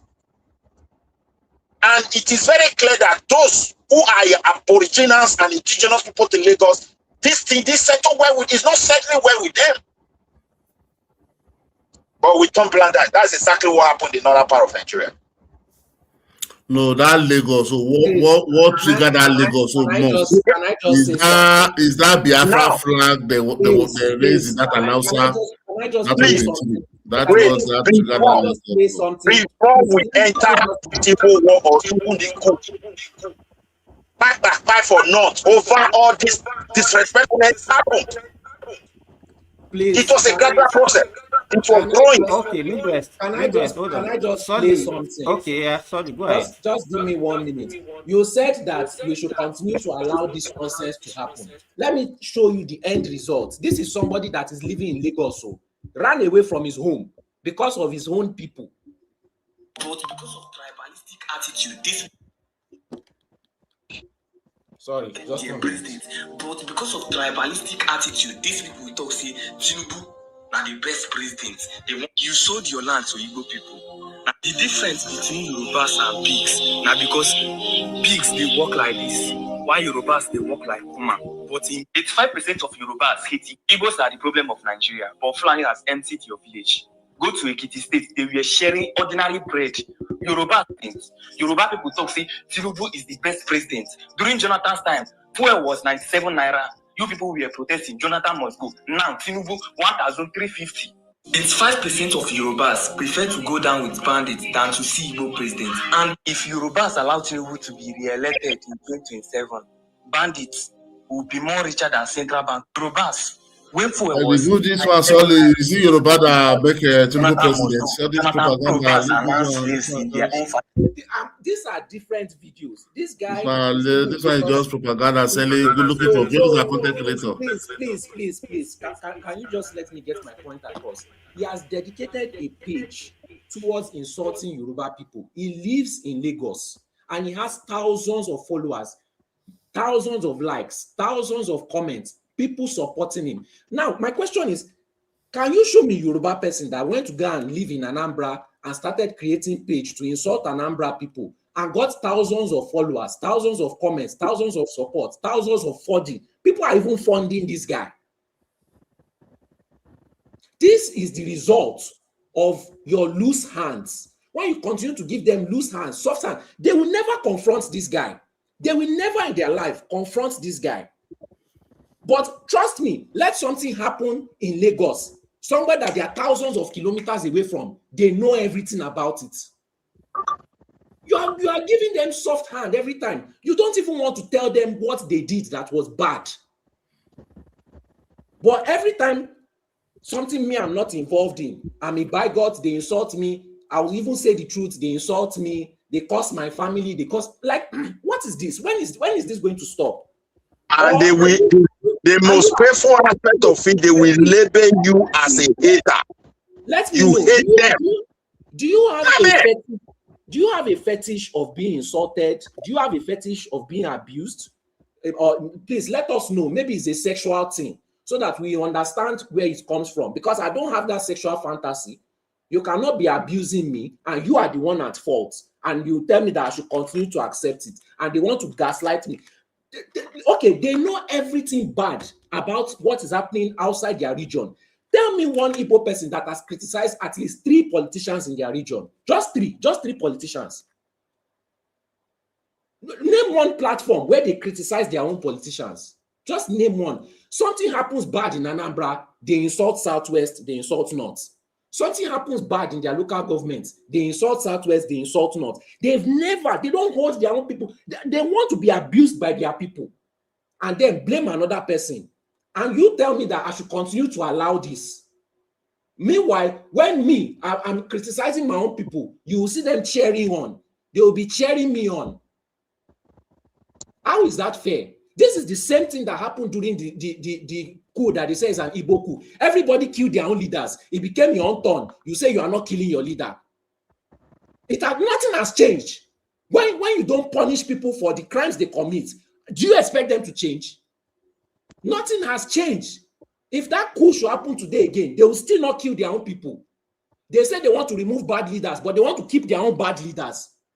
Every other person's politician is bad, but they want us to be ruled by their own bad politicians. What has changed between that coup and 2026? Please tell me one thing that has changed. Just tell me one thing that has changed. Not, my brother, nothing has changed. It's even getting worse. Well, to be fair, solid though, I don't know. The only thing they say about any good politician is P2B. Every other politician and OT. The rest are condemned in the Southeast. Go and check, watch the show on Sunday again. You see it. Me, I'm supporting Shore. They insult me. They call me tribal bad gods. OT is supporting Tinubu. They've not said anything yet, too. They've not said anything yet, too. Oh, yes, because they like OT and they don't technically don't hate Shore. As some of them support Shore. People like KJ actually support Shore, even at the height of P2B. Mr. Tunaja, I support Shore. They tell me that I'm supporting Tinubu by proxy. That is a lie. I'm really supporting Tinubu. So why don't they give that same hatred and vitriolity towards Alex Oti? That action itself, is that not tribalism? No, I don't think they hate you because you Shore. Please, no. That action in itself, is that not tribalism? And please explain to me why it is not tribalism. Because excuse me, please. You are telling me that I committed a crime, even though I did not commit that crime. Your own tribe, man, commits that crime, and then you keep quiet. You were ready to stone me to death for a crime that I did not commit. Your own tribesman committed that crime, and you did nothing. Is that not tribalism? If you support Shore, they will not be against you. No, address what I wait. Are you now saying because somebody is supporting Tinubu, they should insult the person? No, that's not what I'm saying. I'm saying that if you support Tinubu is the one that they are against you. But okay, automatically they should label that person as a tribalist, isn't it? Somebody that supports Tinubu. Yeah. There are people that support Tinubu now. It depends on what you say when you support Tinubu. That's when they okay, a northern announcer man that is supporting Tinubu is a tribalist, Abi? No, who said that? Nobody has said that. Okay, but when a Yoruba man that is supporting Tinubu is idiot, is a tribalist, Abi? Is that how to campaign? If somebody that is supporting Tinubu comes and start calling people in Yamiri and all that stuff, yes, they will call you tribalist. And some people are my brother, you see, let us be honest. I want to reply. I don't know which tribe you belong in Nigeria. Look, 80s, nobody talk to Nigerians. Nigerians don't talk to themselves like this. Go and ask anybody. Or in the emerge of Kano, even to a point, he destroyed his own region because of propaganda. The reason why they are not so loud, they don't have Yoruba to blame. If that place were to be missed like Edo, Delta, and other places, you will understand the true nature of these people. Today, they didn't even stop there. They are trying to drag it to the rest part of Nigeria so they can cry tribal age. Talk to them. You are not supporting Peter Obi because you hate. Today, they are even the ones selling to Tinubu. They are the ones making people undecided who realize that those that they are, I'm supporting so whatever. Yeah, I realize he cannot win. I cannot support Peter Obi. He has nothing to offer. I have to tell you the truth. Yeah, but they will not call it tribalists for not supporting Peter Obi now. Why would they call it tribalists? Everybody receiving insult on daily basis. Because Omorui doesn't support Peter Obi. KJ, one of the biggest people there that is always Igbo all the time, doesn't support Peter Obi. It's Omoruji from their region. Omoruji is from Edo State. It cannot behave like that. We were not raised like that. Yeah, We but hate people based on tribal lines. Imagine a parent raising their children in Lagos. The only thing you tell them is Yorubas are useless. And that child will grow up and start telling their own children that's a statement. That's him kind of something. Just accommodating you. And then you see them misbehaving while the government on blind eyes. Go back to the Civil War. It is insult against the Northerners that led to the first riot. Many people cry. They try to suppress it instead of addressing it. All thing it led us to Civil War. After the coup. It is the opposite that is happening now. And today, I'm from Edo. These useless people that we hosted peacefully, they settle in our places and laying claim to our land. When we were having some traditional little misunderstanding, the Ohanese Igbo were hosting those set of people in their eastern region. You mean that they speak volumes about this kind of people because people are quiet? Huh? What did they do? You are destabilizing the God. You are insulting people in Edo. You are laying claim to people's land. You don't respect their culture. You continue this way, and the federal government cannot address it. The same thing that led us to civil war. Let me say this. Mr. Tunaija, please wait. You gave an example of KJ not supporting Peter Obi, and you said they are okay with it. How is that different? You literally are giving the example that I gave. I support Showore. They call me tribal guy by God and supporting Tinubu by proxy, and they insult my family. They insult everybody. When did they do this? Whoever did that is a hopeless person because don't be saying as if you are on social media now. Don't you see what YouTube? They have been there. They don't do that. Stop doing it. Stop trying to malign the whole people because of a few people. The both of us. You are just so happy to hate on other groups because that's what. Oh my God! See them. You don't use the word. They don't already give her the word. No, that's what you are doing now. What talking about Obina is saying. Talking about Tinubu. This is it. Obi will never rule Nigeria. Go and match that word. Obi will head up. Obi is the one selling Tinubu because when you accuse somebody forcefully too much and you cannot prove it, people can see that. Can easily see it. Please can you just let me get my point across to Tunaija? Mr. Tunaija, you are being disingenuous, and I don't like the fact that you just lied. The two of us go on Dr. Damage's program, and they insult me every single time. They curse me. They put it in the comment section. I've pointed this out multiple times. So that means you have seen me talk about it. You have heard me talk about it. That means you have seen the comments too. And did I say anything against them? All I did was support Showore and say the truth about Obi. So why are they trying to... You literally curse them back all the time. This guy curses them like crazy. I remember there's a video that they play every time they want to start the show of Soli abusing this Kene. You curse them out all the time. I don't know why you're acting as if you don't give back. Tunaija, I curse them out rightfully. If they say something stupid, if they do something stupid, if they lie, I curse them out. Yeah, but why are you acting as if you don't curse them out? Like Excuse me.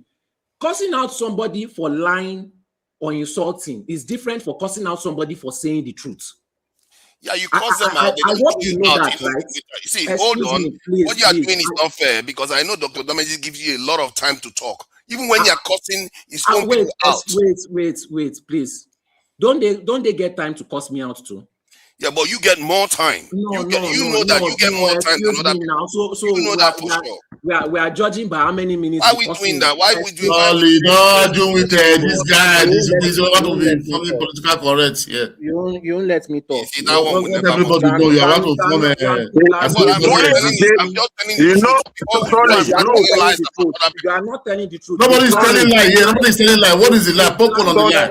You've lied. I know that he causes them out. They give him a lot of time to do that too. Excuse me, to Nigeria, you started with that nobody insults me. You've lied here multiple times. I didn't say nobody insulted you. I didn't say nobody insulted you. You've lied multiple times. I didn't say nobody insulted you. Is invalid. No, we can replay it right now. And you know that me, I love doing that. If you want to replay it, let's replay it. Let's go back. I didn't say nobody insulted you. All right. But I said they don't attack you. They don't call you tribe. This is a bigot just because you support Showore. Because Mori you support Showore, KJ support Showore, excuse me. Mori is not Igbo. Are you talking about the people on the platform or the comment section?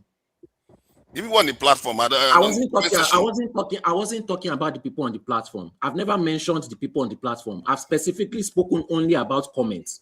I don't know why you are bringing. I don't know why you are shifting. They abuse me all the time. Comment people, they abuse everybody all the time. Okay, but my question is, why is that hatred and vitriol in the comment section not going towards people like Alex Oti supporting Tinubu? I think that the comment that you are seeing in the comment section is not as serious. If I'm anywhere belief it's better for you. It's better than you than last. Let me tell you, they will abuse mentally retarded. To Niger. If I'm anywhere belief it's more better than you that are mentally retarded. To Niger, if it's not serious, why don't they apply that same unseriousness to their own people? They do that. I'm to support your PR for evil. When have they done that? If you say anything they don't agree with, and sometimes it's a stupid thing, they will still insult you. It's like those comment people, they are crazy. I've seen that. No, I'm telling you, they insult me all the time. You are not honest. That is you now, because you are free to insult now, because you are there with them. And so that because they insult you, they should insult everybody. Okay, don't be that much. That's why I said that. Maybe if it is your fetish, they insult you. That maybe you like it. That will make you happy. So everybody must like it because they insult you. If it is a fetish thing, please let us know, because we don't have this kind of fetish where we are insulting. Let me quickly put it on there. We understand, you know. Let me put this on there. You need, if they are insulting you, Dr. Damage gives you a lot of time. A lot of time more than anybody else. You know that. Wait.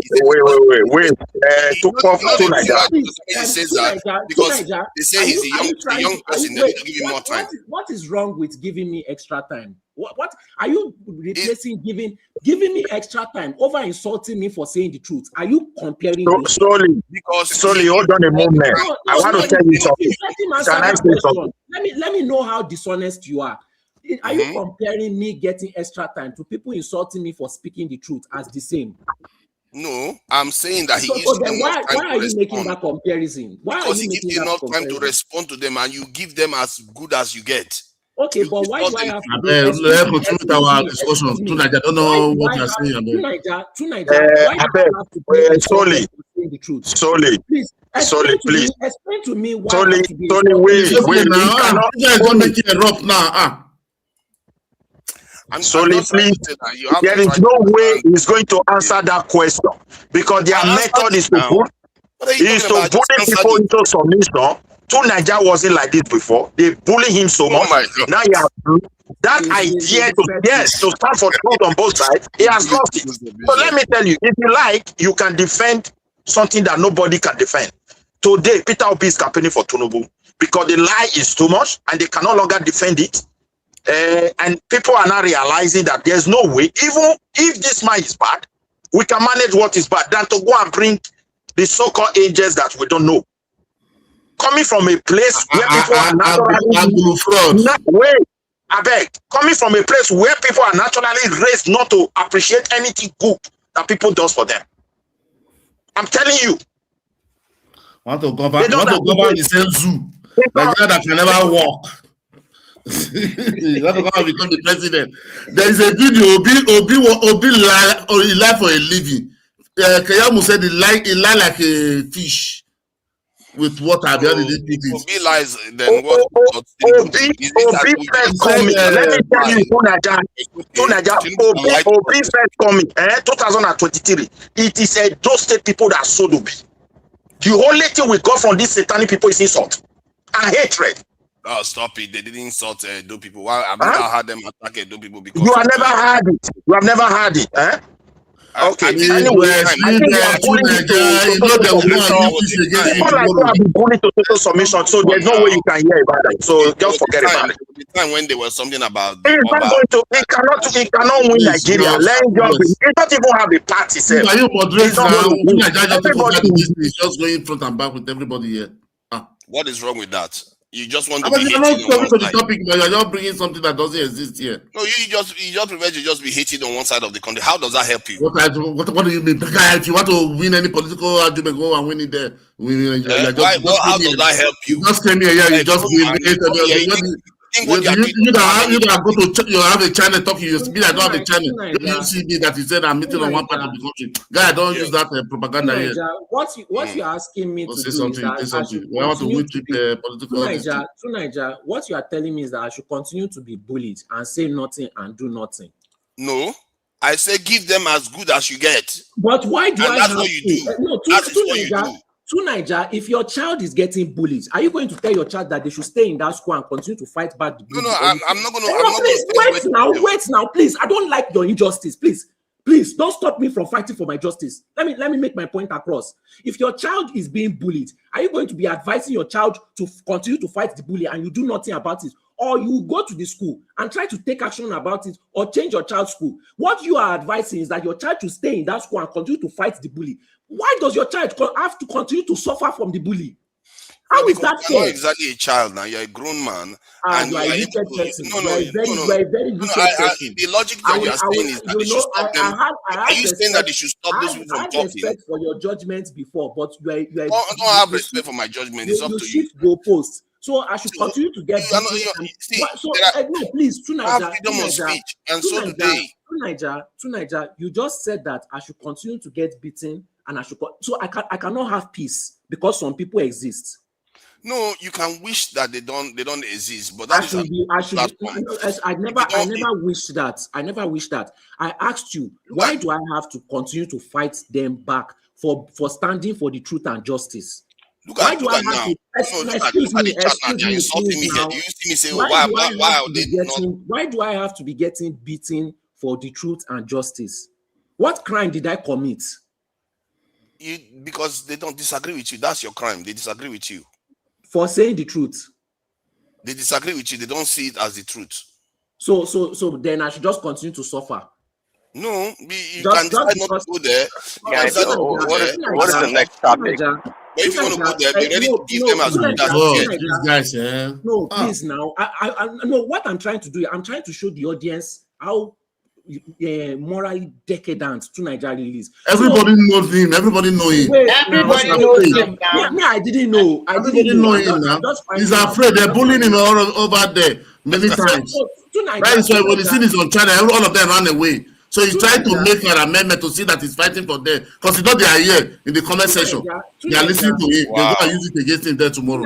I have another example. They don't like me till now. To Niger, I have another even better example. We have Sheikh Gumi. From Sheikh Gumi's perspective, there should be Sharia law. From Boko Haram's perspective, they are right. There should be Sharia law. So should we continue to die in their hands just because they don't agree with us? No. But I should continue to get insulted and beaten because they don't agree with my truth. They are not. You are not killing you. You are not. Hold on. One of them is breaking the law. The other one is not. All right. So me getting freedom of speech. You forget about freedom of speech. You are in a democracy. To Niger, do you know that inciting tribal hatred is a crime in Nigeria? It's supposed to be a crime, and no, it's not supposed to be. It's supposed to be a crime. Excuse me, to Niger, it is a crime. They don't take it seriously. To Niger, please now stop shifting this goalpost. You talked about it being a crime, and I told you what they are doing is a crime, and now you are trying to shift. What is this now? I didn't shift it. You are trying to. You almost did. That was your next move. That was your next move. The problem. That was your next move. How can you be? What is this now? What is this?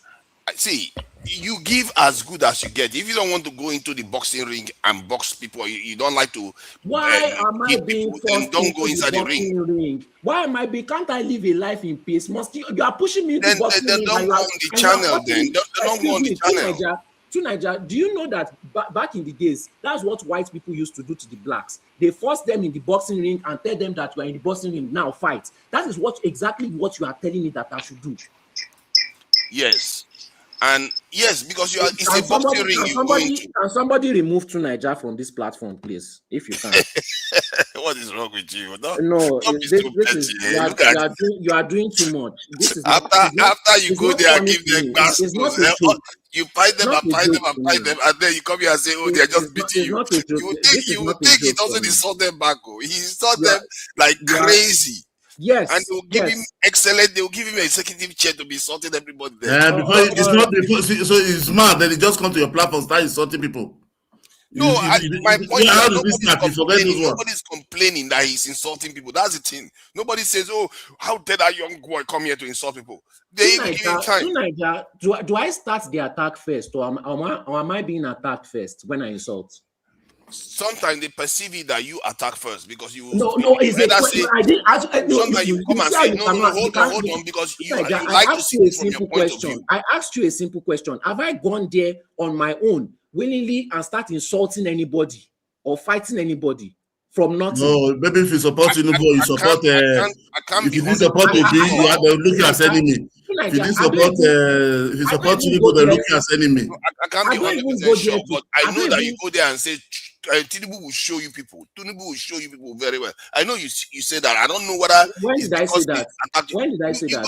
When you are on the platform, you say that now. That Tinubu. Yes, now because that is because if you guys are not voting right, the right people, you are not supporting the right person. That's what he's telling you that now. And what is bad in that? So that's the consequences of your vote. Exactly, but some other person will read it differently. Because that is problem. To Niger, how is it? You cannot think for yourself. How is that a problem? How is it my fault that they are an illiterate? So because they are an illiterate, I should suffer for it.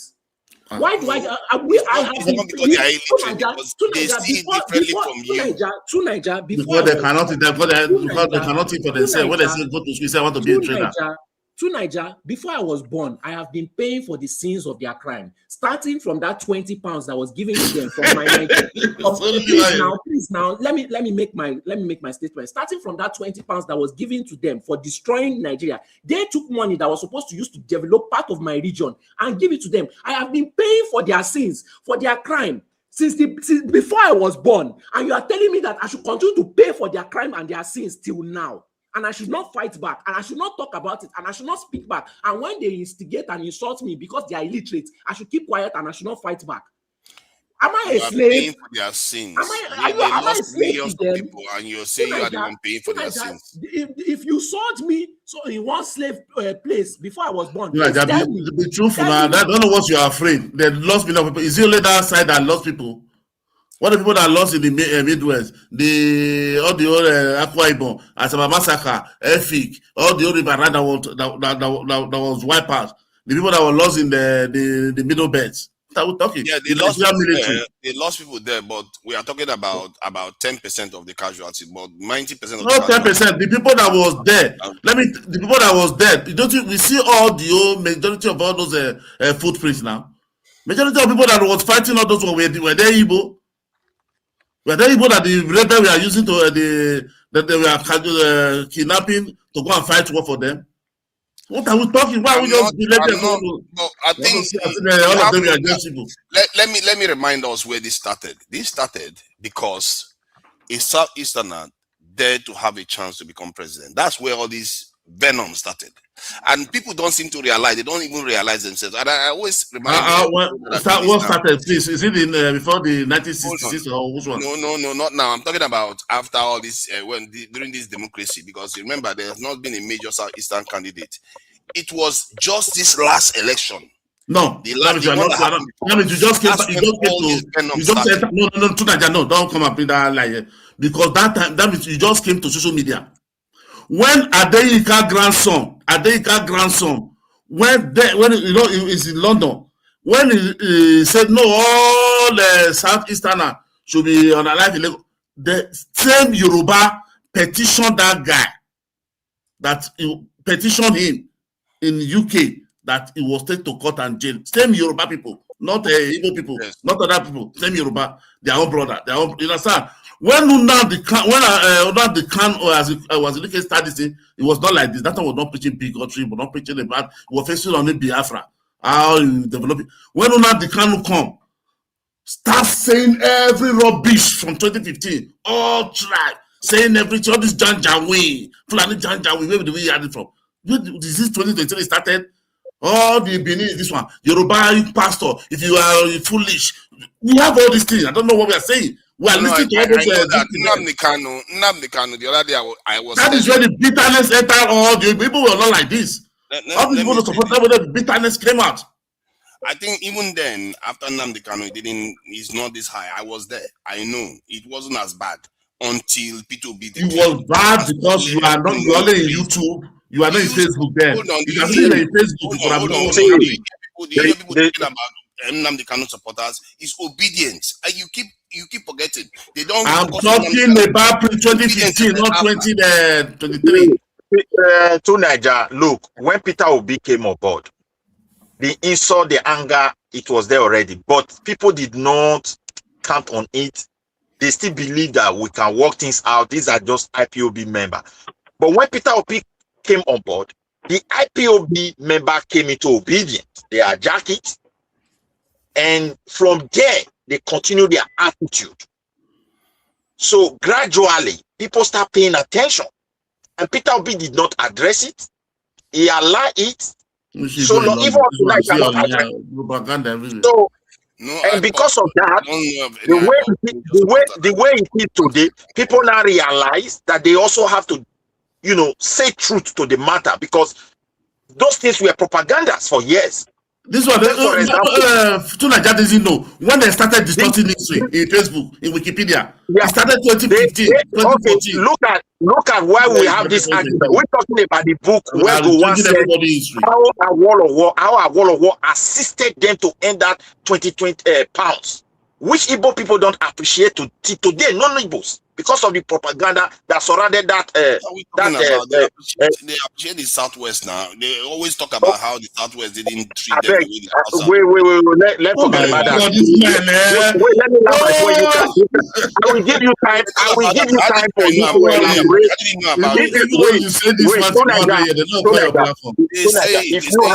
I know that. If you have those that you can talk about, but let me land this point.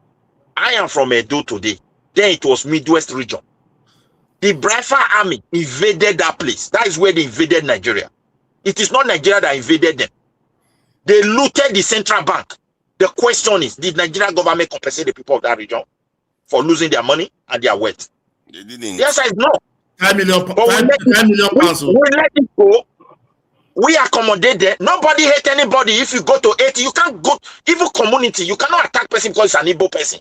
And you expect your people, your business to come and join you. They'll be calling it hate. You can't even say the truth. Nobody treated them. Nobody believe in. Everybody just believe that we are all one.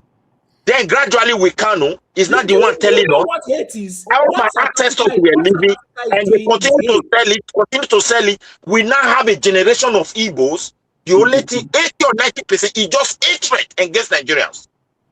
It needs to be addressed. Who we are to rabbi is Igbo. I think sometimes we forget to understand that some people feel highly traumatized by Nigeria. Like I was on the planet. I am traumatized by these. I am traumatized.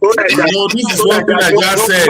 This is what Nigeria said on the again. He said that he committed an offense. That's where the Igbo hate him. Try to rewrite the history now to see as if he's defending, so they will like him back. If somebody to invade your house today for any reason, I don't even know Midwest. I don't know why you are wasting your time. He street guy is an Igbo guy. He will not listen to you people. I don't know. I don't know why. Everybody know. What see? All I'm saying is that they are not. They treat Stoli fairly. That's the point I came to say. They didn't treat him completely. Dr. Dameji treats me fair. The rest treats me like shit. If they can get their hands on me, they will try to find me. Oh no, yeah. I know they will treat you like shit. On the other spot, Dr. Dameji gives you enough time to give them as much as they give you. As a matter of fact, you give them more than they give you on that platform. Every time you show up, it's giving them insult after insult after people insult. that gang up say Tunaja should not be coming to the platform. YouTube that was created by one he said that they should stop Tunaja from coming to that platform. All of them will start with elderly people. Elderly people. I don't YouTube that does not belong to you. They should stop Tunaja from coming to that place. Yeah, they do that. But they didn't get that's a word. That's why I want to get today. You are using that saying their own word. That rhetoric now. You hate people. You hate people. Because I'm not going to let my own feelings cloud my own judgment. Just because they didn't like me doesn't mean I should be hating them too. Oh, but you want to form as if all these things that Solly is saying is lie. That character is not existing. All I'm saying is that he gives them as much as he gets. True Niger, are you a Christian? I'm not. Okay. I wanted to quote a Bible verse. Spare the rod and spoil the child. You have been sparing the rod, and the child has been beating you blue and black, and you have accepted that as your fetish, and you are now trying to preach to us that we should join your cult of getting beaten blue and black too. We don't like your fetish. We don't want to join your cult where you get beaten blue and black. Please stop preaching your I think that is the nature of freedom of speech in any society. You have people that vehemently disagree against you, and you have to allow them to do their own thing, and you do your own thing. And the ones that are more realistic. I don't know freedom of speech that allow people defamation of character. I don't know. Freedom of speech. Even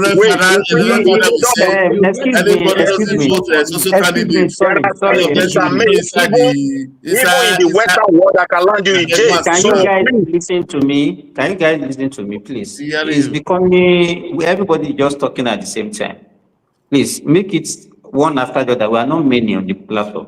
You can structure us now, Simba. This person is that person. Let's leave. You know why? You did not even ask him why did he come on the platform. Anytime he hear people talking about Igbo, he gets bigger. That's why he comes. No, I just came on there. You know what? I think speak to the topic. Gowon. So Gowon said Awolowo is hero to Igbo. Don't allow him to speak. It's a point of view now. It's a point of view. No. Tunaja, stop. You have been talking for a long time. Go and take a glass of water. After 5 minutes, come back, okay? You talk now. Yeah, I've been listening to you for more than 45 No, let's hear your opinion on this topic. We see now, we defend. Okay. It will just take us to another thing now. It will become boring. Security. What is boring again now. We have 20 division now. It's explained that Tinubu is doing your bidding now. Tunaja is torn. It's torn between Edo and also. Which kind of what Edo? Because he put something that look like Edo. I don't think. We don't want him there. We want him in Anambra. I think it's an Igbo man. He's an Igbo man. That is pure now. He's an Igbo man. So they should sue you for using this bronze. If you go to Nigeria, you go and be staying in Asaba. So why are you staying in Asaba, Abuja? No, it's not from Asaba. No, from there you just take just 1 hour enter Abia. To enter Abia with the night. Dr. Damages now. They know where it's from. It's from Agbo. No, it's not from Agbo. It's from Anambra, Abia State. Abia State. Okay, so I thought you were talking about the topic now. What did now go on? Because we don't want you to talk. One said Awolowo is a hero to the Igbo. The history we do not know now. You just be blah blah blah, left and right, north, south, east, west. He doesn't know anything about what I'm asking to talk about. He doesn't know. So let's just. Awolowo is not an enemy of the Igbo. He's just an advocate for the Southwest. But they said Awolowo is the one that doesn't give them to have Biafra now. It's Awolowo that caught food for them. Oh, see this. Oh, boy. Awolowo didn't do anything to them. Come on, Yeah. Awolowo was simply arguing for the interest of the Southwest. I think that is partly why Awolowo didn't rule the country, because he was too regional. He was too focused on the Southwest. If he was more nationalistic, maybe he would have ruled the country. No, So the just politics wait, of wait. that time. No, you should have lived your own region Wait, and been focusing on somewhere else. one that was nationalistic, the one that was nationalistic, was he able to rule the country? Who? No, Because you start promoting Zik now. The Zik that is nationalistic to you people, was he able to rule the country? He was the president, and yes, after the Civil War, clearly they were no longer favored. No, clearly, but Awolowo was different, because at least the Southwest was. Wait, now that is why I say you are not knowledgeable. This same Zik, 9 years after the Civil War, he contested for presidency. So why are you not saying they are not favored? They are not. An Igbo man, 9 years after Civil War, became wait now. An Igbo man became vice president, became Speaker of the House in the same country where they are not accepted. And several Senate presidents. More than I don't know the way you people talk. You are not accepted in the country, and you became number 2 and you became number 4 in the same country where you are not accepted. Yes. Number 3. No, number 3, Senate president. I'm not saying. I think in Nigeria, it doesn't. There are some people may have some issues against Southeasterners, but it doesn't mean that the Southeast that have issues against other people. Hold on. Maybe that is true too, but it's not the reason why they've not become president. That is and true. I always tell them. I always tell them that is not single. You always tell them. The single reason why you are because you're Southeasterner, that's why you're not president. Because after all, the Middle Belt they are not. Many outside people, I don't even think they've even been president under democratic dispensation. So. For them to say, oh, it's because people hate them. No, the fact that they are going to, I think they will produce a president, and there will be a blowback for the same thing that people are saying about. They are saying about the Southwest. Southwest people will be saying it about them when they to produce their own president, because this system, that's how it works. No, but it's not time for Igbo president now. It's not time yet. Maybe not now, but it's going to happen one way or the other. And maybe 100 years time. Kind of politics. You are not nice, Nigerian. It's going to happen. 100 years time. Not this generation. This one will blow the country up now. You know what I told them the other day on Sunday, and I'm okay. Sorry. I want to shut down. Oh no, not yet. No, this one is important. What I'm about to say.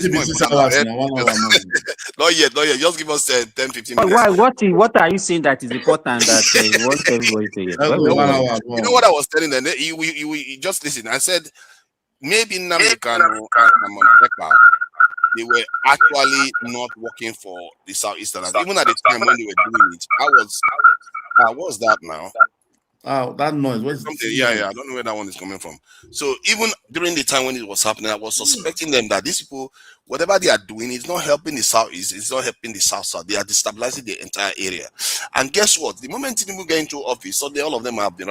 By that time, all of them have been rounded up, and everything is quiet now. So, it's almost as if they were put there to destabilize the entire region. They did.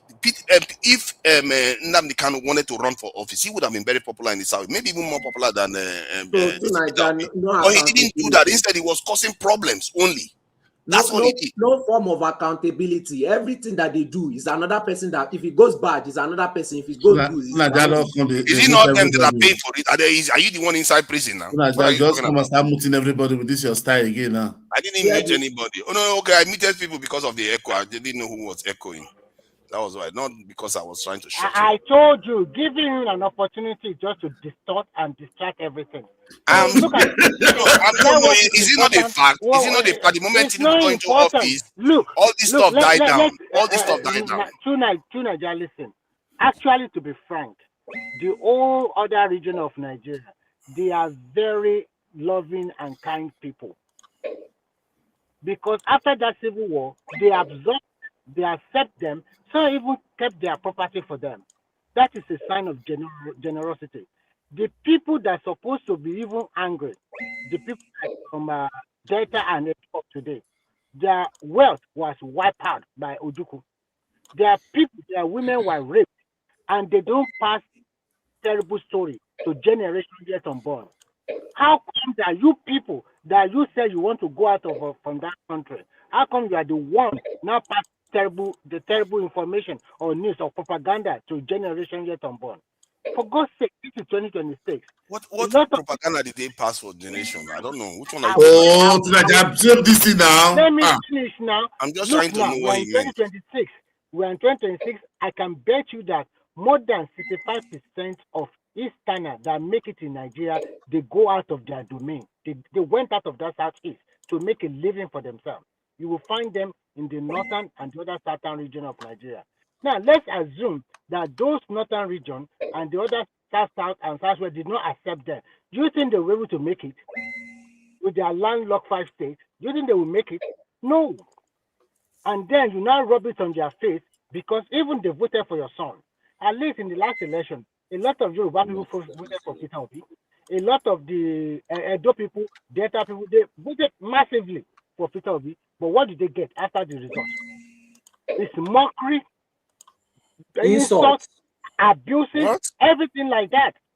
And all our monarch, everything. No, those people know. I don't know why you were just making stuff up. That's not true. You know, tonight. You mean all the people that voted for P2B were insulting them? Come on, don't do that. The region, the states, is don't say that. They didn't know all of them. I am talking from that place now. I'm talking generally.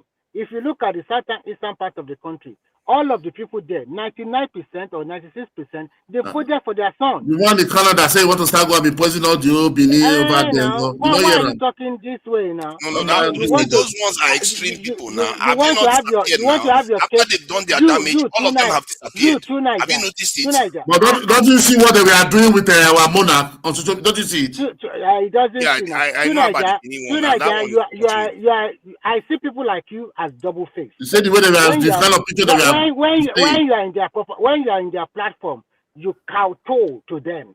And when you now come to this, oh my God. Yes, whatever. Fulani Janja wait for 8 years. Today now, Papa says no more Fulani Janja. It's no more a terrorist.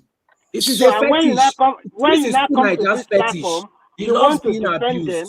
You want to defend them. Allow people to have their freedom of speech. No, that is not allow freedom of speech. You are not a good person. I'm sorry. Freedom of speech. You guys say you want freedom of speech, but you don't like it. The Southeast is gone for many years. You don't want to save yourself. It's Quara that is you are worried about. You don't like to talk about your atrocity. Other people, that is where you come out. Same like Obi. I don't think you are really from Edo Eden. No, hold on. Let me ask you guys some pointed question. How many times have you ever heard that in the Southeast they attack any other group in the Southeast, like mob? They say they go after Hausa people or Yoruba people, or it's South. Should I give you read the tweet? No. 2021, Ohaneze said all Fulani should. They give them 24 hours to leave. How many times have they gone and attacked them? Actually, there are records of that to Niger. When? Give us one now. Give us. Okay, I can check it. I'll bring it. Mr. Simba, please bring Arogiriba up. Okay, let me respond to Niger as well.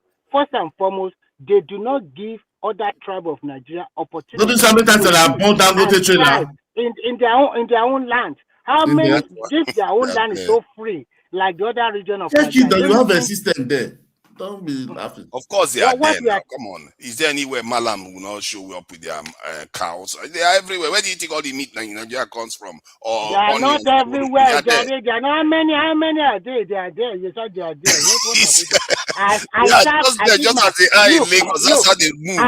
I did my youth service in Enugu. And the place I did my youth service is not very far to Uji local government, which is not very far to Nightmare. If you know Nightmare, please, somebody's in the background, Arogiriba. You say you should bring them up. Okay.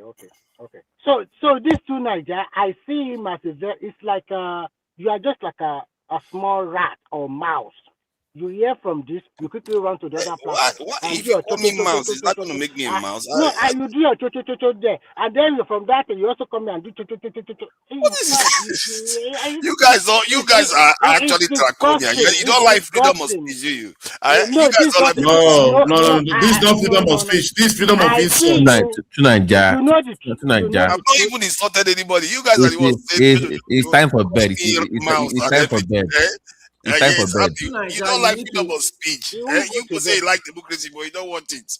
It's time for bed, Omode. It's time for bed. What did I do now? I didn't do anything. All You I need came to go was to to bed share the now. fact of what happened.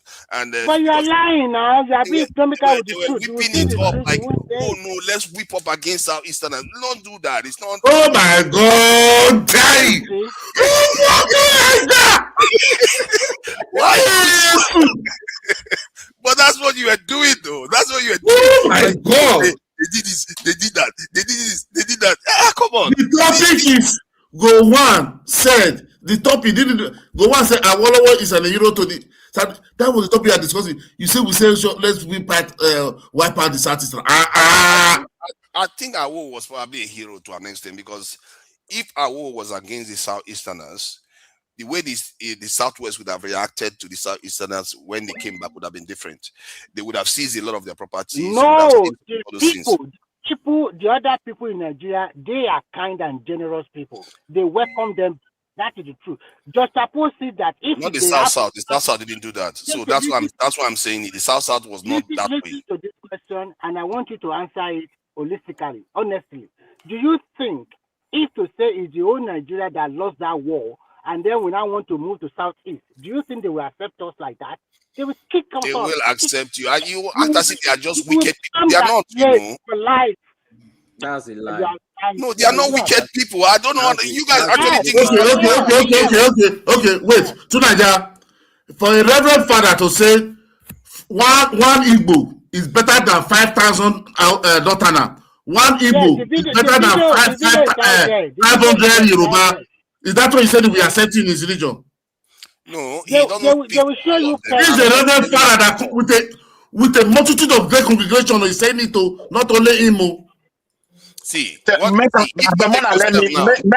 test you know what they are. They are not wicked people. As a matter of fact, most Nigerians are not wicked. Hold on a moment. Do you know that? Let me try to open something before you.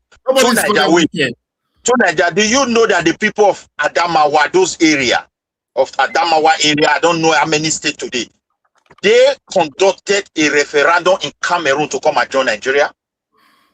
Yeah. Are you aware of that history? Okay. The Abazona people that are today Cameroonians were part of the Eastern region. They voted to abandon Nigeria to join people that they don't understand their language. Think of it very well. How traumatized were those people, the entire people that were with Igbos in the eastern part of Nigeria? They voted and abandoned their region to go and join Cameroon. And the history is clear. We did this because of Igbo. Yes. So, the other party did not Nigeria said no, they will remain. They're not going. Why are they trying to open wounds? That is where Atiku is from. That's what they said Atiku is from. Let me tell you, the whole capital city, 1914, was given to Igbo in Enugu to manage the entire eastern region. Go and look at the tribes that cut across that region from Cameroon. How many of them settled in their capital city? That speaks volume about them. What you turn blind eyes to for many years, they are the one that are trying to make people to really think about them. And when you think about their behavior, the only way we can easily solve our problem, let's go back to regional government and let every region take responsibility for their people. Not this bucanizing, stealing my resources in Edo to go and be paying hours of rep of people of Igbo extraction in the central government. It doesn't make sense. Are you actually saying that most of the money in Nigeria goes to the south? Let us go to regional government. I don't care. We are poor people. Let the poor people crack their brain. Listen, I am from a poor region. I agree with you. But let them crack their brain and take responsibility for their people. That's what I advocate for. Not for somebody who deliberately loaded with toxic attitude from their region, just insulting everybody, provoking everybody, and the government take blind eyes. Must we go into crisis like what they witnessed in the Southeast before the federal government will address it? The answer is no. That's supposed to be so. Mm-hmm. I hear what you are saying. You can advocate for regional. Niger, can you allow the new people to also speak? Because I'm new now. I just came. What are you talking about? I just came. But come on, man. You have been talking. Are you not tired of your mouth? Just go and drink water. Let other people that just come in, let them also speak so that you. Okay, who is that? There's Osa Fulani. There's a Fulani here.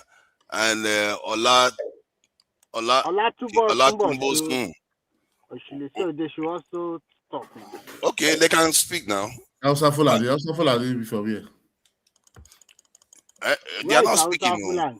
Olatunbo son, I always say Olatunbo son, no Hausa Fulani. I don't know where. Olatunbo, can you unmute your mic and speak out, please, to the topic? No, Father didn't say anything about Gowon. I want to dodge it. No, I'm saying that Gowon. Okay, what Gowon said may actually be true. Because I know that the South because why is that? Because why is it? I don't have why I said it, but the pattern indicates that it makes sense because I know. You know why I said it. Southwestern. What did he say? Okay, why did he say? Why I said it? He said it because the policy of that £20. Awolowo was the financial minister. He is the one that brought that policy for them to implement.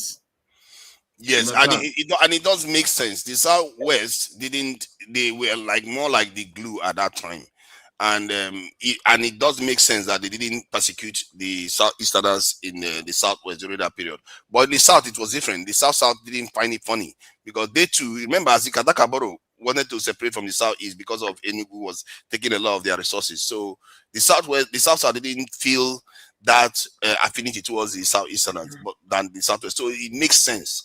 Because if, say, Awolowo was against them, I don't think they would be welcomed towards thank God. You remember me something now, Funaja. At that Kaburu, when they declared for secession, Ojukwu and Agu University, they were in power. Abi? They went there. I know that now. Did anybody compensate them? The Niger Delta? They didn't. Not at the time. Oh, but the Igbo were compensated, and still they are saying Nigeria was against them. You are saying we hate them. It was different though. Theirs was a lot more catastrophic. The Azikadagaboro one was just a kind of insurrection for 2 weeks or so. Then he ended for 12 days. But all is over. All the followers, the pile of them, and the pile of them, kill all of them. Yeah.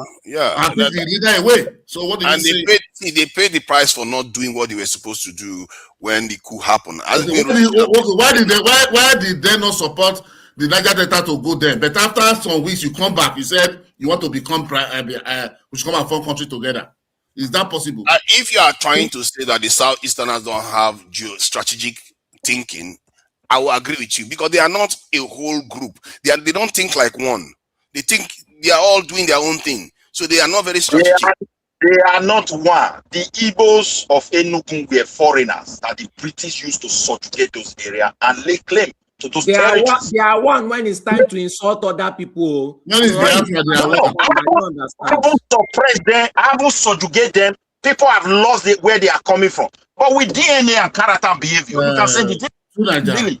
That's just the truth. And that's why they don't want us to really go straight to true history. Everybody must not sit down. Not everybody will sit down. There's a representative. After that representative, they are the decision maker. That will go and make final decision. Those are a few people. So you don't say because they are there. Is it like when they want to say something before they name Nigeria, did they consult you? Are you normal? So do you think they'll come and call everybody one by one, be asking them they want to turn the country name to Nigeria? There's a representative. There's the decision maker that will take decision on behalf of everybody. Well, we should have renamed the country a long time ago. I don't know what is wrong with this. If our leaders can't even rename their country, then they are not even leaders yet. But we are in the Niger area now. What is the so what is leadership that cannot even rename a country? That for me, I really find that a bit offensive. That since people left, they can't still figure out how to rename a country. If anything, no, but they bring Niger company. Is it okay because we rename the country? That's why even if we are to rename, just imagine. After independence, 6 years, these guys led us to civil war, and they blame innocent people for it. All the policy, all the constitution that they have time to rename and to move country forward. When those who actually pay price, they don't even. I don't know how to express that because those who actually pay the price of their bad behavior, the government don't even recognize them. Neither do they bother to compensate them. My people were invaded. It should be in the history of Nigeria. Not like they were on their own. Nigeria come afford them. No. Our treasury was looted completely. To be fair, though, if one was trying to be fair, after the coup and everything, The Northerners, yes, they may have been justified to get crossed, but they killed thousands upon thousands. They should have stopped and said, okay, That we've was done not our bit, see, let's move on. wait. But that was That not what wasn't the happened. first. That wasn't the first time. No. See, to Nigeria, yes, I understand your point, but let's be factual. Let's look it. If Angui Rossi could have prosecuted those coup plotters, and it doesn't take over power, as an when they say something is already having an ethnic coloration, you understand? As soon as you leave those people there, that is where the problem come. Yeah, that's the That is biggest where the problem come. You leave these people, you pay Wait, them, so and you not take over power. Who say, that's where people start digesting it. Who die here? Wait, the same Northern leader put themselves together and approach Agbo Ironsi directly to talk with him over this issue. What exactly is going on here? They want the explanation. He refused to do it for them because I don't understand why that was a catastrophic mistake. You see how one event like that can cause so much problems. I don't know. You see, this is why when we are doing things today, you have to be careful because some of the things you are doing have ramifications in the future. That's what Agbo Ironsi didn't see. He didn't know. Are we not in that? Go back to Nigeria before Kanu. Nigerians don't talk down on themselves like this. Before Kanu emerges, I'm telling you. Every region had their own ambassador. What kind of the way they created the country was so stupid? Actually, every region had their own ambassador. What kind of you are setting the country up to fight? There is nothing that wrongs with that. You govern people just because of whom. How can you have your own ambassador all over the world? They set us up to fail. Hold on a moment. Wait. Sometimes we made a lot of mistakes. There are countries in the world, before you even leave, you are a citizen. Before you leave to another region, you must first of all let the government know what you want to go and do there. Have you heard of it? The same country, the same citizen. Yes, you don't just move anyhow. Around the country for security reasons. But Yes, you have I am giving you an example because why? Those who allow us to have those houses, not even like embassy, because one, communication was a problem. It's not everybody that was fluent in English. Sometimes when you find yourself, you want to express yourself, you find it difficult. And to feel at home, they were doing it. And even the British who allowed it did not even see us as one. That's why they create regions for us and gave those regional prime minister powers to really actually manage their people. And it worked well for them. And that's what we got from them. Until these guys, they were aiming at how to put us together and be the one that we rule. Look at the mentality of the Braifa today. The one they are still agitating. It's how everybody will come under there and they will be ruler. Let's look at mentality of people. No, so at the end of it all, you want me to be part of those kind of group and expect peace to reign? I think we are all part of each other now. We don't have a choice. See, we are Nigerians. Everybody is in. Everybody, if you check your blood now, they'll find out you are Yoruba, you are this, you are that. Yeah, we are already part of each other. So we have, just have to make our peace with it. Wait, if I'm a Yoruba DNA, Edo is good for me. I stay in Edo.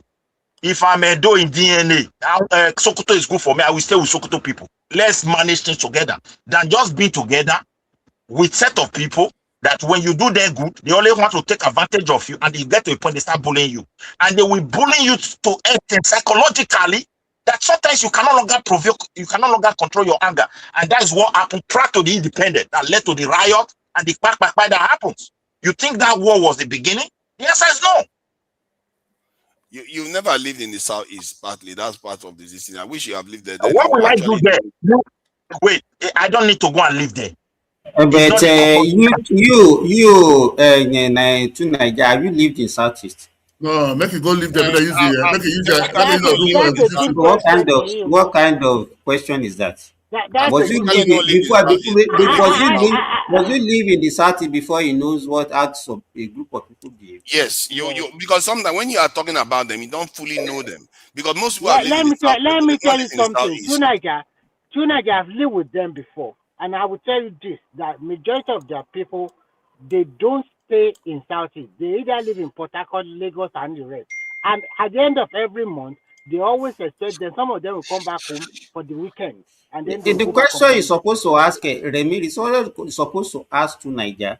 If you do a survey of Nigeria now, where do you think, in which region do you think you will see less non-indigenous people?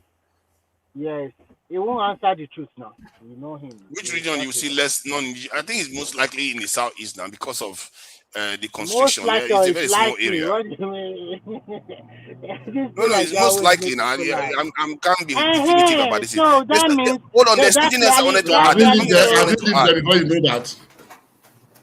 Yeah. There's that something else I clearly wanted to shows add. that I know I've lived in the south, where in the south, like in River State, they have a lot of southeasterners, so quite a lot of them there. And so, to an so extent, you know that them. clearly shows that the rest of Nigerians are very hospitable. They are very welcoming So people. They are very, very why hospitable. wait And you're now that's why they are very hospitable the too. issue is this No, when you nobody say should say. because Igbo should to not be saying people hate Naija them. That is what I don't like. Igbo should not be Naija saying people people other no Nigerians hate them. forget about it. It is a form of gaslighting it's and like manipulation. Once you start wait saying the now truth now, if they'll I've start been saying talking that let you me hate talk. them. Wait now they talk from both sides of their mouth, you understand. The Nigerians eat them, but they are the ones that you find everywhere in Nigeria thriving, but Nigerians eat them, you No, they understand. They say are the one. that they are thriving because they are That's a fair smarter than comment. you. I always And they remind work them. Then we harder than open you. platform and talk about other tribe for good days. When you bring anything that happened in their region, they'll say you hate them. If you talk about Obi, you hate Igbo. How talking about Obi become the old No, Igbo? how can you even say Nigeria hates you? Meanwhile, you are the one that live everywhere in Nigeria, Everywhere. and you are You leave my accommodated. house, I rent house for you. People let are me marrying share. you at the marriage. Heart, let me just share something. I think you have to understand part of this is also a form of trauma, and people, it's hard to relate to that you are in part of a country that inflicted more than 2 million deaths on your own people. You guys, you have to try to picture from their point of view. You I was know, on the I panel. don't even know where. Wait now, wait. Are these children of 30 years, did Where they are even you go to getting? war? Where are you getting that Let me statistics finish what from? I'm Where saying are you now. getting that No. Let's say it's 1 These million. children, Let's did say they it's even 1 million. witness it? But let me give you an example of what I'm talking about. I was on a panel with Igbo Basic. This is an elderly man, maybe in the 70s going to 80s. And during that previous election, when they were campaigning, there was a new live stream. Then they were talking about news that's coming, breaking news that's coming, that some Southeasterners were attacked in Lagos. This man broke down in tears. This is an old man. He broke down in tears.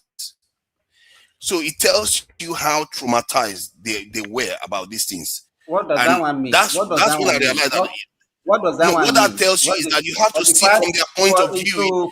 Most of them wait are now, really. wait.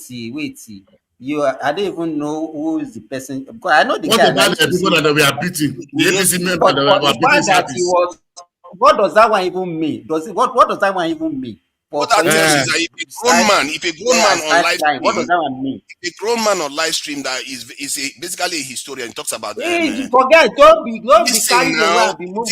Don't do that. He Let me talks tell about you, if you don't know, let me tell So you, election, they beat this somebody in victim election. mentality. Naija, wait now, let That's me what tell that you means. this. I'm trying to All let you know. this victim mentality, was even, no, don't tell me it was even, they have mentality been is a doing it fact before. of the way they Wait, feel.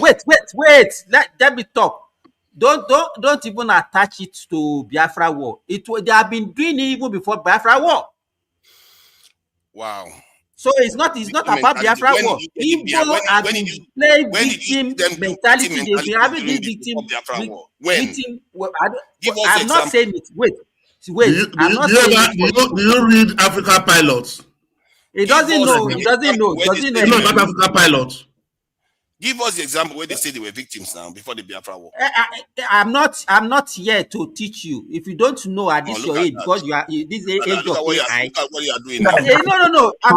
I'm saying it for people that knows. I'm not trying to lecture you. So Naija, make I educate you small. Wait, Naija. Before we got independent, there was a riot in Kano that claimed a lot of people, and it was a tribal riot. Go and read your history very well. As a result of this thing, talking down on people's culture, like what is going on in everywhere in Nigeria today, particularly Lagos, led to that crisis. Before we got independent, I have a question. Do you think I hate Igbos? I don't know. I'm not in your heart. No, they will think to tell you what Sadana Sokoto said, but they will not tell you what Azikiwe said, though. They will say, look at what Sadana said, it was a tribal. But what did that man say? It's my region. Everybody's on the region. So I will leave my own people and give you that came from another region job first. No. It's just like not in UK. The Northern Ireland, they will give their citizens before any other person, no matter what. As far back as 1944, let me tell you what the plan, their plan, they have an agenda of 20 years agenda. And that agenda from 1944 to 1964, they said they have that 20 years agenda that they are going to dominate the whole Nigeria. And that was the reason why. Yes, now Onyema was the one that was the one leading the agenda. You know what Dina did in 1964? That same 1964, Zik started asking questions that who's in charge of the army? If you remember, Nigerian man, who is the commander in chief of Nigerian Armed Forces? That thing became an issue because that was when they were even planning. That was when in fact, the first coup that they are planning was in that 1964, and they have to go and ask the what's his name of this military, this British military man, or that was the head of the military that time. That was the head that left that hand over to Mamala. Yes. So he thought he was the commander in chief because Ojukwu and the rest, because they are the one in the official cadre of Nigerian army. They were already planning on how they are going to now materialize. Was making a full army itself. I think the Southeasterners are not very strategic because they are not generally organized. No. Say this one that we are telling you. You understand? There are books and there are facts about it. He want to sweep it up. Didn't want to.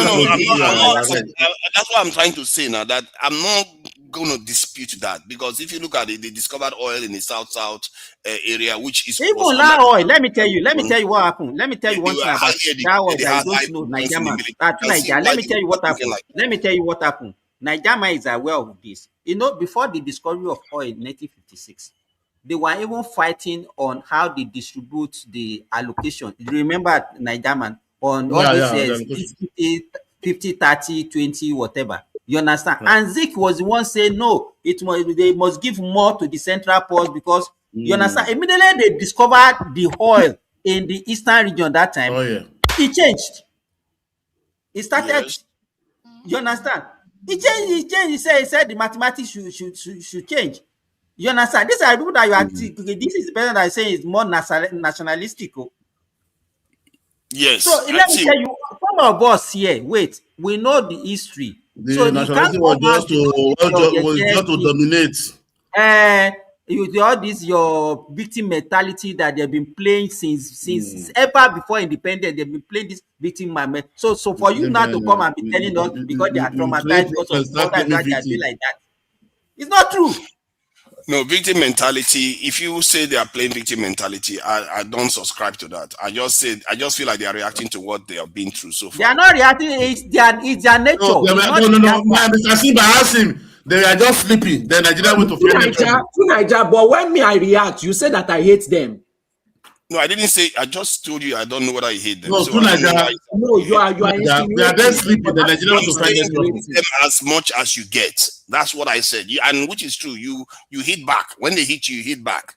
So I don't see anything wrong with that. That's freedom of speech. I see something wrong with it because why are you bullying me? For no reason. But you bully them too. No, he said, why did they start first? That is the problem. You're not getting it. Yeah, he doesn't like them starting. They don't go and start talking about Jagaban there. That you love Jagaban. No, you say freedom of speech now. Send you to Nigeria. You are not censoring on what to say. But are you not the same person that spoke about freedom of speech? But I should when they come at you, don't be surprised. You know, people are not always very fair. People call me mouse here just now. They call me all kinds of things. That's what they do when they are having their freedom of speech because they want to get to you. So that is what they did to you too. And you give them, and you two go on to give them as much as they give you. So I think it's fair, isn't it? So I don't see anything wrong with that. It's not fair. I don't want bullies in the society. You are pushing for a society. Sorry, my brother. How are you? Lawlessness. That is what you are pushing for. Lawlessness. Unfortunately, there's always going to be somebody that will say harsh things. Please, to Niger, this kind of attitude is having an effect on us. Now, everybody is avoiding us. Nobody wants to give us visa because of all this lawless behavior that you are continuing to push for. Now you have talked on it. Sorry, my brother. Sorry, my brother. How are you? Good morning. For a civilized society, you are pushing for one where everybody is just Two Naija, oh, born with me. Show everybody. Everybody, two Naija, you fear. Now me, now to the bar. Sorry, good morning. Sorry, you've been doing well. Don't let me take a break. Let me come in. Two Naija, now me. Now me get the medicine for your place, and I don't land. Hey, my bro, I agree to. I agree to now. Hello. About Tokwe. Now, Tinaja, you are saying that some people are traumatized. What do you want the people in Calabar to say? If you conclude that some people are truly traumatized and their trauma is causing them to react, people in Calabar, people in Delta, the people in Edo was a first place. Hey, Edo was the first place to come under massive attack. You know, they look, you know, the way they portray that civil war, as if that civil war was only against the Igbo. That is the narrative. Can you tell me the first place? Can you tell me the first place? Tonight, can you please tell me where was the first place where there was actually incidents of violence that led to a full-blown war, civil war in Nigeria? Can you tell me? I'm not sure which one you're referring to. Of course, you're never sure. It was in Edo State. The Biafran army invaded Edo, headed towards Owo, en route to Lagos. At the same time, they circled the wall of rivers. Do you even know the events of the Civil War? Do you know how the Nigerian army were able to actually, even the Nigerian Navy, the Nigerian Navy was born as a consequence of the Civil War. Before that, the Nigerian Navy was just a fleeting number of ships, 3, 4 ships? Yeah. So you are telling me that some people are traumatized. The whole of Nigeria is traumatized as a consequence of the actions of He doesn't know. He's pretending. You don't know the incident of the Civil War. You don't know what led to what in the Civil War. This individuals invaded Edo. Nigeria is not reading any book about Civil War. Do the women anyhow. Let me tell you this. Tonight, let me tell you this. These people invaded Edo without any warning. There was no militants. There was nothing that the people did to them. They invaded Edo first. They did the women anyhow. They looted their treasury. They invaded the Midwest, not Edo. Midwest. Oh well, Edo in particular. Sorry, Benin in particular. It's not Edo in particular. They entered through Asaba. Asaba is not part of Edo. Yeah, but I will come to Asaba as well in a second. But I'm talking about the Midwest because that was where they looted the treasury and they were very particular about the game. Now, Asaba had a massacre twice. The biggest massacre that happened in the Civil War happened in Asaba. Twice. Yes. The Biafran army went to Asaba. They beat all their people anyhow. They took on the young boys, first fight on the young men in Asaba. Because at the time there was already an influx of Igbo people in Asaba. So they were doing this Asaba, Igbo Asaba, non-Igbo Asaba. They beat all the non-Igbo people in Asaba. Let's not overdo it. This is not, we're not overdoing anything. This is a matter of fact because people want to be emotional. Wait, you will let me land. This is a fact of history. You can go and contest it. Anybody that want to contest that fact can contest it right here, right now. They did all they wanted to do to the young men and the young women and the old women in Asaba. Five people massacred there. What happened? When the Nigerian army came there, the Nigerian army knew that there was sabotage there. So what did the Nigerian army do? They overreacted. They fight several people. What are you talking about? Are you telling me that some people in some eastern places, in the southeast, that Buhari had the audacity to call a dot in the middle, will be saying that they are the most traumatized? Look at Calabar. There's a place in Akwa Ibom and there's a place in Calabar today. They celebrate every single day. Every single year they have a day that they celebrate that the Nigerian army came to liberate them from the Biafran soldiers. In 2026, they are still celebrating it. Go and find out. I don't even know why are those people celebrating? Why are they celebrating their freedom from the Biafran army if they weren't traumatized? If it wasn't such an important thing to them, why are they celebrating their freedom from the Biafran army? The day that the Nigerian army came to their town and their cities to liberate them from Biafran army, they celebrate it today. It's an important holiday day for them in that state.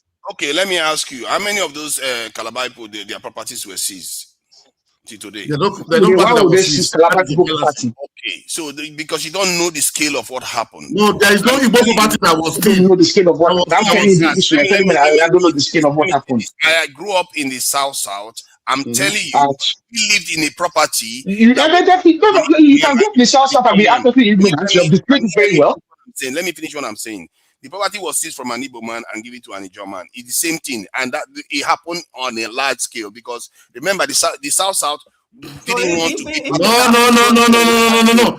See, let me tell you. The reaction, let me tell you this. The reaction of the South Southerners, During that Biafra of the war, South Southerners. let me clear it there. Let me clear to Nigeria then. The rebel leader, that is the rebels, that is the Biafra army. You understand? They are taking over all those property, killing all those people. That's why Ikwere have issue with them tomorrow. Buying them, renaming their streets. They also took properties from them. I'm telling you, when they came back, all of their properties that when they retrieve back, it's not that an Igbo property. All those places, they were naming all those streets. I believe they have already owned those places. No, it was. Like that. This is a fact of issue. To own the properties, even during that. Oh my God! Can you You have been talking since now. You're not shouting, "Oh my God!" Which God is shouting to talk and you guys? Let me ask you, Tunaija, hold on. I know. Tunaija, you don't know their ignorance. You definitely don't know. You just demonstrated properties. Wait now. Let's assume that Igbo properties were seized from them in Rivers State. Is Rivers State the whole country? How many of them are in Rivers compared to the other part of the country? My point is that the same. No, because you said it was on a large scale. All the other regions of wait now. On a large scale. That's what you said. He said it was on a large scale. That Calabar that he was talking about. The Calabar people took properties from the. It's not true. It's not true. Even there is all other regions of Nigeria. They return their property back to them. I don't know why you want to be justifying this victim mentality. I am trying to shed light on it. I'm not because how can you see this is what I don't empathize. Hold on, let me finish. You have to empathize with people. You can't pretend as if you don't understand that if you are part of a family and that family you are biased with this. That same family, your empathy is too biased. So much debt on your own children. You're not going to feel like you are part of that family. Look at people. Let me correct you there. Your empathy only goes wrong. They are so propaganda. No, I'm not saying excuse them. Like I told them. Hold on a little bit. Hold on a little bit. They are not president. You hold on a little bit. But you have to understand that the way Midwest, just hold on for him. Hold on for him. Oh, yeah. Let me finish what I'm saying. The way they feel things is different from the way you feel things. The way Boko Haram feels is different from the way. Sorry, stop that. Stop. We give Boko Haram all the leverage. Let's do it one at a time. Should we give Sheikh Gumi all the leverage? Sorry, hold on now. Sheikh Gumi didn't go to a civil war that resulted in over 1 million deaths. Oh, okay. So we have to go to civil war. When you look at it from that scale, they lost and they suffered a lot of consequences for it. But to pretend they did not suffer any consequences. They were given 20 pounds from what is supposed to go into my development in my area. Tunaija, do you know what equivalent that 20 pounds? What is Tunaija, don't say 20 pounds like that because 20 pounds at that time was equivalent of more than 2 months' wages. That 20 pounds is equivalent today. It's almost 800,000. Okay, let me say this. Please. That was around 39,000. Naija man, hold on now. Where is the thing? Because the people are listening to us. Everybody just talking blah blah blah blah. Let us have another. Midwest, put your question to Naija. To Naija. After you, wait. Let me stop. Wait, Midwest. Wait now. You will talk after to Naija. Solly. Then after Solly, Naija man. Go ahead, Midwest. Okay. Yeah, Tunaija, look at it. They've been selling propaganda for years. The question should be, after the Civil War, haven't managed capital city throughout 45 years in the entire southeastern part of Nigeria? And prior to the Civil War, how many Calabar people were having houses? in that very particular Enugu. How many Ijaw men were having houses there? How many all those people, Calabar people, were having houses in it? Should be the question. Because the southeastern The whole area capital of a region, the other tribe could not even have a house. Why do you think they themselves travel out all the You time? They don't have have to that land. digest. Look, for you to understand the people you are trying to defend, you have to digest the kind of people they have. I'm not defending them. I'm just telling you the truth. I'm not here trying to just defend No, them. a Calabar man was not having property in Enugu, his own capital city. At least as I see it anyway.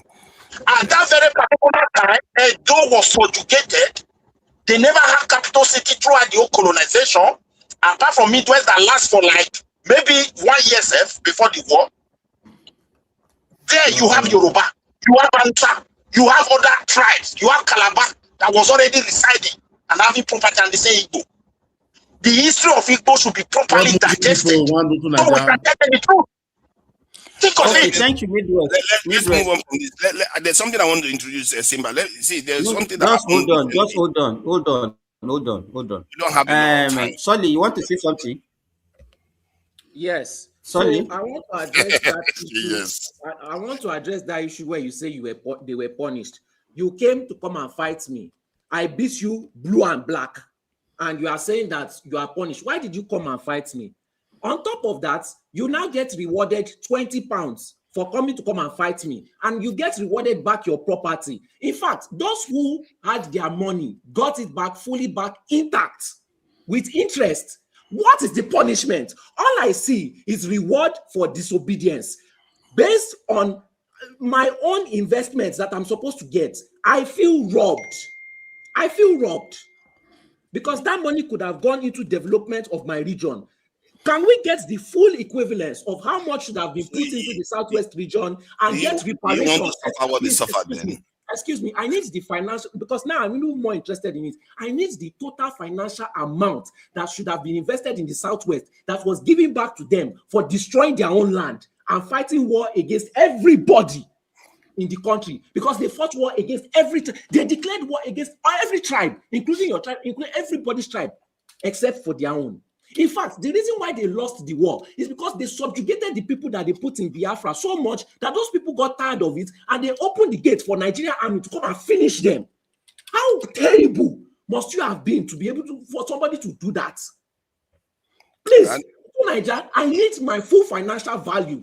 Please, I need my reparations. We need to file a civil or a legal case to get that money back, one way or the other. Because you cannot be rewarding people for disobedience. If not, I'll go and start my own Boko Haram. If that's let's see how it ends for you. See, how can you wish the kind of stuff? We are talking about 1 million deaths, and you are acting as if nothing. Did I send anybody message? Wow. Why should I pay for it? It's all right. You put your hand in fire and you are telling me that I should be punished. It's for hard it. for you to understand. It's okay. Okay. Thank you, Solly. Hey, you don't need to respond. You don't need to respond. It's my turn. No, it's my turn. Wait. You don't need to respond, please. Get this point across. You are not a guest speaker here, so you don't need to respond. Niger man. Sorry, Niger man. Please, just 30 seconds. Niger, it is not that it is hard for me to understand. Let somebody else go. I'm coming. It is that I don't have to be forced to understand. I understand, but you cannot force me to accept it. What you are trying to do is you are trying to bully me into accepting it. You are trying to No. I'm just sharing. I'm not trying to I fully understand, but I don't want to pay the price for your I don't want to be taking the consequences and paying the price for your actions, because I know that you are going to do it again. I cannot be rewarding my girlfriend for cheating.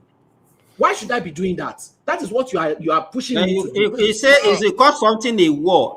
Then after you lost a war and you want to be compensated for losing war. No, not the compensation. I'm just trying to say, because they lost the war, they were traumatized by it too. So that's all I'm saying. Niger, I'm traumatized by the amount of money removed from my region to pay them back. You are not serious. Yes, I need to there's objective traumatized. There's objective trauma. My karma is invalid. The next voice now is Remy, please. To Niger, you are saying my karma is invalid. Okay, you have Gen Z trauma. to Niger, sorry.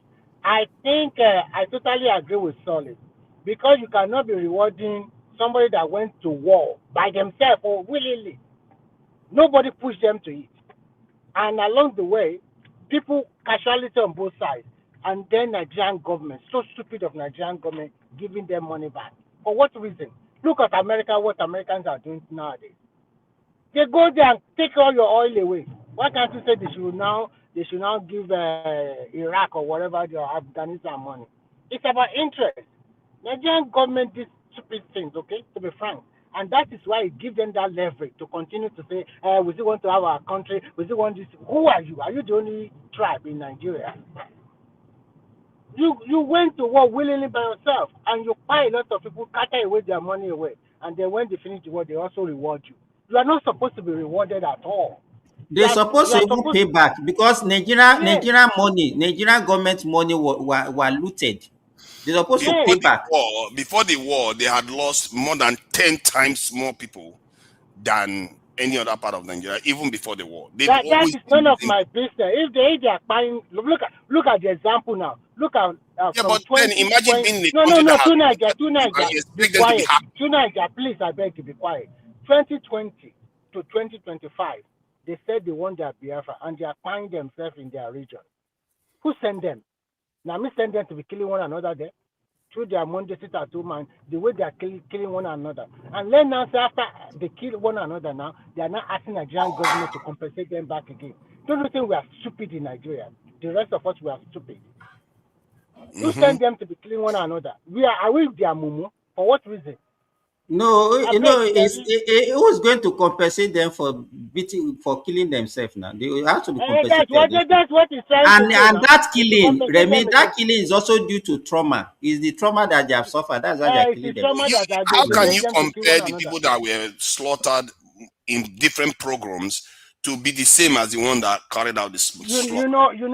Simba, can I say this, Simba? Please, Mr. Remy, please. No, I get Mr. Sakini, so I'm going to come there. Mr. Simba, they have been compensated for what they have done in the last several years in the Southeast because why did Tinubu give them Southeast Development Commission? Remember that the first Northeast Development Commission, and then Tinubu did South Development, and it was only after the others complained that they now did Southwest as well. Arrow. We don't need to because they don't even deserve any compensation. So why we should not even be discussing about compensation? Because this compensation, the compensation that they are getting is actually what is actually enabling them more to demand for more. But they've got another compensation, Mr. Simba. So what is happening to the compensation if that's not compensation? What is that? I'm not saying it's not compensation. You don't understand my point. The compensation that they are getting is what is actually enabling them to be requesting for more. They don't deserve anyone. And you guys, you have forgotten one thing. Before they started killing themselves in the Southeast, remember they started killing Nigerian policemen, Nigerian army and soldiers. That is the first thing they did. They started killing other Nigerians. You remember that former secretary of PDP that came all the way from the north? They buy him in there. They buy a lot of Nigerian people before they started turning around and killing one another. All those people. You are forgetting when they used to stop all those trailers and anybody that they find that their attitude is bad. They were canvassing for IPOP, and when they did not get it, they now quickly shift. They want Obi to be the president. When Obi did not get it, they now started attacking Yoruba. That is what they did against Buhari for 8 years. Okay. Now at 6 hour mark, just hold on. Please, to Niger, I will talk. At 6 hour mark, I'm going to shut down. So anybody that wanted to come and join, I'll put the link there. 6 hours mark, I will shut down. A minute, 10 minutes. I wanted to introduce this topic. I think this is very, very important. Let me conclude. Before they shut down now, you are going to go backstage and talk about it. It's me. I have the floor. I do not give you. Have the floor. Finish. 1 minute, 2 minutes. I don't give you 1 minute because I know you very well. 1 minute, 3 minutes. I don't give you 1 minute. Actually, sometimes I pity people like True Niger who cannot place where they are. And when you are two-faced like this, at the end of the day, you'll be battered on both sides. And when a war starts in Nigeria, And the problem with people him that now, he doesn't believe in. If you don't believe in something, you fall for everything. That is his problem. yes, It's not your problem. exactly. So it's not battered in both sides. When at the end of the day, nobody will trust you, unfortunately. So, but what I see in Nigeria is that whether we like it or not, one day we are going to face one another and tell ourselves the naked truth. And the naked truth is that every region must bear character. Every region should take care of themselves before allowing other people. Because unless we are just deceiving ourselves. That is the truth. We don't really love one another. And there is that mistrust among ourselves. That is the truth. Actually, look at this dispensation now. If the South people are playing their policies very well, in 2039 now, and you are talking about the presidency again, who do you think Nigerians will pick? Look at the way Obi is doing. Obi is so selfish and greedy that if I cannot get it, then no Igbo man will get it in the future. You are looking at all these utterances and the way he was playing his politics. It's going to affect them in the future. And when they don't pick them at that time, people start saying, they don't love Igbo. They don't do this. They don't do that. Okay, I will stop there so that I don't give if the Igbos were smart, I would expect them to prepare somebody like Alex Oti for that presidential role. You know, positioning. No. They should prepare person like Soludo. That Alex Oti, no, that one is just don't believe in their propaganda. They were telling you, no, that's a lie. Okay, that guy is a I feel like it would be easier for them to market somebody like Alex Oti than Soludo. Soludo is too harsh. No. I think it should be easier for them to market people like Soludo. I think they should prepare anybody for their region. Let them have their own space and govern with whosoever that is on there, so that they can really show their own championess of how to do things. Because Igbo has never managed a space that accommodates other ethnic nationality. No single Igbo person.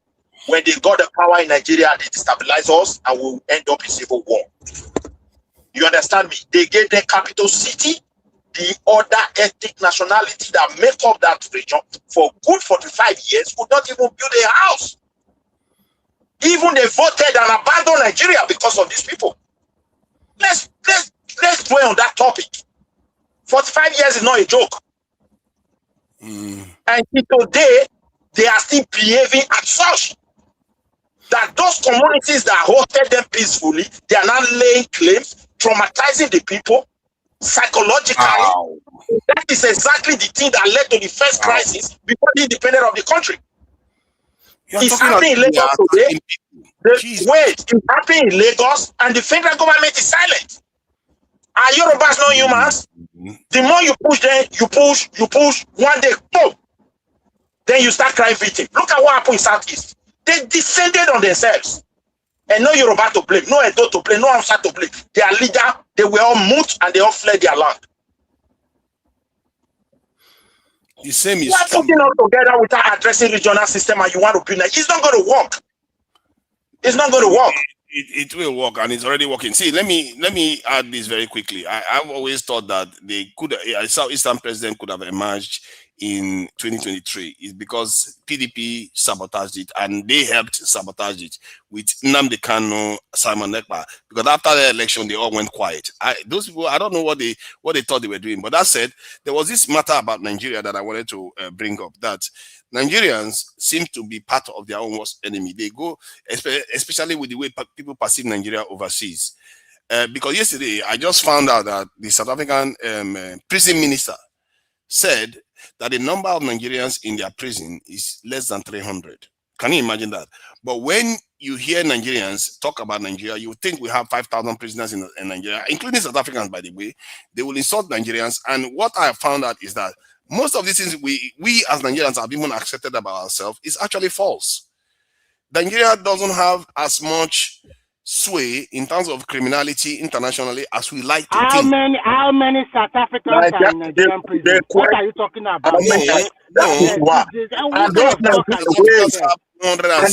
Nigerians that are there, how many are Igbo? Those are two questions we should talk about.